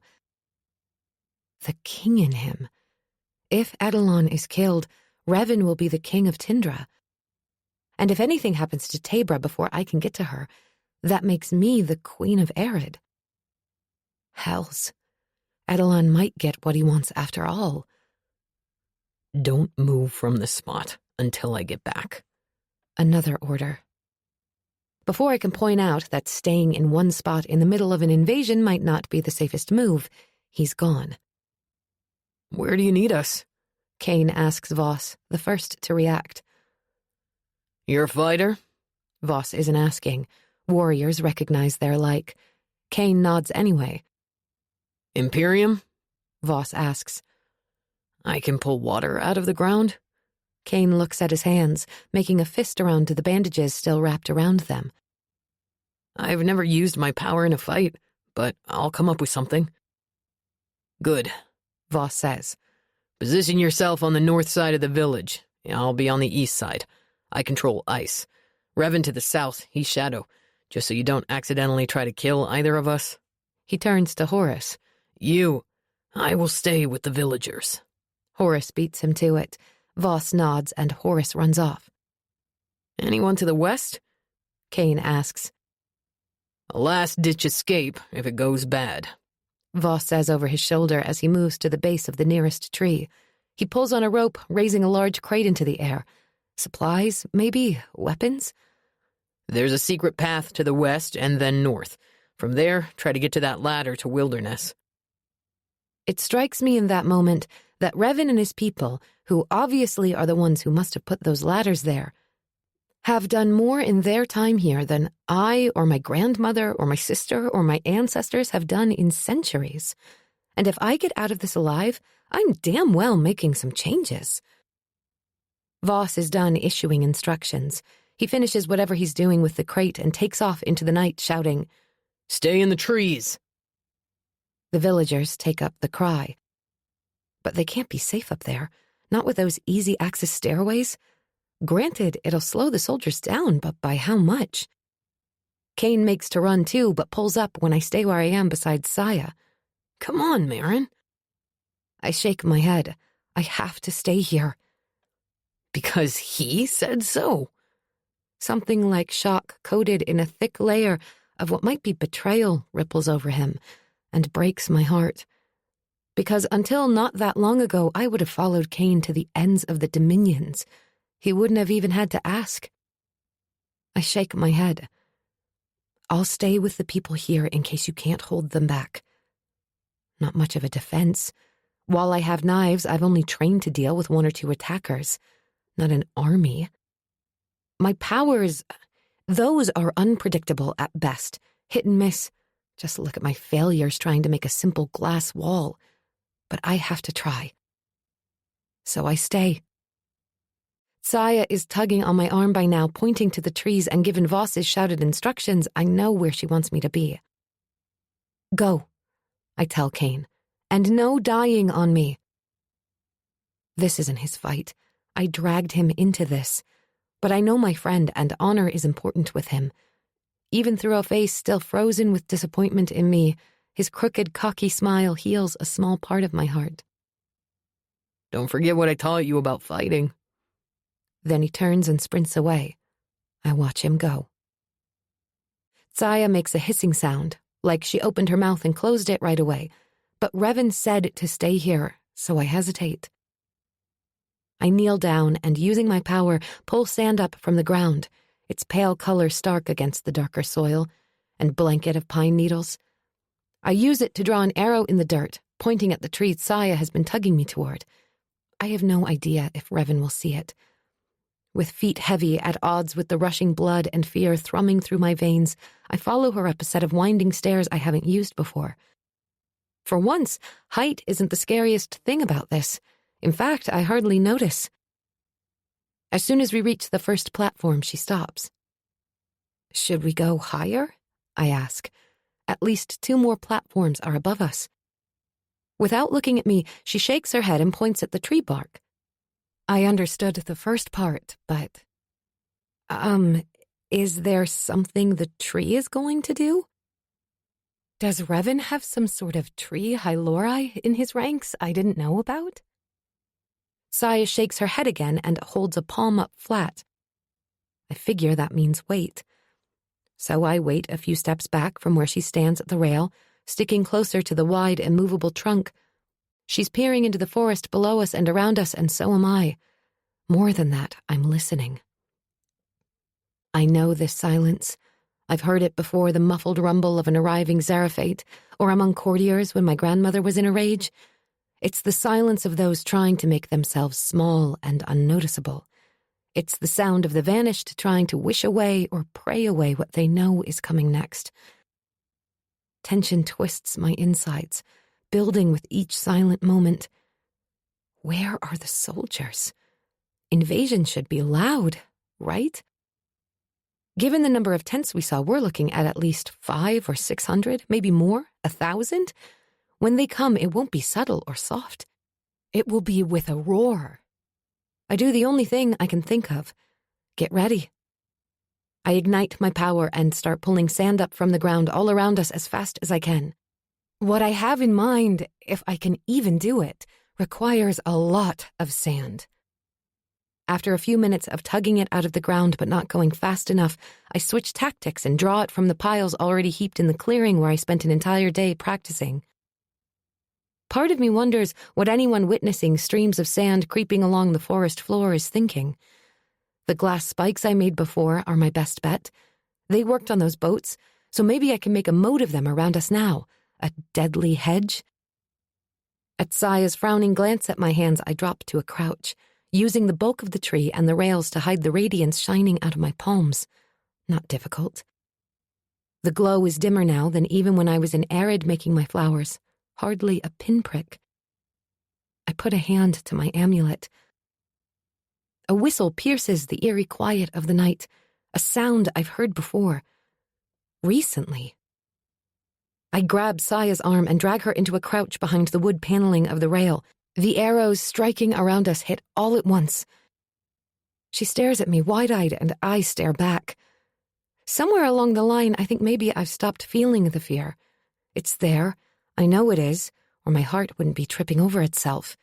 But even days ago, I would have felt like I was swimming through it like haze or a sand trap. But right now, my mind is crystal clear. Maybe because I don't see a way out of this. I'll fight.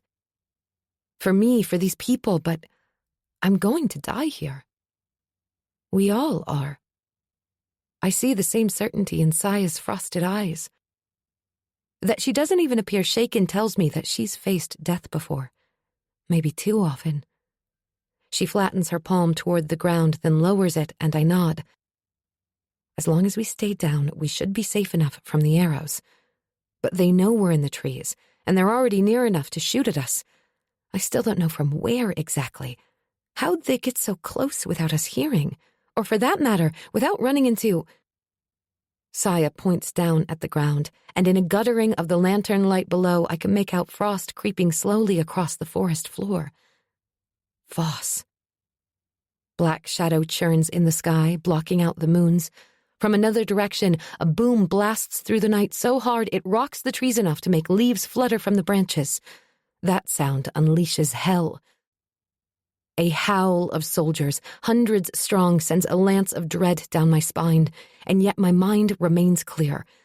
The shouts get louder, a wave of sound crashing toward us. With the pounding of boots on the ground, like ants crawling out of a crushed anthill, warriors burst into view below us from every direction. But not the white-armored ones from the temple I'm expecting. These are something else.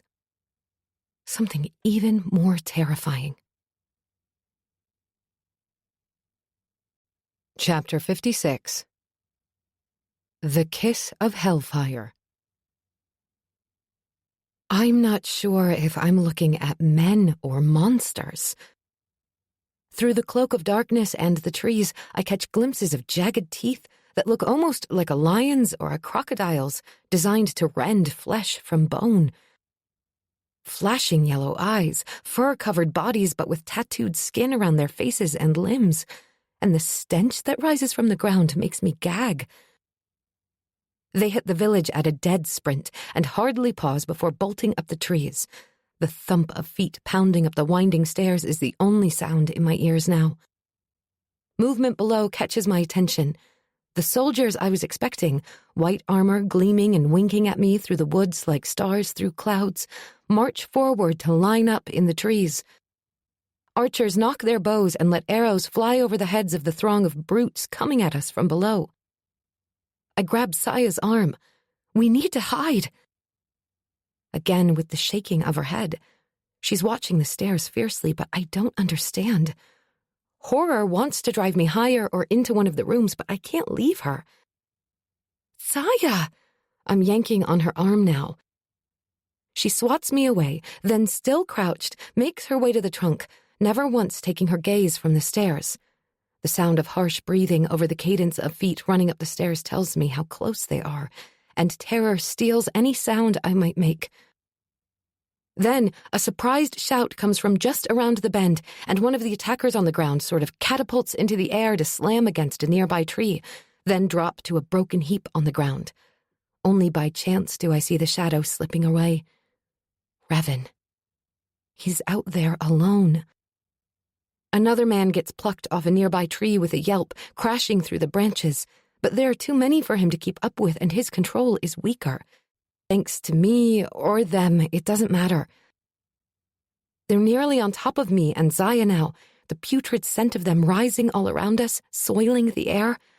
Goddess, they're so close, running up this tree at us. Up all the trees. I pull my power forward, getting ready to defend us the only way I know how. The first sighting of skin and fur rounds the bend right behind a rippling snarl, and I realize with a start that this is a man, not a beast. Human eyes, human torsos and hands, all the animal parts are a disguise to create fear. It works. In the same instant, Saya leaps up and pulls what appears to be a lever built into the trunk of the tree itself, hidden there. That, or I really need to pay better attention. The second she yanks it down, a thunderous crash drowns out the barbarians. At the crack of a branch splitting, the man I can see jerks around and yells as a massive log suspended by a series of ropes swings directly at him so fast he can't move. It smashes into the tree, pulverizing him and maybe one or two others, and crushing an entire section of the staircase, cutting off access for anyone else trying to reach us. The tree really does rock this time, and I white-knuckle the bark of the trunk, terrified that either this ancient sentinel is going to topple, taking us with it, or the platform we're on will crumble from the violence of the strike. I was right to be terrified of heights. It's clearly how I'm going to die. A series of similar crashes tells me other trees are losing their stairs too. Then I look down and gasp. Revan. He materializes out of shadow to grab a boy who can't be much older than 13. He must have gotten knocked out of his tree and survived the fall. Revan tosses him up onto the thatched roof of our meeting building. I jolt forward, hand outstretched and a cry surging up my throat as our attackers descend on Revan like a pack of feral Raijus, the desert dogs whose bite the Wanderers believe traps a soul in the realm of the living. Saya grabs my hand and I lose sight of him as she drags me higher. "What are those things?" I yell. But she can't answer, and we're both too busy climbing. A glance over my shoulder has me jerking us both to a stop. Because the lights I see scattered through the forest floor are new, and they aren't lanterns. Look, I point. Horror can be slow to dawn and then come on in a rush, which is what happens as 100 little flames ignite in the night. Fire! I breathe the word. They're going to burn us out, and now we have no way to get down without a drop of at least 30 feet. Knock! Multiple voices shout below. No, no, no. Draw! Comes the next order. The flickers of flame raise in a unified line. Goddesses, hear me. Don't let us die here. Loose! 100 flaming arrows release and sail through the air, higher this time. Saya and I duck as the swarm hits overhead, with popping thuds followed by the instant spark of flame as the canopy catches and ignites. Cries and shouts of alarm and panic from the vanished join the distinctive crackle of an inferno catching.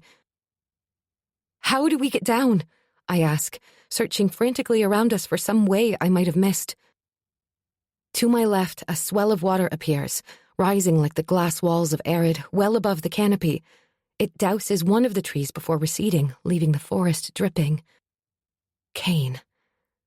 Another wave doesn't come, though.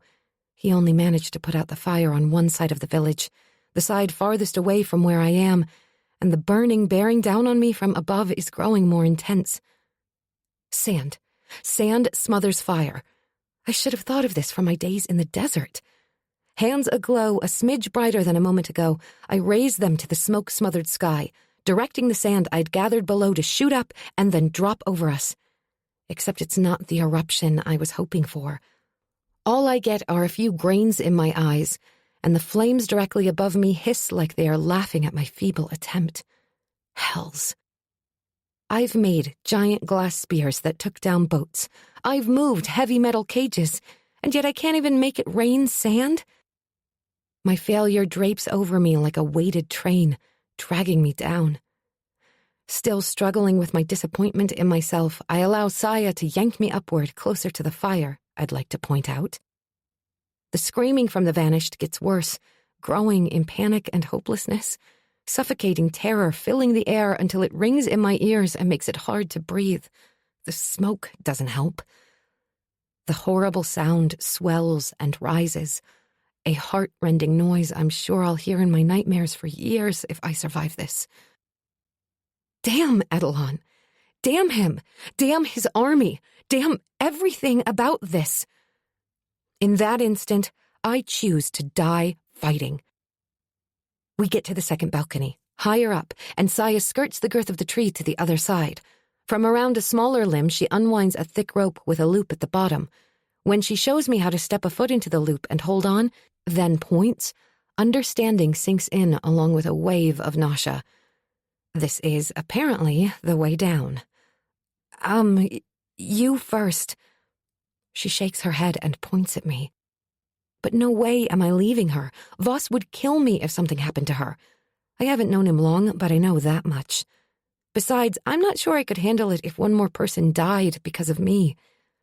The blaze is bearing down on us now, the flames seeming to lunge and skulk across the treetops and down the trunk in our direction.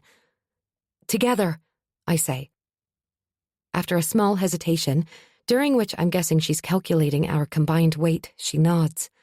In seconds, I find my foot in the loop beside hers, my hands on the rope clinging for dear life. Before I can balk, she pushes us away from the platform and we're dropping.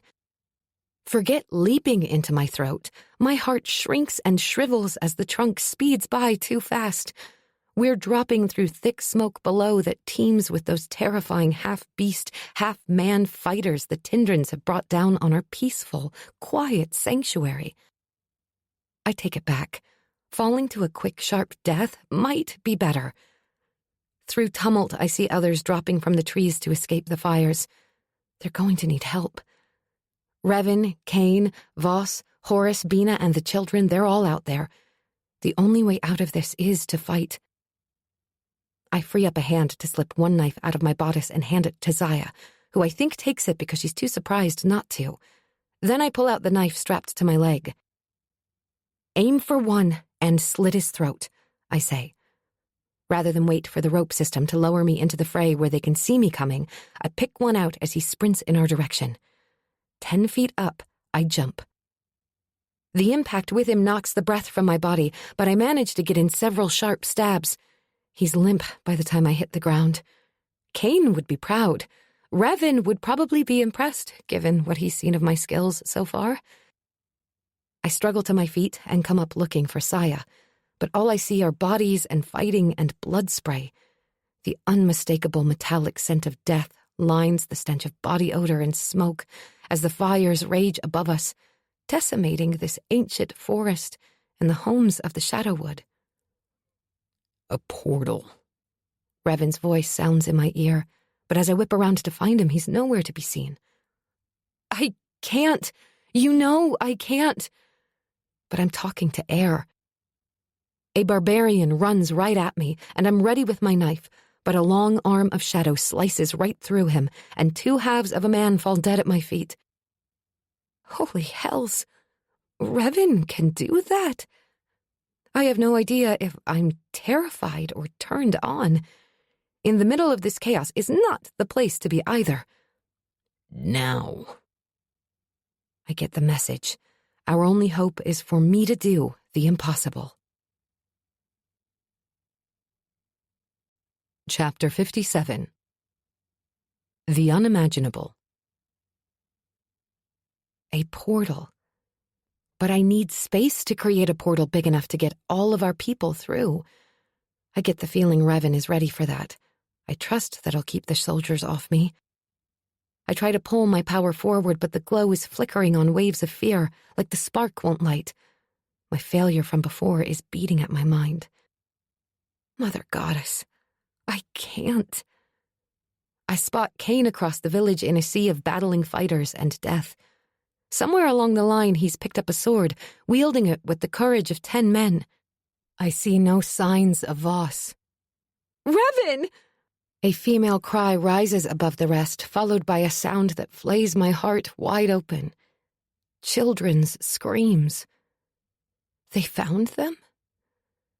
Tindrin's soldiers are pushing the children into the heart of the village. Bina is nowhere to be seen, but Saya is there trying to put herself between the soldiers and the little ones. With a face contorted by rage, one of the soldiers spears her in the side. She doubles over with the force of the impact. When she collapses, the children scatter. Every single villager near me abandons their own fight and runs for them. Some make it. Others, a young man who might be a brother to one of the younger ones, is cut down from behind. A mother's blood spurts from her slit throat as she slowly crawls across the pine needle and sand-covered ground. The barbarians fall on others in the frenzy of gore. I run at them, scooping up a child not more than 3 years old on the way and dropping to the ground as a soldier fires an arrow over our heads. The longer this goes on, the vanished not already killed have been driven to the center of the buildings, herded. We are locked in a struggle with no way out, pandemonium around me everywhere, and a desperation thick and sweaty in the air. Revan's right. A portal is the only way. It's that or capture, and more likely, death. The child in my arms screams and wriggles away from me before I can keep him close, only to fall to his knees beside a woman's lifeless body, or what's left of it. On me. Revan's voice booms and whispers at the same time, like the shadows know who to deliver the message to and how. Someone, I don't know who, is dragging me back as we pack into a tight circle. Then a soft hissing comes from behind me. I swing around to find Saya, a blood-soaked hand holding her side, kneeling at the center of the chaos of bodies, her mouth wide open. One by one, starting with those nearest her, the villagers put their hands to their ears, crouching low. I understand why a second later, as the hissing becomes louder, building pressure inside my head until all I can do is cover my ears and cower. But the barbarians, they back away, expressions pure, grotesque twists of horror. As soon as they're away from us, shadows slam up behind us and them. I scramble back on a gasp, seeing barbarians and soldiers alike trying to get in, pressed against the shadows not a foot from me, their faces hideous in their bloodlust. Only Revan's wall of shadow is keeping them off us. I reach out with one hand, feeling that barrier, testing it, to find it as soft as silk and as immovable as obsidian. Like the man himself. Saya shuts her mouth and stillness descends, leaving the hard sounds of labored breathing, moans of pain and loss, and the muffled yells of our attackers on the other side of the shadow. The few enemies trapped with us are killed swiftly. Across the petrified, huddled mass have vanished. I see Voss on the ground, Saya now at his side. He looks unconscious. Please, not dead. I can't hold them long, Revan warns. He's there, really there, standing right in the center. His gaze meets mine over the heads of the others. Sweat beads his forehead. His upraised hands shake and his skin turns paler by the second. But it's the emotion in his stare that guts me with one swipe. He gives a tiny shake of his head. This is the end, when the veil goes down. Revan has rescued and protected these people almost single-handedly. He stepped up despite battling what's inside him. I can't let him lose them. Bringing my power forward, my hands are glowing brilliant yellow. My amulet wakes up, and its heat only stokes my own. Helping focus my powers? I'll figure that out if we survive. The sand is coming to me. Doing my best to focus, I wield and fire the sand into glass, spreading it wider and wider, taller and taller, trying to make it big enough to walk through, thick enough to stand upright. Praying with every second that it doesn't shatter or topple or disintegrate like all my other attempts. I watch the edges desperately for the cracks and warping that destroyed my previous efforts.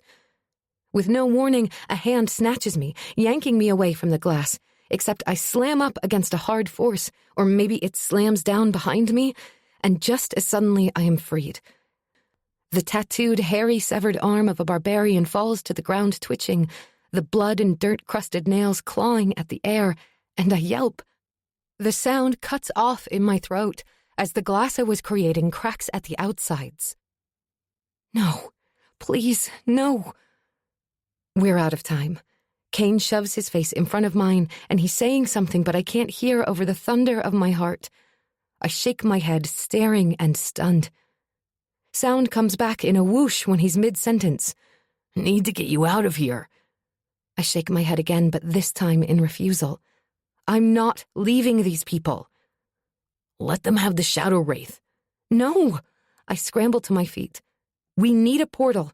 Keep them off me if they get through again.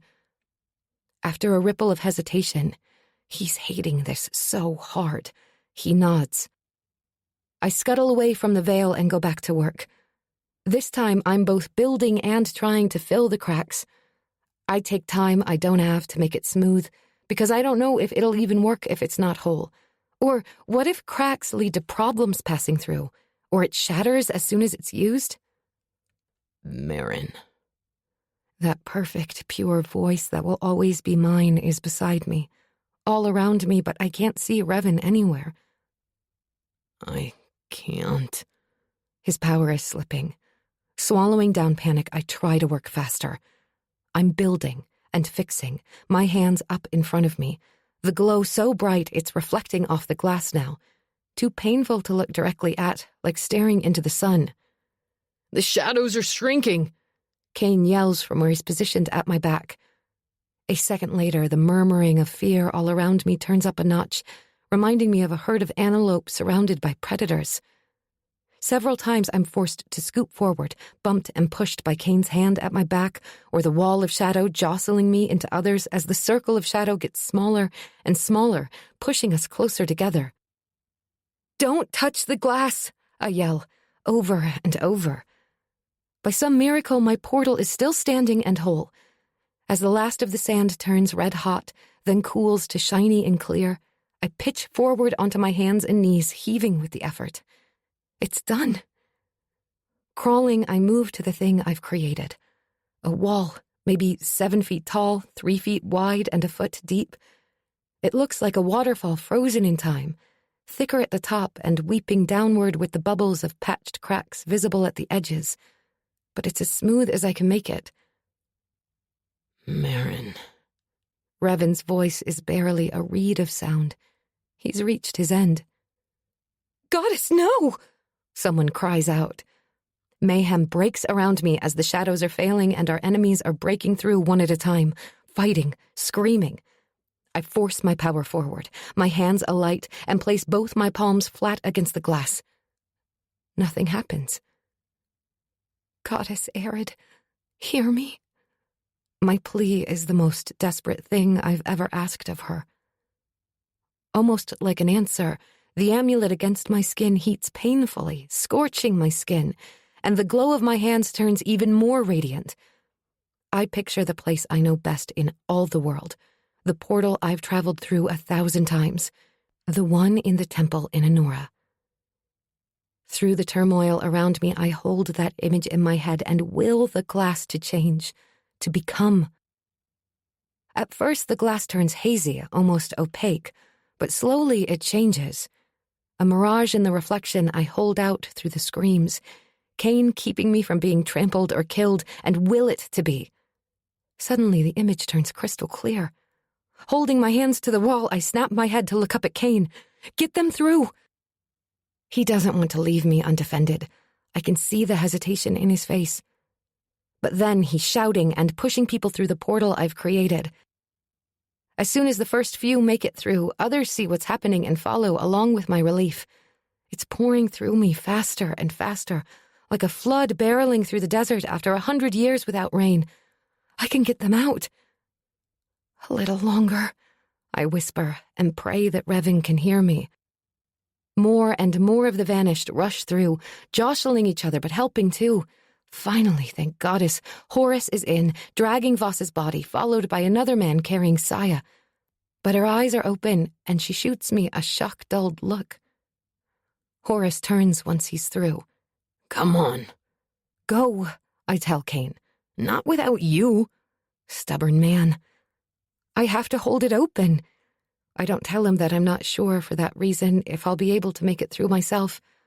I don't have to touch the glass of other portals to keep them working, so maybe... No, he snaps. Together or not. 3 things happen at the exact same time. The remaining protection of darkness disappears entirely.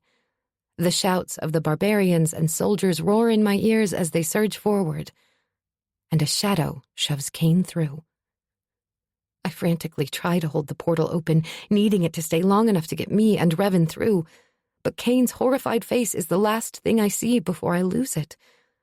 The temple room on the other side disappears, and several fighters crash against my glass wall's now solid form. It smashes under their force, shattering into 1,000 pieces. A soldier in the telltale white armor backhands me. Our attackers fall on me, and I drop to the ground. All I see are snarling faces. Hands grab at me, and someone kicks me in the stomach so hard I curl into the impact. I can't breathe. I can't... Revan's face suddenly appears before mine. He's on the ground too, and they're beating him, but he doesn't look away. Marin. I can tell he says my name, but can't hear it. We're going to die here together, but at least I got as many out as I could. I reach a hand that feels like dead weight toward him. I only want to touch him one more time before they kill us. Then his expression changes, and the fear that blasts through me at the sight is greater than any other leading up to this moment in my life, including everything I've just gone through. I've never seen rage so raw, so rabid. That's the only warning I have.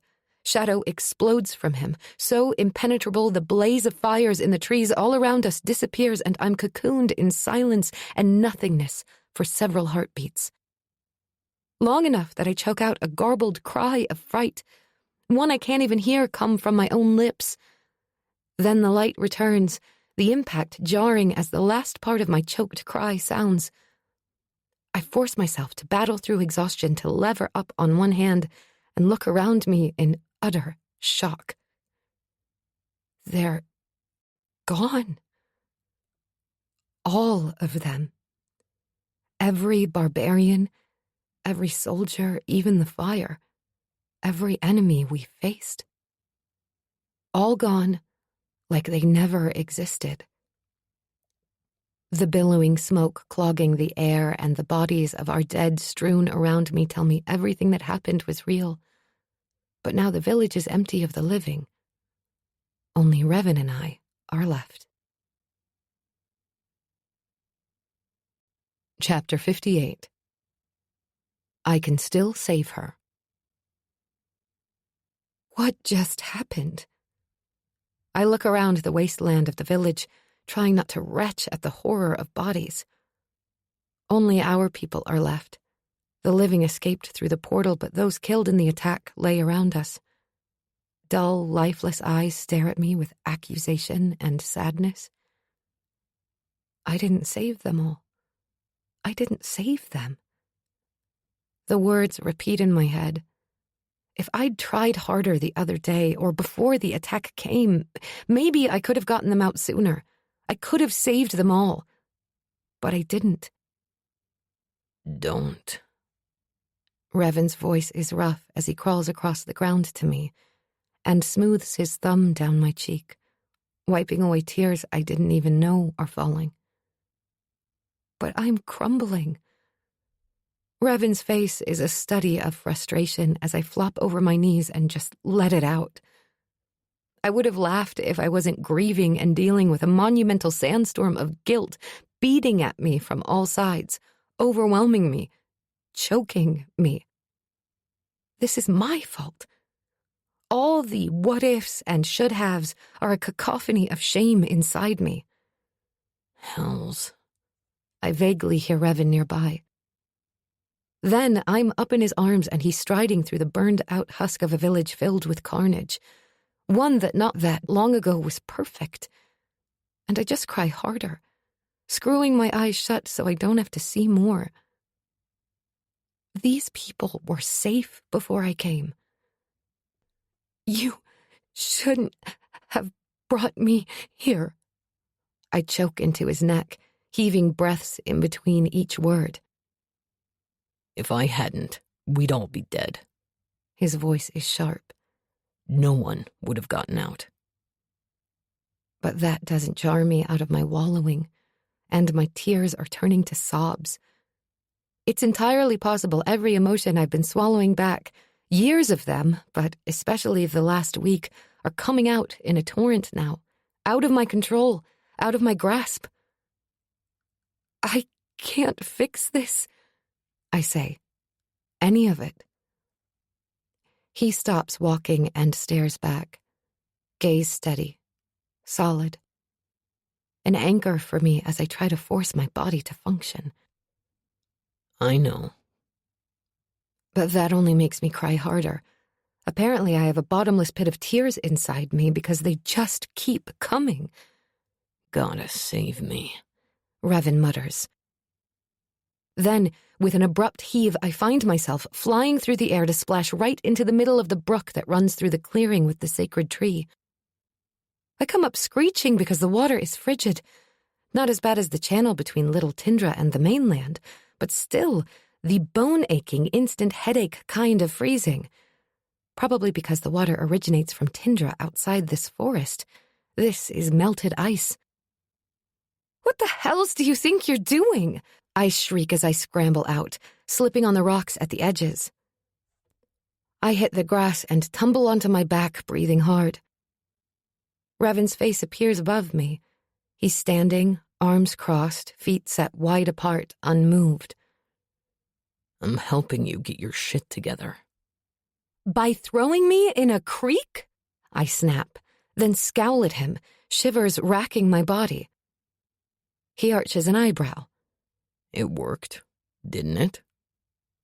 He's unrepentant and annoyingly right. I definitely preferred when he kissed me to calm me the last time. Not that I blame him for using this method instead. After everything that's happened, finding out I lied, Kane's arrival, the breaches, and losing so many of his people before I got the rest to safety. We need to get to Arid, he says. I scramble to my feet, which feel like stumps because they're numb already. I can't. I'll freeze before... He shakes his head. Give me an hour to get ready. I can't get us far on that much, but I can get us to the portal in the tower here. Which means he realizes that I put everything I had into my own portal. No way could I make another one so soon. If we're going to tackle the king, rest for me would help too. I frown, studying him. That's it? What about the shadows that wouldn't let him take me earlier? But maybe they'll allow getting to the tower? The soldiers at the temple are gone, too. I almost step back into the stream as a milder version of his rage flickers across his face. All of them? I don't understand. If you could do that... We need to focus on getting to your sister.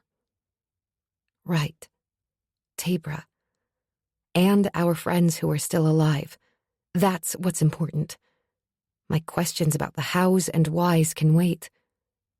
He apparently takes my silence as agreement, because the Shadow Throne rises and he sits. No Jedi, though. The blue stones aren't around him. Why not?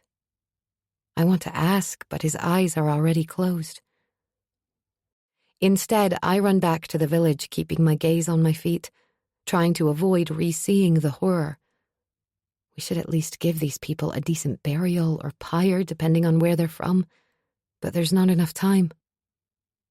All my clothes are soaked, so first I go to Vita's shop, which luckily has a few things still intact. I change rapidly into the only thing I can find that I think will fit me, which is a peasant's dress. A nice one made of linen rather than rough wool, but basic. I can't find pants, but do find thin stockings to go underneath, as well as shoes that are leather with straps over the tops of my feet to hold them on. A size too big, loose, but workable.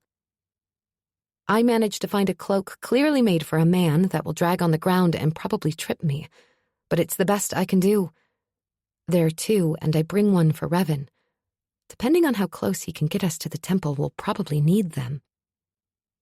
Next stop is the smithies, where I pick up several knives to replace the ones I lost in the fight, and more on top of that. I have no idea what we'll be walking into. I pause, my hand hovering over the handle of another knife. My mind is obviously clearing up because it strikes me that we'll need to split up once we get to the portal. We can both turn it on since we're both Imperium. I can go to Oasis for Tabra, and Revan can go to Enora for his people. He can tell Voss... No, Voss was hurt. Kane. Revan can tell Kane where I went. Maybe send him after me. Kane will need to speak with his father, who I assume is still in the palace. That's the best way. Let your mind drift gently with the melody, as if carried by a soft breeze across a quiet night.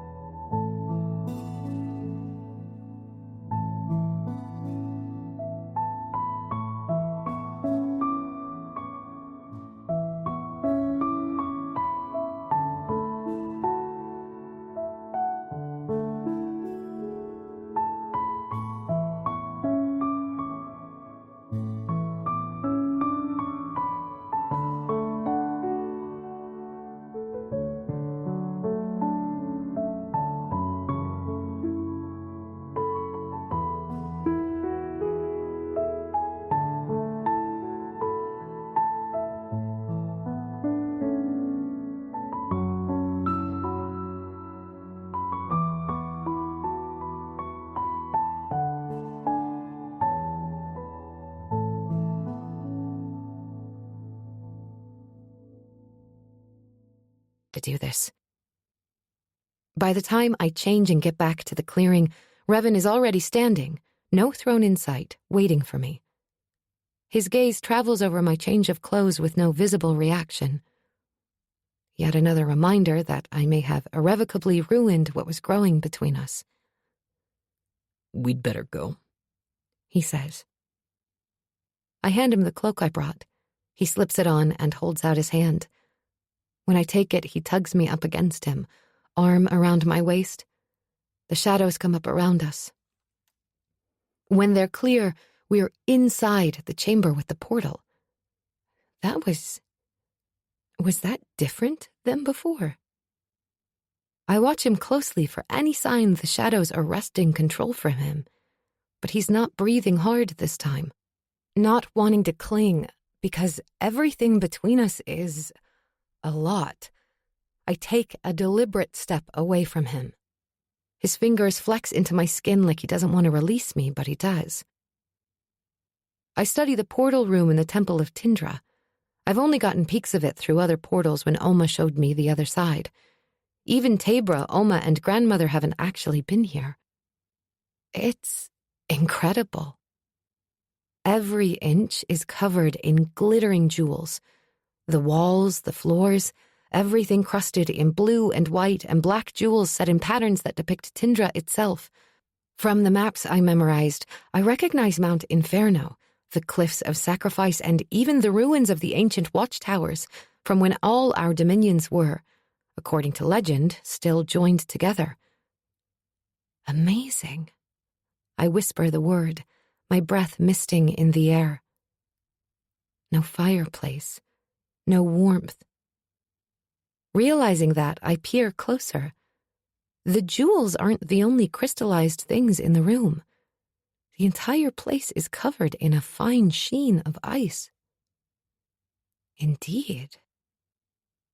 As my hands glow sunny yellow, the portal glass changes into a view I'm achingly familiar with. Oasis. Home. The opulence of that chamber is all about the bronze and gold, the brilliant colors of the paint, the obsidian walls themselves. Fires burn in golden braziers, bathing the room in a burnished red and orange radiance. The two portal chambers couldn't be more different. Light and dark, cold and hot. You should go to Enora, I tell him. That's where I sent your people. Hurry, Revan warns me. Well, no one is around to see. I pause, giving myself a single moment to look at the stark beauty of this man, who has been so many things to me so fast. Kidnapper, protector, lover. I'm trying to tell him with my eyes that I'll see him again, even though I'm not sure I will. For once, words won't come. I can't tell him goodbye. So I step through. Chapter 59. Evil Waits. The first thing to hit me is the heat. Even with the chill of the desert at night, it is almost oppressive after only a short time in the extreme opposite. At least it's not snowing. With Edelon here, a corner of my mind, not already frantic with other concerns, was worried he'd bring the winter with him. It comes from Tindra, after all. Thank goddess. One less thing. Suddenly, the portal behind me changes, and Revan steps through beside me. The violet light in his hands douses, and the glass turns solid again. Forget something? I swing to face him, eyes wide. I said you should go. We'll join them later. No. It's too risky. What if the king can feel him and stops us? Or what if the king finds him and takes him back? I can't lose him, too. I'm not letting you do this on your own. Don't ask me to. But... He cuts me off with a single sharp look, one that brooks no argument. Does it make me weak that I'm relieved? That a tiny bit of my fear of facing this alone eases even as my memory for Revan swoops in? I slip my hand in his, twining our fingers together. Promise me you'll leave if you think he's going to find you or hurt you." After a long, searching gaze, he nods slowly. "That's the best I can do, I guess. I don't have the time or energy to argue about it more. Now, to get my sister out safely. Please, let us be in time. She will marry Edelon at sunrise, when all weddings are performed in Arid, so that the first kiss of the sun might bless the new union. We are maybe an hour from sunrise now.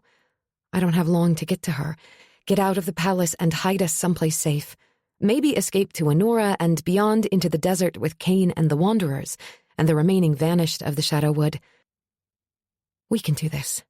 We can stop the madness of a king who has shed his shadows too many times and broken his soul. Can you shadow us to the palace?" He shakes his head. "I'd better save it for when we're there." Which means we're walking. "Then follow me." For once, I'm the one who knows the way. I've been sneaking in and out of this palace since I was a babe in Oma's arms. Cautiously, we head out of the temple and into the empty streets of the city. The hour is still late enough, or early enough, depending on perspective, that the people aren't stirring yet. Revan at my back, I cut a familiar swift path through Oasis. Oma taught me many unknown passages, unused alleyways, and multiple routes to take. If one is blocked, I simply backtrack and choose another. But I have my own secret way of getting into the palace itself, one Oma never contemplated trying. Sick of waiting for Tabra to come get me and invariably being late on the occasions I came by myself, mostly in recent years, I had discovered another way, also risky, but less so in my mind. That's the way Revan and I must take. The palace is surrounded by 2 sets of walls. The first keeps out the rest of the city. It is too tall to scale, topped with jagged glass if you managed it, and patrolled from the ground on both sides. Impenetrable. "Can you hold your breath long?" I ask Revan in a whisper. I already know he can swim. "Do I need to?" I pause, glancing over my shoulder to raise my brows at him. He gives a grave nod. Good. Finally, in view of the first walls that skirt the palace, I lead us to an abandoned building and tread down stairs that, as far as anyone else is concerned, descend to a cistern located underneath the city itself.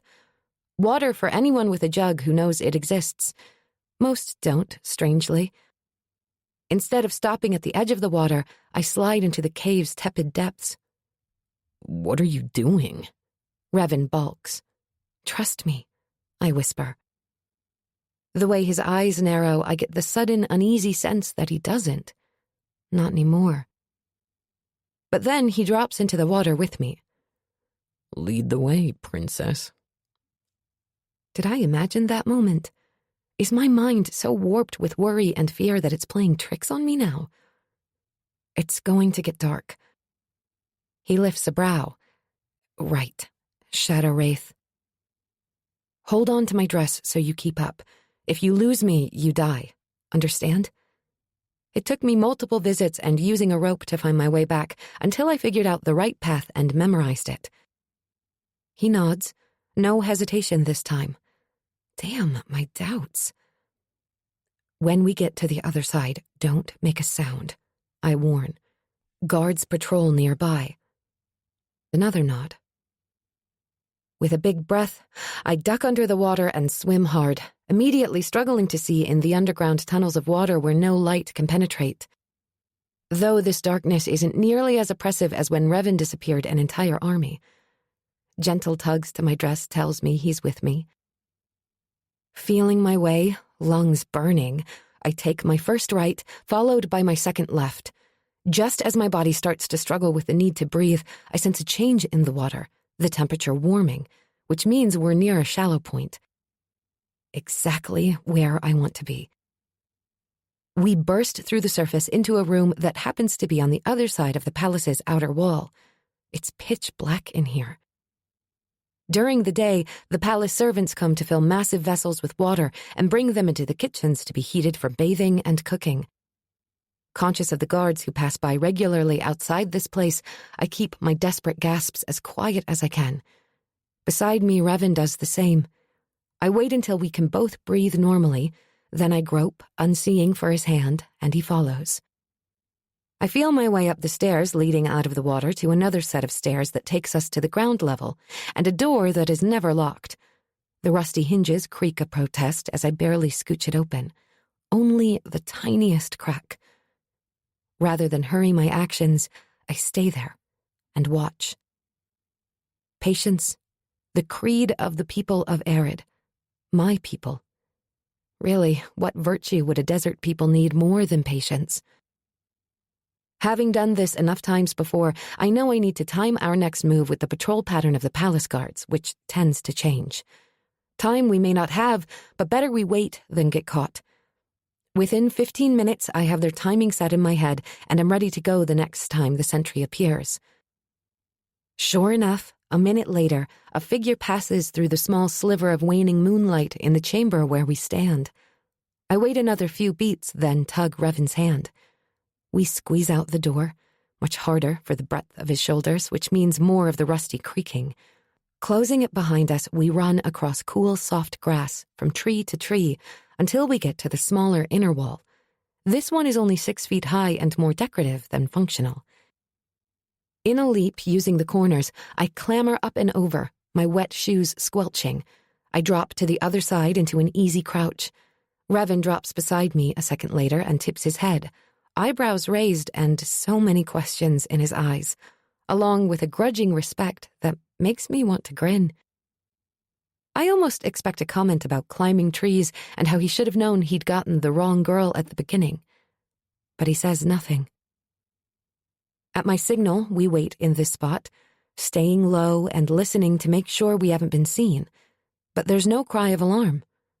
Here, we're safer from prying eyes. Guards aren't allowed in this part of the garden, the inner sanctum of the royal family. But the upper servants, like Oculus, are, as are any authorities or dignitaries staying in the palace, which is likely a larger number at the moment between the coronation and now the wedding. When we finally do go, I'm even more careful as I move through the space than I would normally be, using the bushes and trees as cover as we make our way to the palace walls. From there, we scale a jasmine and honeysuckle-covered trellis to a second-floor ledge, which we carefully follow around to a balcony. "You've got to be shitting me," Revan mutters, barely audible behind me. I wonder if he suddenly recognizes where he is. He once told me about how he saw our glass garden from a balcony, which was how he knew about my power. This would be that balcony. I drop to the floor, standing outside the wide curtained windows formed by columns and arches, relief striking hard as my feet land with quiet thumps. Because we're here, before the wedding, and Tabra should be inside. We made it, by some miracle of the goddesses. We can get her out the way we came in. Maybe. I'm not actually sure she can hold her breath that long, let alone swim at all, but I'll figure that out in a minute. First things first. Quiet as Revan's shadows, I part the sheer, unmoving curtains and tiptoe through to the inside bedchamber, only to pull up short. A woman is sitting at the edge of my sister's otherwise empty bed, but she's not Tabra. I forget to lower my voice as my spine goes as straight as an iron poker. Oculus? Where is my sister? Chapter 60. No more sand in the hourglass. Oculus raises her head with a jerk and a gasp, and I have to stop myself from stumbling back. The entire left side of her face is vermilion. The outline of a handprint is unmistakable. Somebody struck her. Violence against the new queen's personal handmaiden? No one here would dare. Not even an authoritate or vizier, unless Tabra gave her permission, which she would never do. You're alive, Oculus whispers on a harsh exhale. Who did this? I demand, rushing for her. Vaguely, I catch the way Revan's head sharply turns my way, Probably at my tone. I sound like my grandmother all of a sudden, domineering. In the same instant, Oculus surges to her feet. She's gone, Domina. Her face crumples, and she raises her hands to cover her eyes. Through tears, she manages to choke out. A man, a wanderer, came here pounding on the door. He said you sent him. Cain? Did he get here ahead of us? He must have used the portal from Enora to Oasis to come help Tabra like I'd asked. Oculus is turning frenzied. He told her things about Edelon, to try to get her to run, to leave the palace. And? Please tell me she went to the viziers, to the head of her security, anyone for help. I believed him, tried to make her leave with him. Oculus can hardly get the words out now. Accused me of being a deceiver, of trying to ruin everything. Then she struck me and left. Denial reverberates down my spine so hard my muscles spasm. Tabra struck Oculus? That can't be. Tabra would never. Hurting anything is against everything she is as a person.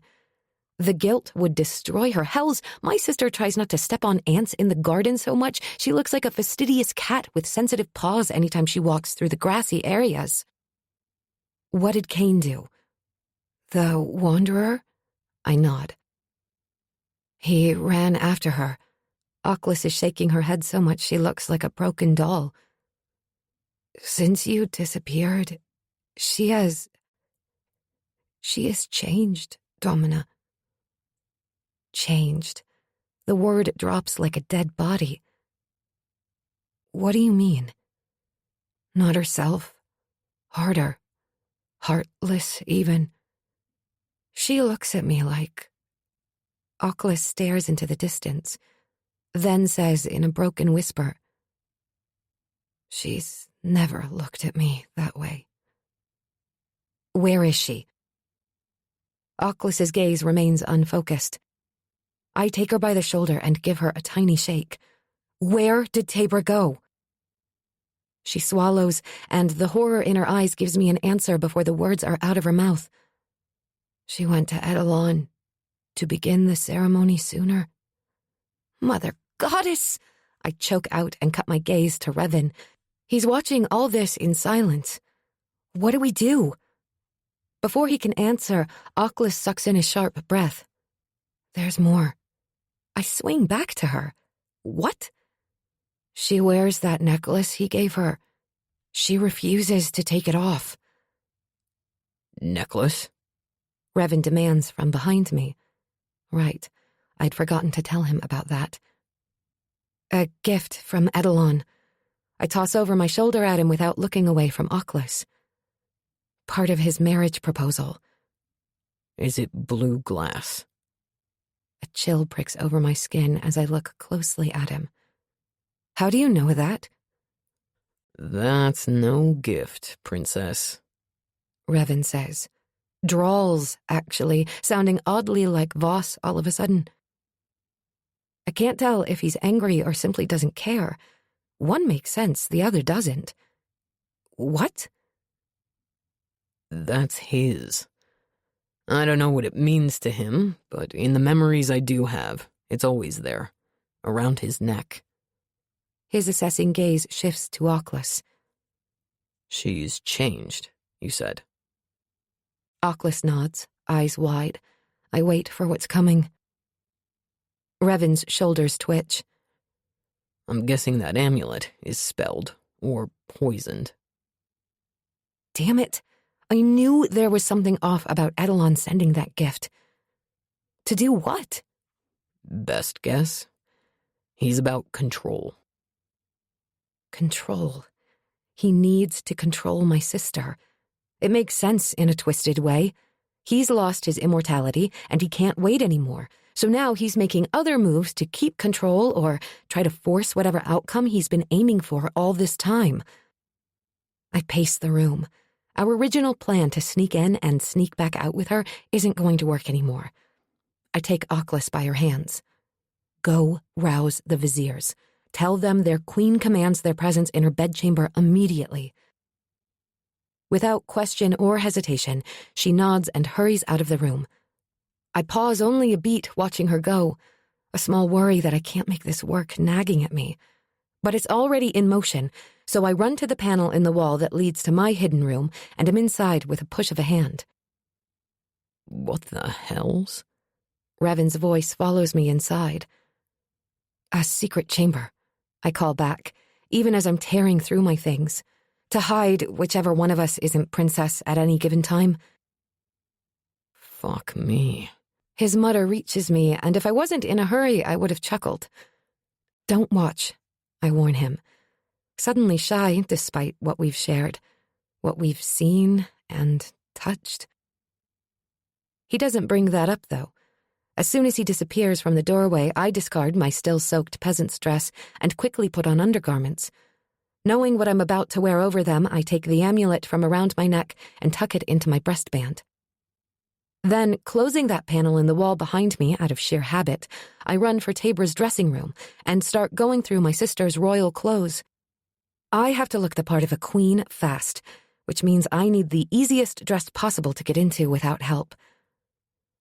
Not that I don't enjoy the view, but what are you doing? Revan asks from where he leans in the doorway. We should go after your sister. No. By now, she's already with Edelon. The only way I'm going to stop her is to insist that she's an imposter who has taken my place. Make the viziers stop this wedding. They won't believe you. I pause with my hands ready to pull my dress off. They'll have no choice. I have her face, and if she's acting strangely, I shrug. I can be Tabra better than she can sometimes. When I try, really, really hard, when I'm not falling for the shadow wraith who stole me. Right. I can do this. You can't do this. Revan snaps, straightening from the doorway. It's never going to work. I fist my hands on my hips. Do you have a better idea? What happens if they decide you're the imposter? Revan points out, because he doesn't have a better idea. Which reminds me, I'm not the only one who is the mirror image of a royal. They can't lay eyes on Revan or he's right. They won't believe me. You should hide in my secret room when they get here. Answer my question. What happens? I can make them stop everything, at least while they decide. Buy us time. We'll figure it out as we go. Turning my back to him, I whip a dress over my head. Peacock blue and fitted, the gown is of the finest, softest material in Arid and drapes over one shoulder, leaving the other bare. It also happens to have a matching blue crown that is more like a tall fan-shaped hat under which I can stuff all my hair. The elaborate silver embellishments, including twined snakes representing the people of the cities and the wanderers, make it ceremonial. Over that, I drape a silver and white drop-sleeved robe that will float like a train behind me. I still wear my signet ring. I hurry past the scowling man who's standing eerily still in the dressing room doorway and back into Tabra's room to check my vague reflection in the onyx. Should I try to apply makeup? I discard the idea as fast as it forms because my hands are shaking so badly. I'd probably end up looking like a jester if I tried. This is as good as I get. Goddess, you're amazing. Revan's voice sounds behind me. She's my sister. That's not what I mean. I turn slowly to find him watching me with an odd expression. He prowls across the room to stand before me, searching my eyes and smiling a little, like we have all the time in the world. You should hide, I whisper, when what I want to do is beg him to kiss me. Because when Revan kisses me, the world rights itself. Maybe if he does that, I'll have the courage to go forward with this. Maybe if he kisses me, I can get through what comes next.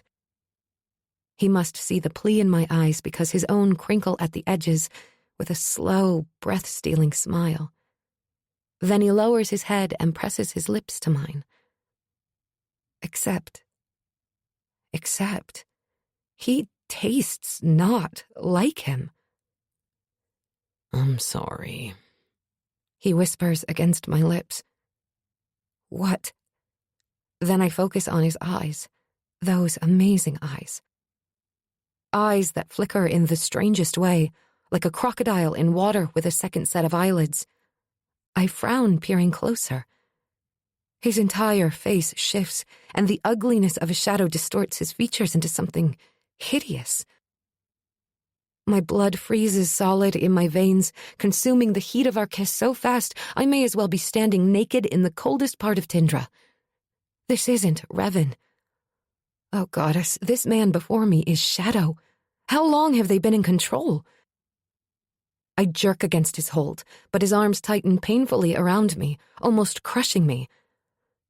I didn't want to have to do this, He says in a voice no longer velvet in its harshness, the sound scraping over my nerves. Only the emotion in his eyes is regret. A lie, I try to tell myself. The regret is a lie. Maybe it's real, though. Don't make me hurt you. He's saying in this voice that's both kind and menacing. I need you out of the way for this next bit. In that moment, I don't doubt this pale, imperfect, sinister imitation of the man I gave myself to would hurt me. Maybe I'm wrong about the regret. He rips strips off the hem of my skirt and ties my hands at the wrists, then my feet at the ankles. You're good, I snipe at him. I actually thought you were him. Except looking back, there were clues. Moments when it didn't feel right, when he wasn't quite right. He just smiles, the charming smile of a snake, and stuffs a gag in my mouth. Better take this away too, He murmurs. Almost clinically, he runs his hands up my bare leg to my thigh, where rather than simply taking the knife, he unties the strap itself. Asshole, I mutter around the gag. You'll change your mind about that one day, Shadow predicts. You and your sister belong to us now. Like a dog in a cage? A pet to be trotted out when they need my power? Or hers? I don't think so. I glare at him around the gag despite the gut-level shudder threatening to give away my fear, and wish I could touch his wrist or my side where the scars connect us, to try to reach Revan. Pull him forward like I did before. But there's nothing. He's gone. Shadow presses his hand against the panel to my room, and I close my eyes, shaking my head at my own damn ridiculousness for giving away that secret. The goddesses created a fool on my birthday. He picks me up and takes me just inside, where he sets me on my ass on the floor. Then he crouches in front of me. This is for your own good, love. Now I'm going to find your sister. Then make sure the king weds her. I glare, refusing to give him the satisfaction of begging and pleading, or of screaming, which is what I really want to do. Nothing of Revan looks out at me from his eyes. My heart threatens to dissolve like glass turning back into sand. Thousands of grains that will be impossible to put back together. Now, don't make a sound, Shadow warns. Then he shuts the door in my face, and darkness hits me with a landslide of regret. My body starts to rock as waves of it hit me. I just lost everything. Revan, Tabra, Arid, everything. Chapter 61. Shattering. Get up. Fight.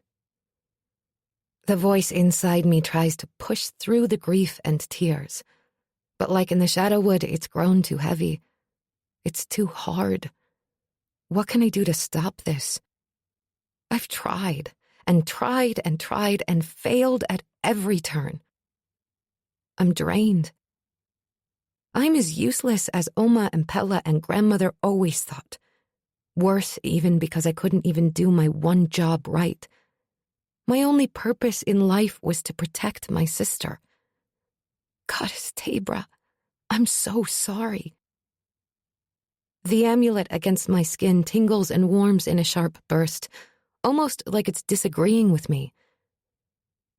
Don't let him win. Don't be like the previous queens and hide. That small voice is insistent, like a gnat in my ear. Another zap of warmth comes from the amulet, hotter this time. I glance down like I might see my skin turning red under the sensation. You're not a survivor. You're a fighter. With an unbearable surge of fiery heat, images hit my mind. Me sneaking into the desert that first time so young. Me asking questions of Oma even when I knew she'd punish me. Me making glass flowers, though using my power was forbidden. Me standing up to a shadow wraith, despite believing he was going to kill me. The images shift. Me killing the death worm. Me sinking the Tindran soldiers' boats, even as they came for us. Me standing up to Shadow in the cage. Hell, I created a working portal. A shred of hope breaks through the emotions drowning me, and I suck in a soothing breath and steady in a rush. If I could do those things, I can get myself out of this goddess-forsaken room. As for what I do after that, I'll figure that out when I get there. I scoot as best I can on my backside, pushing with my bound feet like an inchworm across the floor to my bed. I have one last knife hidden between the feather mattresses. Another trick Cain taught me. Rolling to my knees, I manage to maneuver both my bound hands into the gap and come away with nothing. No, I groan and frantically start feeling along the crack. A taunting chuckle whispers to me through the shadows. I scowl into the darkness. That bastard took my extra knife. Fine. I'm still not giving up. What else is in here I can use to get myself free? A thud sounds through the walls, the door in Tabra's room being thrown back. Domina? I hear Oculus call. Thank Goddess. In here! I try to yell around the gag, but she doesn't hear because she's calling out again. Then one more time, followed by the murmuring of voices. I try to scream even as I scoot my way awkwardly across the floor to the panel. If I kick it, maybe they'll hear me. Oculus knows about this chamber. She'll come to get me. But before I get to the door, the telltale sound of them leaving spears despair straight through my heart. No, no, no, no. Come back!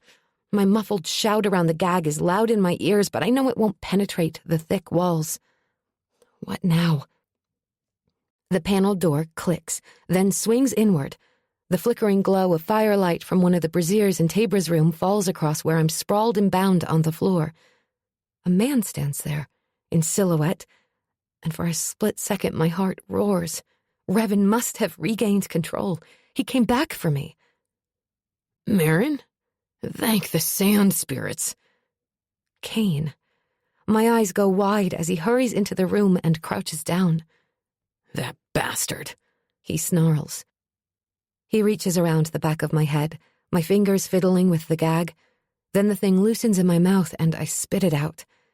I take a breath only to stiffen when Cain takes my face in his hands and kisses me.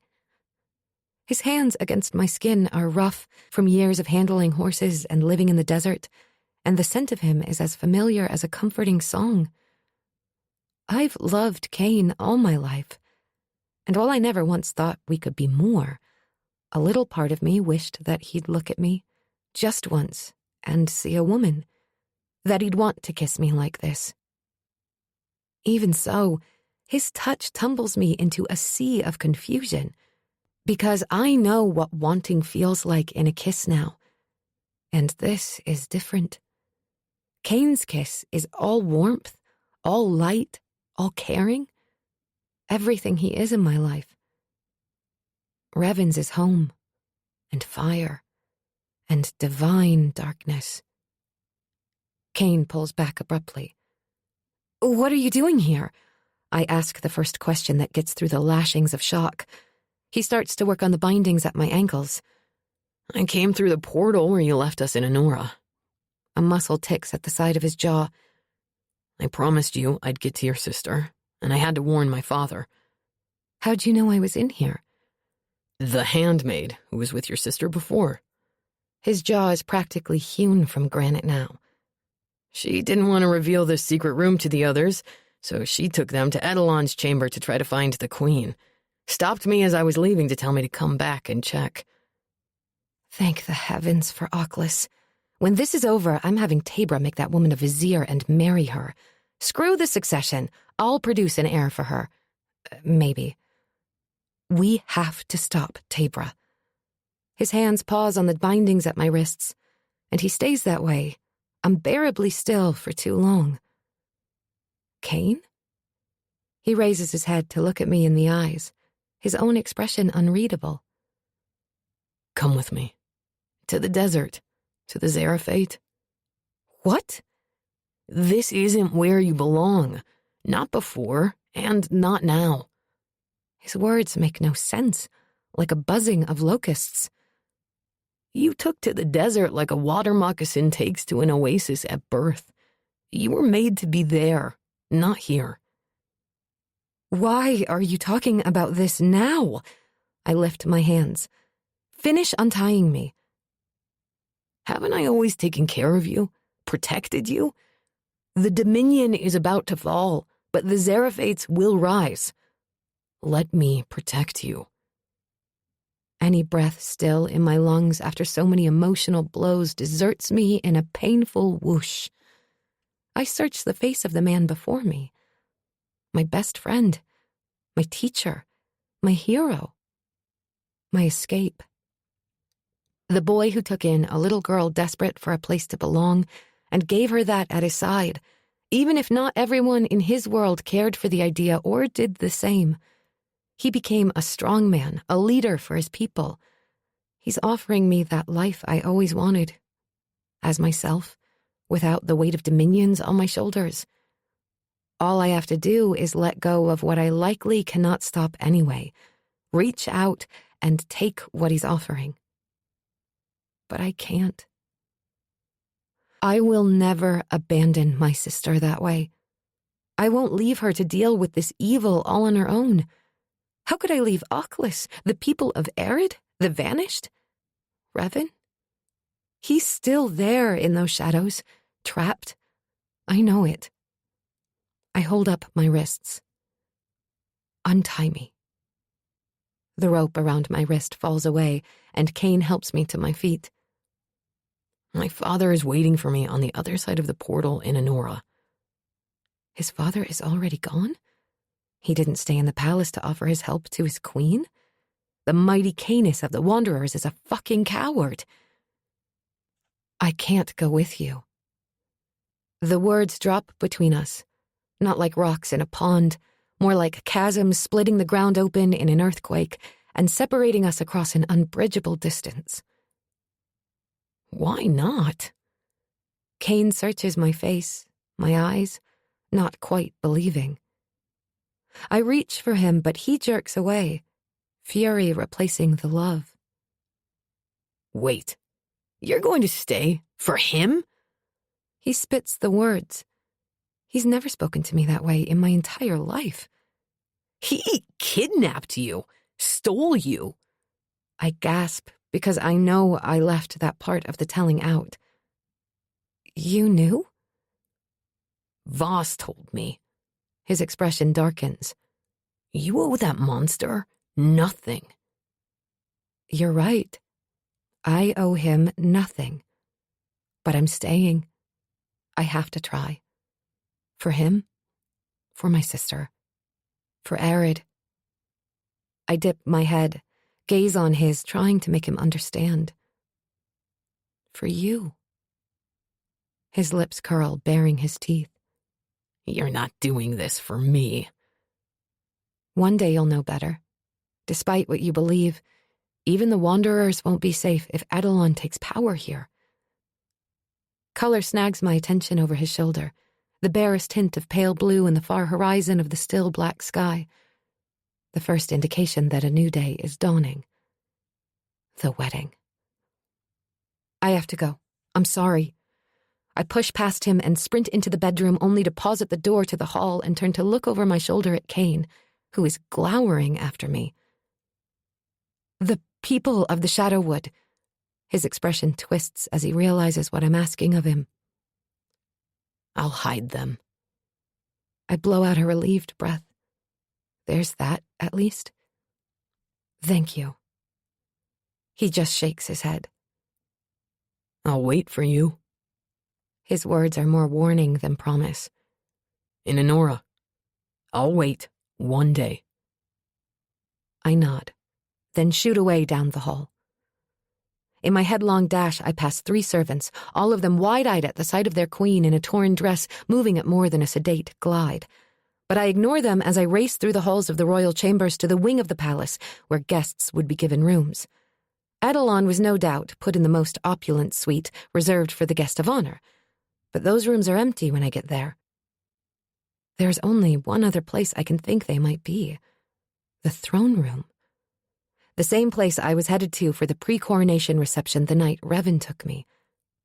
So I run down the sweeping stairs to the long hall, out into the courtyard, past the deep well spiraling down into the ground, and into the hypostyle hall that leads to the throne room itself. The sound of my bare feet slapping against black marble floors echoes off gigantic columns and the high roof made of pure black gold from Mariana. The massive double doors to the throne room are closed. I grasp the handle and pull, but they don't budge. Holy hells, these are heavy. Why did I not know this? Because servants and acolytes open the doors for the princess always. That's why.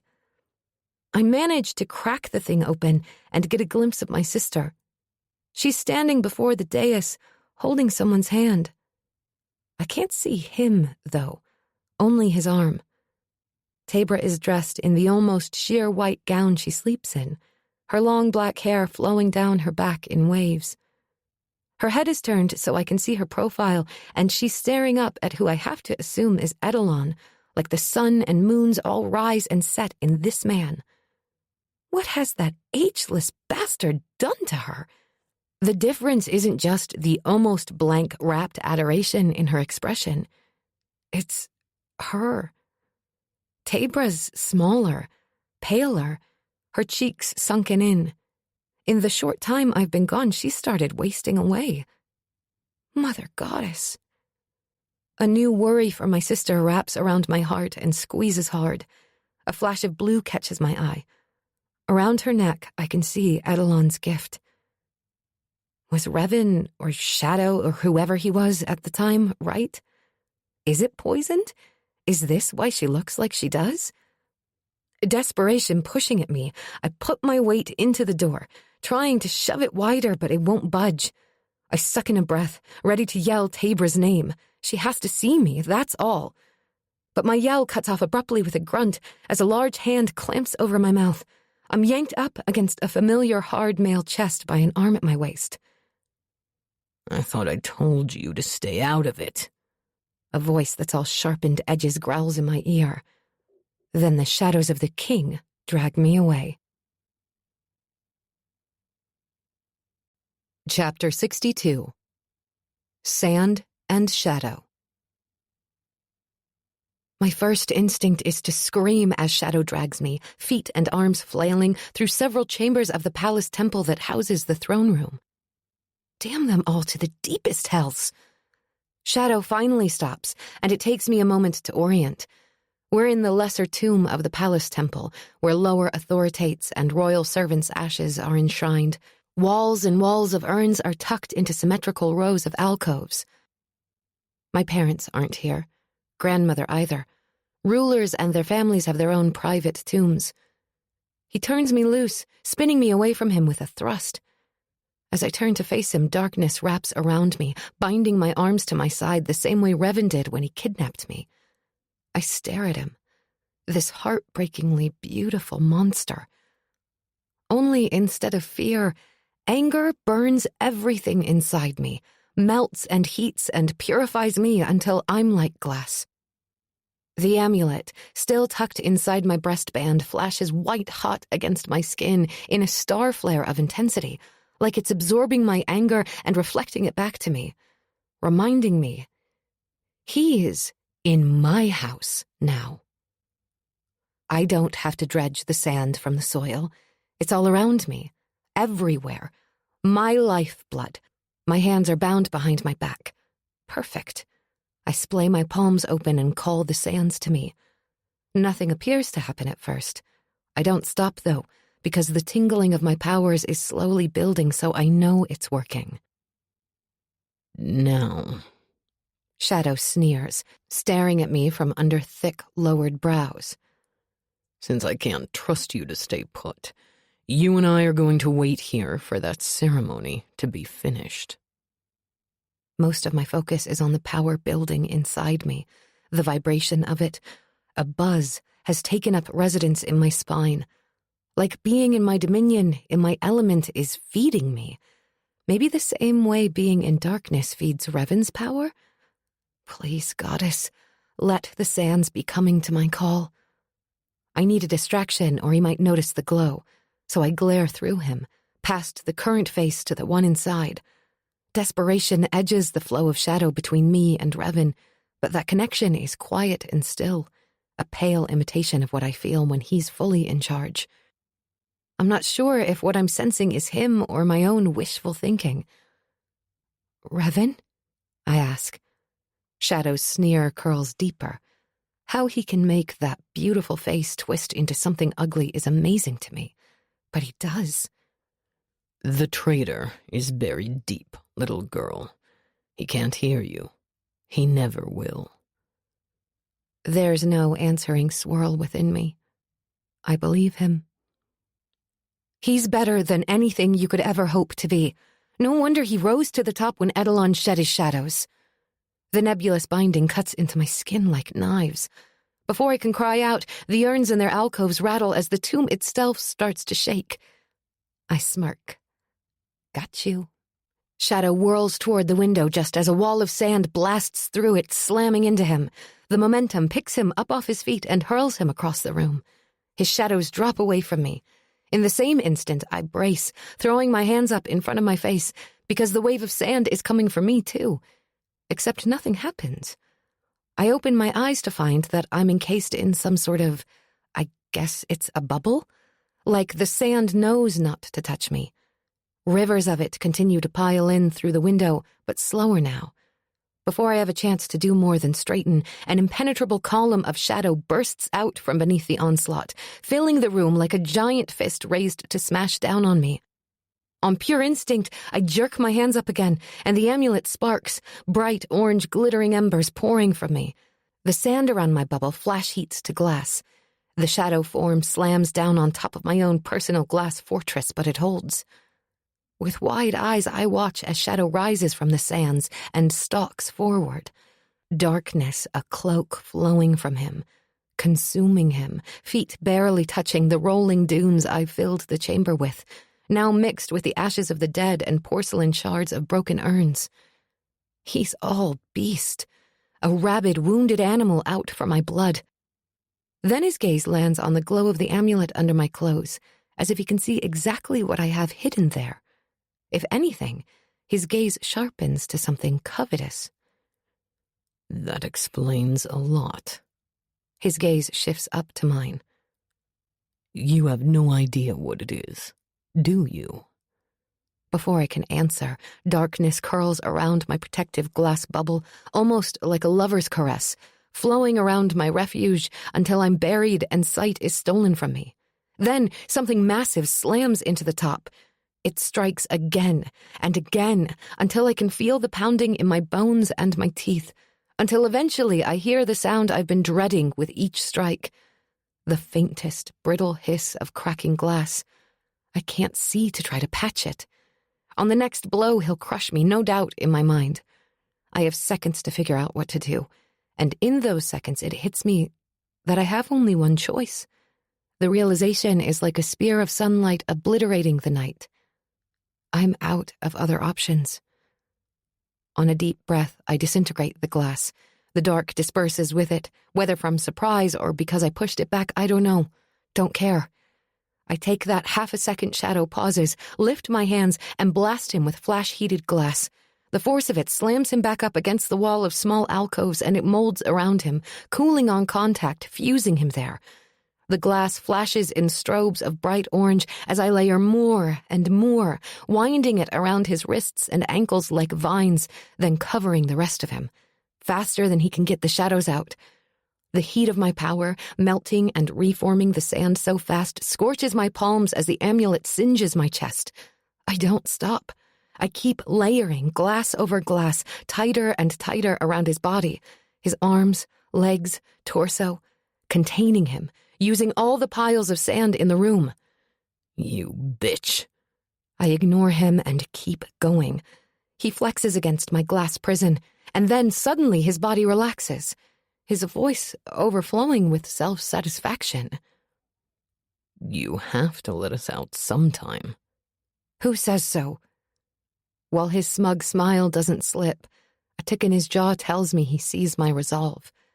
He shoots a significant glance at my side, at the scar in my side holding me together and connecting me to Revan. A threat. Can they control the shadows inside me? Can they draw them out? It's a risk I have to take. I keep going, only now I'm pressing the glass inward. I'm going to crush him. I'm sorry. Can Revan hear me? Does he know I'm out of choices? I'm sorry. Goddess. So sorry. The raw fury that passes over Shadow's features ripples through every inch of his body as the glass slowly begins to grind at him. He opens his mouth, and an eerie, growling shriek comes out. A sound so raw and furious it's ringing in my head, pain fracturing through my skull. Then shadow leaks from his eyes and mouth and nose and ears, reminding me of the hollow's tentacles. They writhe around his head. One tendril trails down my body to that spot in my side and spears through the scar. I gasp as a terrible sucking sensation hollows out my insides. A glance down tells me I'm right. They're siphoning out the shadows that bind my wound. Blood blooms against the blue of my dress. Keep going. I don't know if the voice is Revan or my amulet or me, but I set my jaw and focus. I'm too late for Tabra, but at least I'll be able to take out two of the critical pieces in this deadly game Edelon is playing. Both his shadows and I will be off the board. I press closer, moving my hands to his face. I'm sorry, I whisper. Glass spreads out from my fingers across his skin, winding into his hair. A few more moments of this and he'll be crushed, suffocated. The shadow tentacles writhe as I block their connection to him, the wound in my side opening farther. I don't let go. One last time I reach for him through that connection. Closing my eyes, I picture that swirl of darkness. It's too faint for me to step into, but I touch it with my mind as I cover his face with glass, locking the shadows inside. My hands, held to his skin by the molten mass, burn as shadows frantically twist through my fingers, but I don't open my eyes. I can't watch the moment he dies. I'll find you in the afterlife, I whisper, broken. Suddenly, the shadows wrapped around my hands turn tender, sweeter, softer. A caress instead of a desperate attempt to escape the glass coffin I've trapped them in. On a gasp, I open my eyes and meet his clear, aqua-blue gaze through the glass separating us. Revan? I'm desperate for it to be him. Redirecting my power, I pull the glass back from his face. He takes a deep breath, then another. Thank the goddesses for you. Marineth Evangeline the 12th. He murmurs. Is it you? What if this is a ruse to earn my trust? I'm torn apart. I want to believe him, but... Marin, I need proof. He closes his eyes as if that hurts, only to open them again immediately. You hate heights. You carry 2 knives unless I take them away. You make glass flowers for your sister that you work on in a secret garden in the palace. And you also made one for me. You talk when you get nervous or stressed, and it's so damn adorable. The sob that bubbles up from deep inside me surprises even me, because I wasn't sure. But I know the shadows don't share information with one another. That's why Revan's memory is so patchy, and why the shadow I interacted with after the healing ritual didn't know Revan had protected me from the rest of them. Revan alone was present for every single one of the moments he's bringing up. I shatter the glass holding him, and he surges away from the wall, coughing as he gulps in air. I almost step back, just in case I'm wrong, but he's faster, pulling me close, burying his hands in my hair and pressing a kiss to my forehead. Before I can stop him, he lifts up my dress, exposing my now partially open wound. He blows out a sharp breath. They didn't get it all. I was trying to stop them. A glance shows that the edges are raw, but already shadow is moving and swirling to fill in the gaps. Slowly, like the creep of dusk across the sky as day turns to night. But I'll be okay. He lowers the dress. My mind chooses this moment for his words from a second ago to sink in. You saw me in the garden. I thought he'd just seen the flowers. He smiles, eyes crinkling around the corners even as the clear turquoise turns gentle. Truly, Revan. I watched you form a tiny flower, turning sand into glass, the glow illuminating your face. You looked so lonely, and all I could think was that it would be nice to sit by you in that glass garden. At the time, I thought you were Princess Tabra, but it was... Me. You. He whispers. His lips tip in a crooked, heartbreaking smile. Then he cants his head, gaze caressing my face. But before that, long before that, there was this voice I would hear in the dark. I'm starting to tremble. A girl who would call out sometimes, wishing for a new life, and I'd hear her. I thought she was in Enora, but I could never find her, never get to her fast enough, or figure out quite where she was. I was looking for her that night. The night at the gate. My eyes grow wide.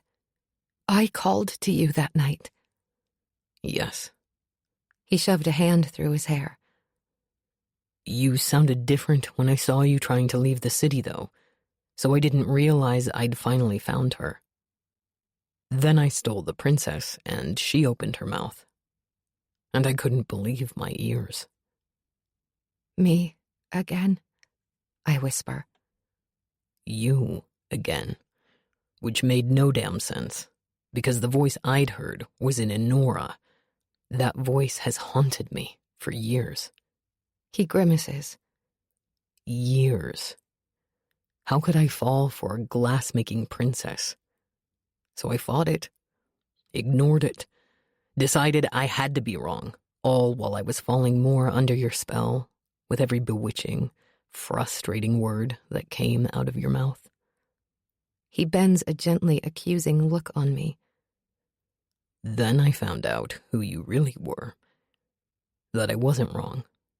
That you were both girls. And I had no idea what to do with that. I'm sorry. My heart is cracking all over again, because everything inside me is pure joy at his words, but also unbelievable sorrow. He lifts a hand, tracing the curves of my face. In those same memories that told me who you were, I found out about the curse, and I realized being around you isn't making me weaker. It's making the shadows inside me stronger. Once the things inside me got a whiff of you, keeping them under control has been... He breaks off and shakes his head. And I know, I can feel how scared he's been. They're trying to get to you, He says in a gritty voice. They always will. I have to protect you from that. He sucks in a shaky breath. I knew for sure I couldn't live without you when I saw you go down under that pile of soldiers. I knew if I released my full power, the shadows would overtake me. But I couldn't let you die. He swallows, throat working, jaw tight. I realize then what he's saying. He sacrificed himself for me, knowing the shadows inside him would bury him when he used that much power. That's how he took out the army. The part of my flesh that's made of him prickles. The connection is real, tangible. Him. His lopsided smile is tinged with murky sadness. I didn't think a thing like me, something that started from a source of evil, could ever love. He closes his eyes and draws in a long breath. When he opens them, they're pure ocean. That connection you feel is my heart, and every beat is for you. His expression turns sheepish. I think I've loved you since the first time I saw you in that glass garden. Even as my soul glows at those words, at the look in his eyes, anguish seeps through me with the knowledge that, like every other essential, promising event in my life, this one is about to be ruined. I want to settle into this moment, memorize it. But we don't have time. I smile back, trying to steal just one more moment for us. But I know I fail. I know he sees the sadness when he frowns. We still have to kill the king, I say.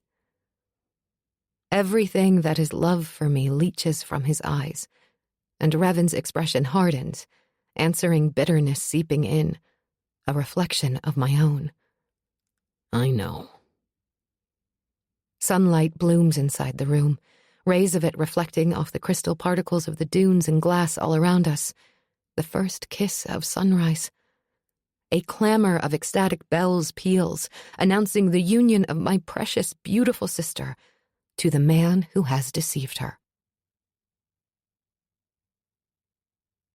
Chapter 63. To Destroy a Thing. Together, Revan and I sprint back through the temple to the doors of the throne room. Whatever you do, Revan warns. Don't show him your powers. But he grips my arm hard, expression unbudging. I mean it, Marin. Let me handle him. You get Tabra out. Can he even do that without the shadows vying for control and visibly drained as he is? We're out of time, though, so I nod. Revan helps open the heavy door, and I burst inside. This room is as familiar to me as any. All the windows are covered in elaborate stained glass, and the doors open to long hallways on all sides. The heart of the palace temple. The only occupants are an imposing figure of a man standing at the dais with my sister and a priestess. He turns his head, and our eyes lock. Beautiful eyes. Crystal clear, aquamarine blue in an achingly, eerily familiar face. Older, wiser even, with distinguished silver at his temples and more lines around his eyes and mouth. Edelon. The man Revan was birthed from, shed from, forged of. He cocks his head, eyes turning pinpoint bright. The twin sister. I was wondering when you would turn up. Wind whips through the room, coming from nowhere. On this foul wind, grains of sand are picked up to twirl and twist in the air like a glittering dance. Then, one by one, like pearls on a string, the sand comes together, joining me from across the room to the king. A voice whispers in the air. A woman, throaty, faint. The words of the sand nymph on the day of my birth. Upon first glance, her power shall be bound with his forever, so that good may balance evil as the goddesses will. The curse. Edelon's eyes, identical to Revan's, narrow ominously. No. He slides an accusing look in Tabra's direction, and I know he's realizing what's happening here. That's right, you bastard. You're tied to me, not her. The floating sand ripples with hidden golden fire, turning a brilliant red, then white hot in a terrifying tiny display of my own powers. His power joins, and shadow swirls over it and around those gossamer grains like dense smoke until it obliterates the light. I think I see a hint of my own death in that display. Suffocated? Annihilated? Enough! Edelon thumps a jeweled cane on the ground, the sound echoing and clanging through the room. Immediately, shadow shreds the sand, the glowing grains falling to scatter across the black marble floor with a dying shush of protest. The curse isn't broken, though. I can still feel it. Feel him. Edelon stares at me, expression turning to barely contained wrath as he takes in my face, glancing between Tabra and me. That sand nymph has much to answer for. Edelon's eyes flare as Revan steps around me. It's over. Revan growls. Hatred contorts Edelon's features a heartbeat before darkness explodes through the room, coming from both men. All I can do is duck and scuttle out of the way. "Tabra!" I yell, but my voice is swallowed in the craze of the fight. My sister screams, but I can't get to her. I can't see her over the thrashing of shadows. Revan and the king are brandishing them like weapons, hurling attack after vicious, rapid attack. Part of me had hoped that without Revan and the shadows inside him, Edelon wouldn't have this power. But then, the other shadows Revan wields don't seem to come from within, or they'd never do his bidding. What exactly can a shadow inferni do? Revan does the same fist thing Shadow did to try to break my glass bubble, though he forms it into a spiked lethal mace. Only to have Edelon knock it away with a mace of his own, the boom reverberating through the room, so loud my ears ring. Even through that, Tabra's second scream reaches me. I start making my way across the space, sticking to the edges, but Revan's weapon flies into one of the ancient stained glass windows depicting the history of Arid, and it shatters in a waterfall of color, crashing down into my path. Sunlight streams in through the jagged, gaping window, and a massive broken piece dangles overhead. Still attached to the metal framing. Threatening. It glints almost like it's laughing at my efforts to sneak through the room, blocking me from getting to my sister because it could fall at any second. I'm fairly certain that move was on purpose. A glance shows Revan wrestling another face back inside himself. It disappears on a smirk aimed at me. Teeth gritted, I backtrack the way I came. In the center of the room, Shadow blasts out at Revan in an explosion, throwing everything he has at Edelon in such a furor of violence and speed I hardly know what I'm seeing. Just as the tumult hits the king, at a single gesture from Edelon, it stops cold. At his direction, the mass of shadow grows and shoots to the top of the 3-story ceilings. He splays his fingers, and the shadow separates into thin blades that slam to the ground like the drop of a guillotine, cleanly slicing through the black pews made of the burning trees from the land of eternal death. I do what Cain taught me to do in a sandstorm. Drop to my knees and find something solid. In this case, the wall, to huddle against and avoid being shredded. Revan disappears to avoid being cleaved into pieces, then re-solidifies. "Marin!" His shout has me looking at him, then up because he's staring at something over me. I scramble out of the way as a final blade comes down, only to trip back again as an obelisk topples and falls with a whining protest, followed by a mighty boom as it hits the floor. Directly across the way, I get a flash of Tabra's face as she watches. Ashen, thin, but her expression is oddly fascinated. I need to get to her, drag her to safety if I have to. Frantic, I search for Revan and find him in the center of the room, closer to Edelon now. Which is when I see it. The shadow moving across the floor toward Revan, coming from the corner nearest me, where the fire in the brazier has been snuffed out. The thing is half man, half tail. 3 tails, actually. A shadow reflection of the Revoker, the Devourers emblazoned on the crests of Edelon's family.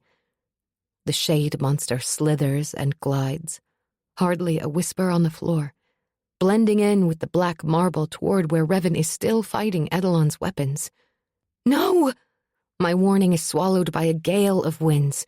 That's when the shadow on the floor strikes. All 3 tails lash out, one around Revan's waist, one around his ankles, and the last around his neck. Revan yells, back arching in a spasm of pain, face contorting and changing. Face after hideous face rises to the top, the shadows inside him fighting for dominance as Edelon's creation holds him prisoner. I struggle to my feet and call the sand piled in the lesser tomb to me. I'm going to shove it down this bastard king's throat. Let's see what Edelon can do with shadow when he can't breathe. Except Revan's eyes twitch sideways, gaze hitting me out of the corners. He shakes his head. I can hear his voice through our connection. Don't show your power. Before I can drop my hands, that shadow holding him splits into 3 long streamers that each shoot toward one of the 3 braziers still lit. The shadows scoop up the fire, almost seeming to devour the blaze. But instead of dousing the light, the shadows carry it. The embers and flames spread along the edge like rivers of fire, illuminating the entire room. Impossible, Edelon snaps. Shadow and fire can never mix. And I think maybe a flicker of trepidation enters the king's eyes. Is this an ability he didn't know he had? Those undulating ropes of dark and flame shoot up to the roof and converge and come screaming down on top of Edelon with a sound unlike anything I've ever heard. Not even the barbarians in the shadow would compare. It roars with all the fury of the monstrosities of our world, and I'm instantly back on that pathetic excuse for a bridge between dominions with the hollow coming after us. Just as the conflagration crashes down over him, the king brings his hands together, fingers splayed, almost like he's holding an invisible ball, and darkness consumes the room. It's pitch black, but not silent or still.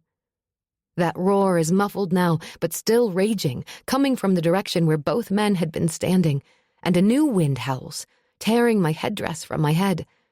With impatient hands, I hold my hair back from my face as it flies in every direction. Move, Marin. Carefully feeling my way, I make my way toward the worst of the sound, closer and closer, until a faint glow appears before me, giving me barely enough light to see.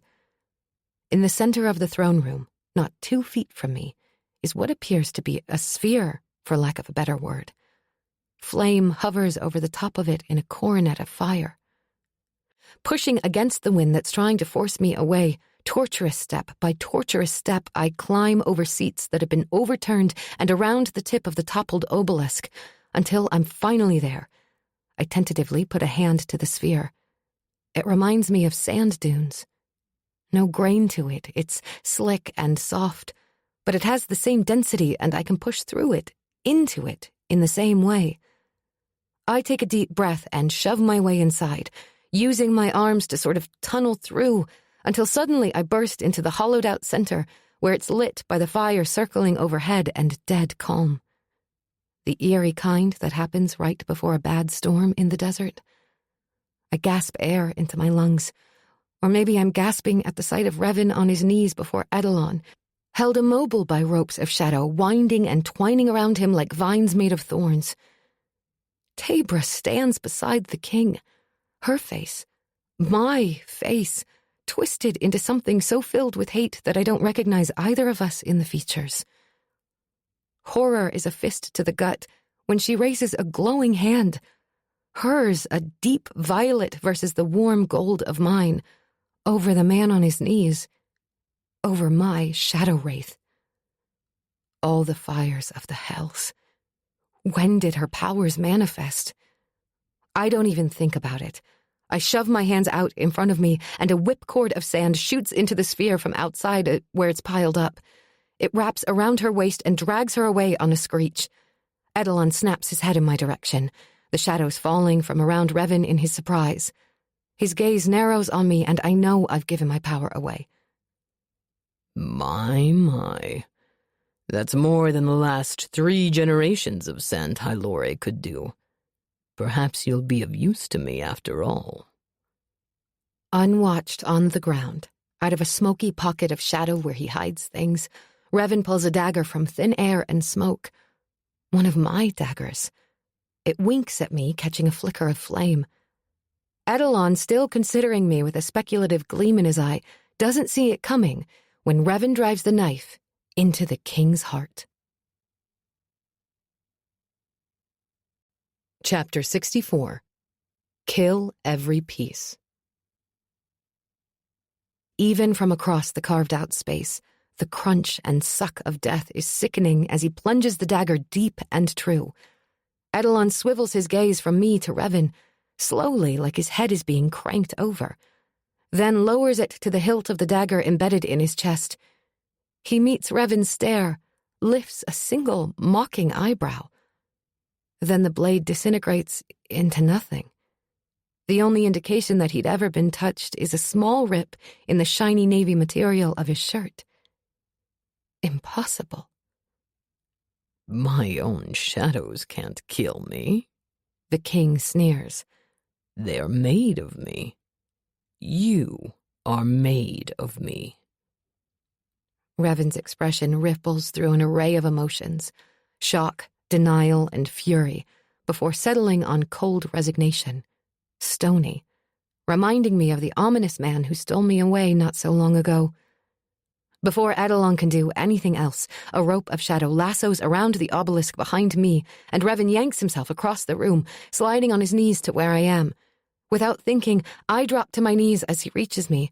His arms wrap around me so tight his grip bites into the flesh at my waist. Suddenly we're consumed by darkness. Again. A new kind, though.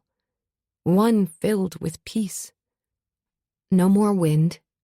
No throne room. No Edelon. And in this place I can see a Revan before me, his face a study of contradictions, tenderness and grim determination. Where are we? I ask. He shakes his head. This is the place I made of only me, where I hide things, and I can't let him find it. Not even the shadows inside me know. Then why? He presses his lips to mine, quieting my question, and I lean into him, absorbing him. On a grunt that sounds almost like pain, he pulls back and looks at me with a horrible kind of unfixable sadness. It dulls the clarity of his eyes and carves grooves around his mouth. My own heart shrivels under that look and sets to aching so deeply I can't breathe. I open my mouth to deny whatever he's about to say, but Revan touches a finger softly to my lips. I've known in my heart, all along, that there is only one way to win. I even tried it before. But maybe this time, with you here. I shake my head, already seeing where he's headed. I am Edelon's future, He insists. Me and what I carry inside me. I shake my head harder. No. He slides his hand into my hair, cupping the back of my head the way I've come to love, to crave. He drops his forehead to mine. The king is a husk, destined to die anyway. But I still exist. You have to kill me. If the shadows take control again, or if he uses that curse to control you. I'm shaking now, so hard my bones would rattle if he didn't have such a hard grip on me. No! The word is a shard of whisper in my throat. I didn't save him in the lesser tomb just to lose him now. I can't do what he's telling me to. I won't. When I thought there was no hope of Revan getting back out and the shadow was in charge, I was ready to follow him to the afterlife. But I just got him back, and hope is a sick emotion that changes things entirely. I refuse. We can fix this. I insist through lips so stiff I can hardly force them to move. He shakes his head gently. There's no fixing this. I won't kill you. A flat refusal. I will get us out of here. Find another way. He has no heart to wound, because I have it. Because Revan is the heart. The beating, feeling, decent peace left of a shadow-wielding Inferni king so twisted he's become a foul thing. Don't! Revan kisses me. The touch desperate and terrible and wonderful. A goodbye. One I can't make myself return. Instead, I pull away on a sob and raise my hands, letting go of him even as he holds on to me. I'm going to get us out of here, so I try to drag sand to wherever we are. Mountains of it rest nearby. Let me do this. Hold him off while I work. Revan smiles, but it's desolate. You will be with me, Merrin. Always. He's still saying goodbye. No, I won't allow it. Suddenly sand is with us, streaming in from under our feet. Piles of it because he let it in. He turns me around and pulls me in close against him, my back to his front, and his arms iron bands around my waist. He sets his chin to my shoulder and lips to my ear. I will miss the sound of your voice in the night. A sob escapes me, but I swallow it back down as I try to concentrate. I've made a portal only once, and I was furious and terrified. Emotion is the key to my power. I think I know that now. So I draw on desperation this time. I have to get us out of here. We'll figure out how to kill the king later. If I can get Tabra and Revan, we can run. Be ready to grab my sister, I tell him. Warn him. This has to work. He's not listening. And I'll miss the way you make me laugh, even when I'm angry with you. Goddess, he's still saying goodbye. Don't do that, I choke out. The glass for the portal is coming together. It doesn't need to be so big this time. I'm almost there. You were never second best to me. Revan's voice is different this time. Harder. Hopeless. Not yet. I plead. I'm there. Another few seconds. I can't let him find this place. I'm almost finished. Just one more. It's already done, he whispers. The shadows drop away so suddenly, the beams of sunlight coming in that one broken window in the throne room almost overtake me. Edelon stands poised, only feet away, his expression turning so menacing at the sight of the glass wall I've almost completed. Bile rises up, burning my throat. Don't. Edelon raises his hand. In the same instant, Revan releases me and picks up a shard of blood-red broken glass from the window. I'll wait for you. In the next life, he says to me.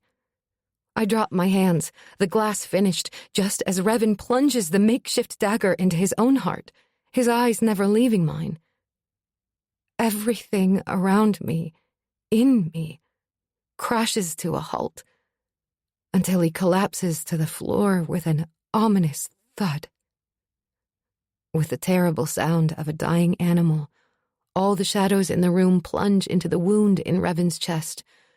Pain blooms in my side as my body desperately holds on to the ones inside me. I curl over on myself, containing them by sheer will until all the others are swallowed into his body like water down a drain until they're gone. No! I hardly realize the voice screaming is mine as I drop to my knees beside him, his blood pooling on the floor, wet and sticky under my hands and knees. Silence strikes me so sharply it hurts, and I lift my eyes, blurry with tears, to search for my sister, only to land on Edelon, who is standing before me. He's furious, the emotion a physical thing that rips at his face as he stares at Revan. No more shadows to take his place, to continue his legacy. I will never let him have mine. A new secret to guard. Not only that, he's cursed and bound to the wrong princess. To me. He lifts his blazing gaze to me, eyes narrowing, and visibly controls his expression. like stuffing the emotion into a box and locking it. I've seen Revan do that so many times. Then he holds his hand out, not to me, but to the side. And Tabra joins him. Rather than take his hand, though, she moves closer, standing over me as I wallow in the pool of Revan's blood, still warm from his body. "Did you actually think you were going to win?" Tabra's smile, which has only ever been sweet, twists into something wicked, her amber eyes turning a murky brown. This is not Tabra. Not my Tabra. "What has he done to you?" I whisper. My sister scoffs. "You were always only ever a pale imitation of me, sister. My shadow." What little is left of my fractured heart crushes under the terrible weight of her words, the undeniable truth of them in her hard eyes. Technically, she has my eyes, glinting with amber, but they're filled with nothing. No emotion for me beyond vague contempt. Desperation claws through me. Desperation and determination. I lift my chin. I am a goddess-damned princess of Arid, a Hylore wielder of sand and glass, and this asshole is not going to win. Not today. My amulet pulses against my skin as if it agrees. "Save her," it seems to whisper to me. I lunge for my sister and snap the king's amulet right off her neck. Nausea immediately rolls through me, and I drop it with a gasp, but I'm not done. Answering my call immediately, a pile of unused sand rises up like an ocean wave and blasts across the room. Bypassing the king, it shoves me, Tabra, and Revan's body across the space. I hit the portal first and slap my glowing palm to the glass, sparks shooting off me in 1,000 glowing embers. I think of the only place I can send them. The portal room in the Temple of Honora appears, crystal clear and gloriously real. Cain is on the other side waiting like he promised, his face a frozen mask. Merrin.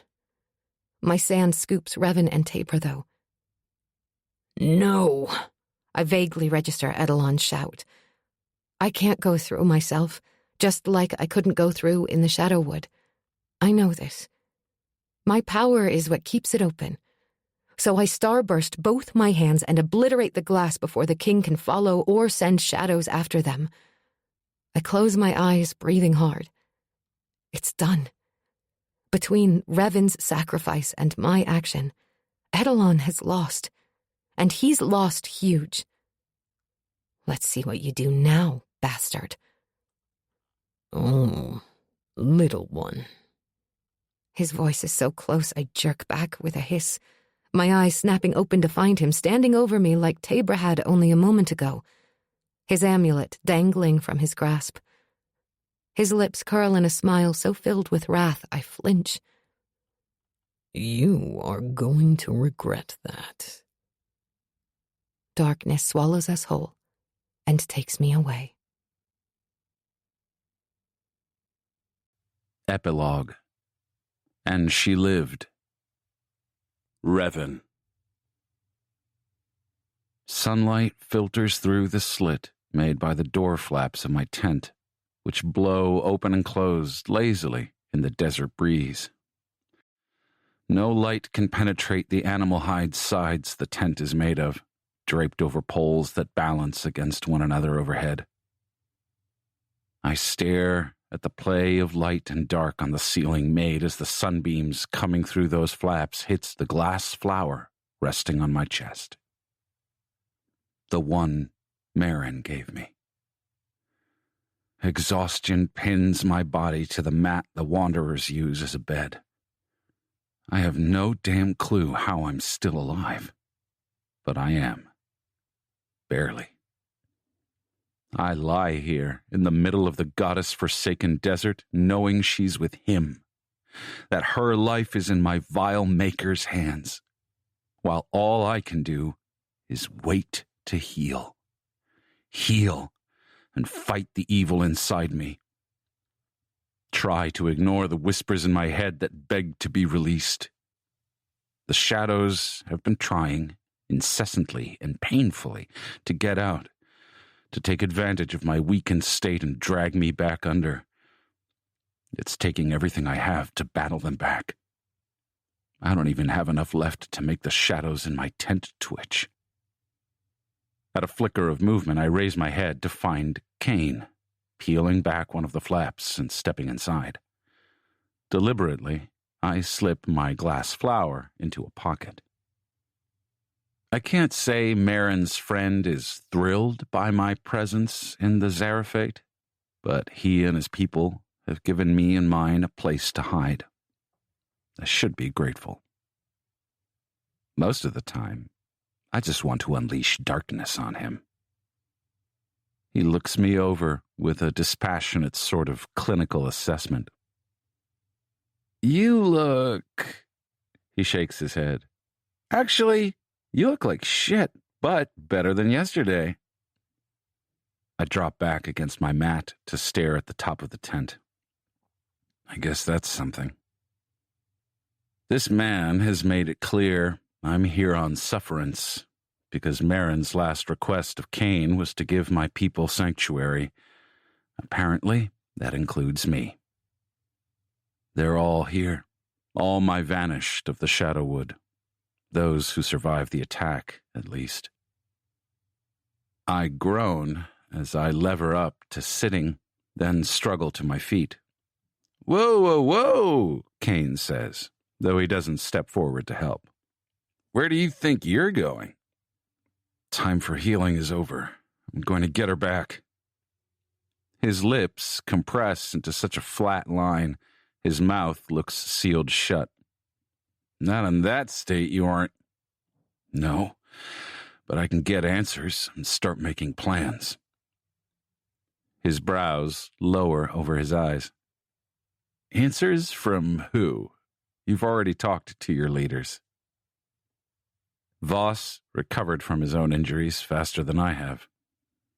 Saya has too, thank goddess, and Horus was unharmed. Hakan hadn't returned to the Shadowwood yet when the soldiers attacked, so we're not sure where he is. Bina, though. I try not to think about her, or the others we lost. My pain is weakness the shadows try to use against me. Voss has been here to speak with me often, though things between us remain strained. Not because of my previous short-lived doubts about him. I don't believe that he'd ever betray us. I was over that in the Shadowwood before Kane even mentioned the soldiers. He's mad that I doubted him in the first place. But they aren't who I need to see. Where is she? Shock ripples over Kane's features. That's not a good idea. He lowers his gaze to my bare chest, and I catch the barest flinch. I know why, too. The shadows are so close to the surface, their faces writhe under my skin, screaming from my insides, clawing to get out. We're actually not sure what Tabra does with souls yet. For all I know, she'll free every shadow inside me. Even if her power isn't dangerous. Kane's probably still right. I don't give a shit. Where is she? I demand again. Running a hand through his hair, he lets out a hard breath.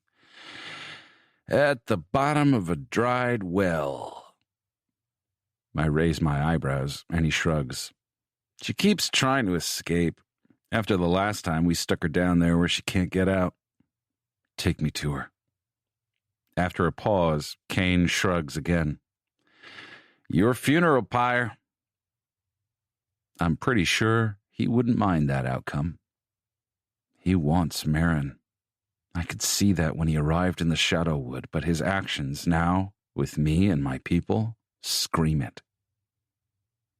It takes forever to hobble after Kane over rolling dunes that give way under my boots, the severe sun of Arid beating down on my head.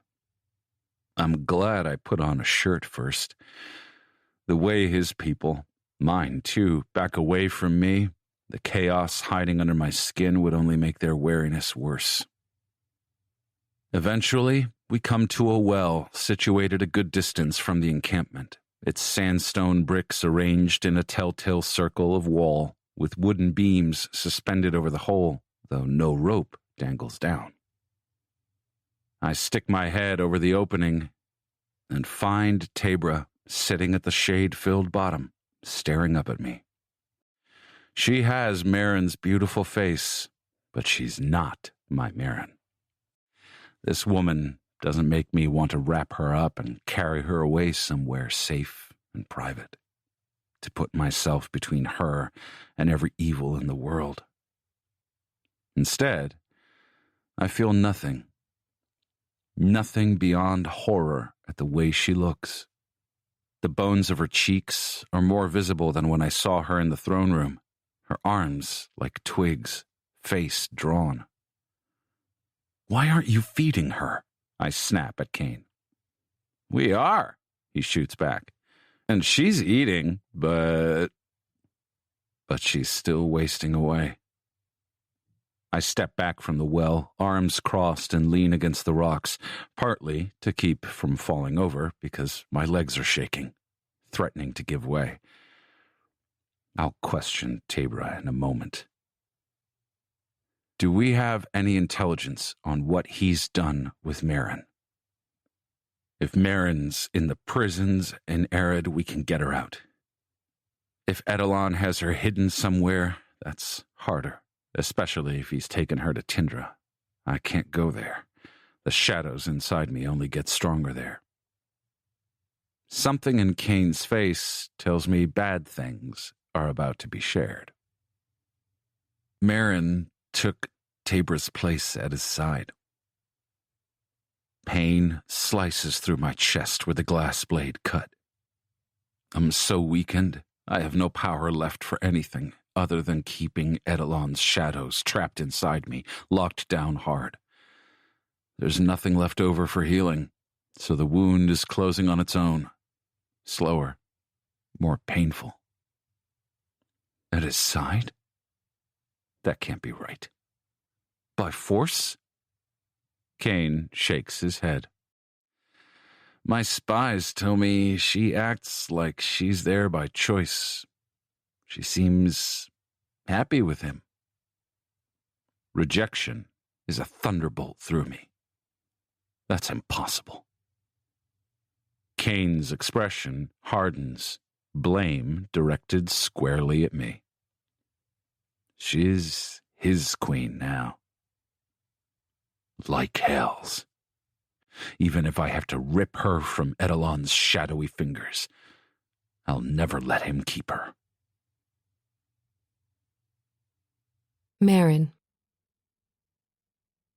I stand before the onyx reflection in my bedchamber. Not Tabra's old room, but our grandmother's, where I sleep now that I'm queen. The reflection shows a new version of me. I'm no longer Marin. I haven't been her for weeks. Now I am Tabra Eutheria I, Queen of Arid and Queen Consort of King Edelon of Tindra. The bells of the palace and all the temples of Oasis are pealing in celebration, ringing through the city with joyous noise. The wedding enacted with my sister in secret has been announced to the people. The uprisings I heard whispers of before all this are on hold, or so I've been told. The citizens are waiting to see what changes, which is something, I guess. All of our guests have gathered to shower us with well wishes, and likely to see what the two most powerful rulers in all of Nova will do next. Oculus and my viziers were found locked in one of Edelon's guest suites, with no memory of how they got there. Beyond assuring me that he didn't harm them to achieve that effect, Edelon refuses to elaborate when I asked. Other than the priestess who performed the wedding ceremony, she's dead now. We had no other witnesses. The king hasn't tried to consummate our union yet, which I'm secretly grateful for. No one else knows because our bedchamber suites are joined by a private common living space. Every single second that passes, I can barely breathe because my entire life has been narrowed to a single goal. Convince the king I've been brainwashed like Tabra was. a liar with a crown of death hanging over my head if I fail. "What do you think, Domina?" Oclus asks softly behind me. I don't know why my sister's faithful handmaiden, her lover and oldest friend besides me, has chosen to stay with me. I can see the grief of her loss every time she looks at my face, at Tebra's face. I haven't questioned her. We hardly talk at all. On purpose. I'm trying to keep her out of Edelon's notice as much as I can, so she has to believe the same lies I'm feeding him. That I'm besotted, his to control. I study the vague reflection before me. Instead of a traditional royal dress of Arid, I wear a gown from Tindra made of ice blue material I've never seen before, shiny and silky soft. The bodice is strapless and fitted. At my waist, a skirt, layers and layers of it flares out. Over the shiny material is the sheerest, most delicate, pure white lace I have ever seen. The lace is fashioned into designs of crystals, snowflakes or sand, I'm not sure which. The lace forms long sleeves, though my shoulders remain bare. It also tips each flouncing layer of the skirt. Shot through with strands of silver, it shimmers and sparkles with every movement. "How about a diadem today?" Oclus asks. "I'd rather wear the lightning crown." With a nod, she picks it up from where it's already laid across a table with a selection of royal jewelry. The crown is my one nod to Arid in this ensemble. A minor rebellion. Nothing dangerous. Nothing that will upset the king. Twisted and glittering, the pieces that were used to form it were all created when lightning struck sand. A larger version of the amulet around my neck. Black, though, because all the pieces used to make it were found in the obsidian desert. It used to remind me of twisted, glittering tongues of flame frozen in time. Now I think of snarls of shadow. Oclus lightly sets it on my head. "There," she whispers. "Just like a true queen." "I am the queen," I tell her, voice harder than I intended. I don't take it back, though, and ignore the way she shrinks away.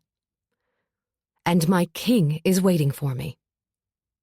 Recognizing that for the signal it is, she ushers everyone out of the room. I don't take this moment alone to secretly stash any knives on my person. Not this time. It didn't help last time anyway. Instead, I move to my bed where I slip my amulet from between the mattresses. I can't wear it.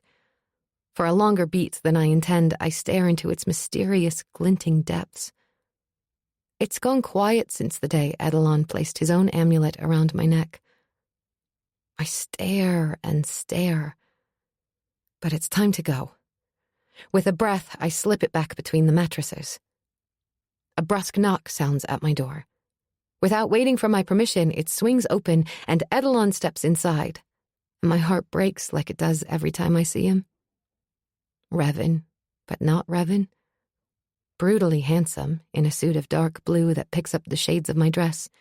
It makes the black of his hair glisten like raven's wings, and the blue-green of his eyes shine like sun-kissed ocean. He approaches with a smile. I summon an answering one.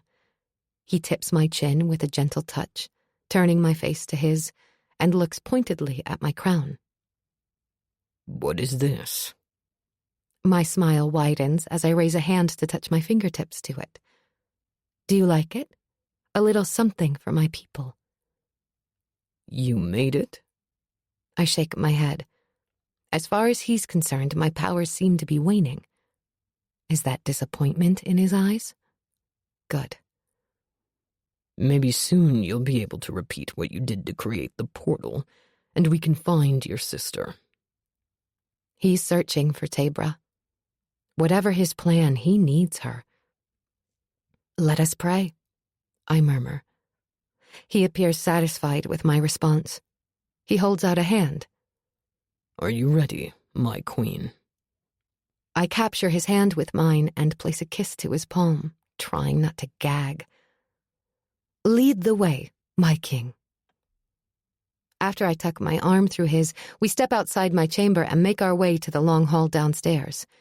There, the processional, made up of my highest authorities and viziers, is lined up waiting. A gasp runs through them at my appearance. I ignore it as my grandmother would have done, seeing such a response as her do.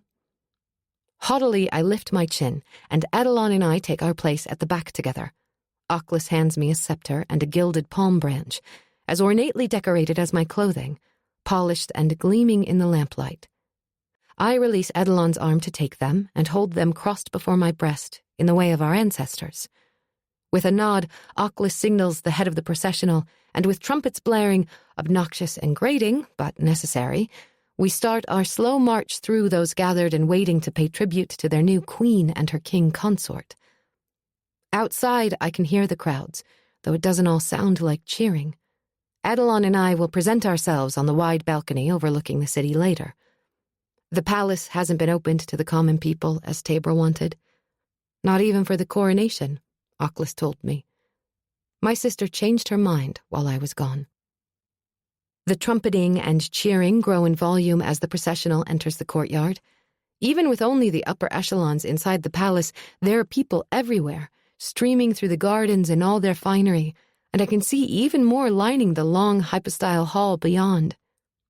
The processional leads us to the throne room itself, the sounds of the trumpets echoing off the gigantic columns and high roof. One would never know a battle had been waged in this room. It's all been set to rights. Mostly. Sheets of gold silk hang over where the stained glass was broken. As the sycophants had gasped when they'd first seen me in the palace, a gasp now runs through the crowds gathered as we pass by. Are they angry that I'm dressed not as the Queen of Arid, but as the Queen of Tindra?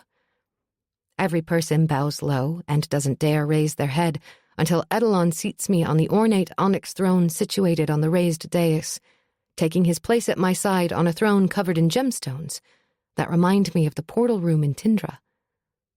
I gaze out over my people, their expressions full of expectation and some with trepidation, and allow myself a small smile. One I hope Adelon will mistake for happiness, and not the bone-deep satisfaction that thrums through me. Because I have plans for the king. They came to me last night, as I lay in bed watching the moonlight creep across my ceiling, marking time by the single star visible in the night sky. My amulet began to glow. Mine, not Adelon's. The glass is not big enough to use as a portal, but I can see with it. See into other portals, including the flower I made not so long ago. And that's how I know. Revan is alive. By some miracle of the goddesses, he survived. And he's coming for me. The end. This is Samara Naomi. We hope you have enjoyed this production of The Liar's Crown by Abigail Owen, narrated by Samara Naomi with Luis Moreno. Recorded books are available wherever audiobooks are sold. Thank you for listening to Recorded Books.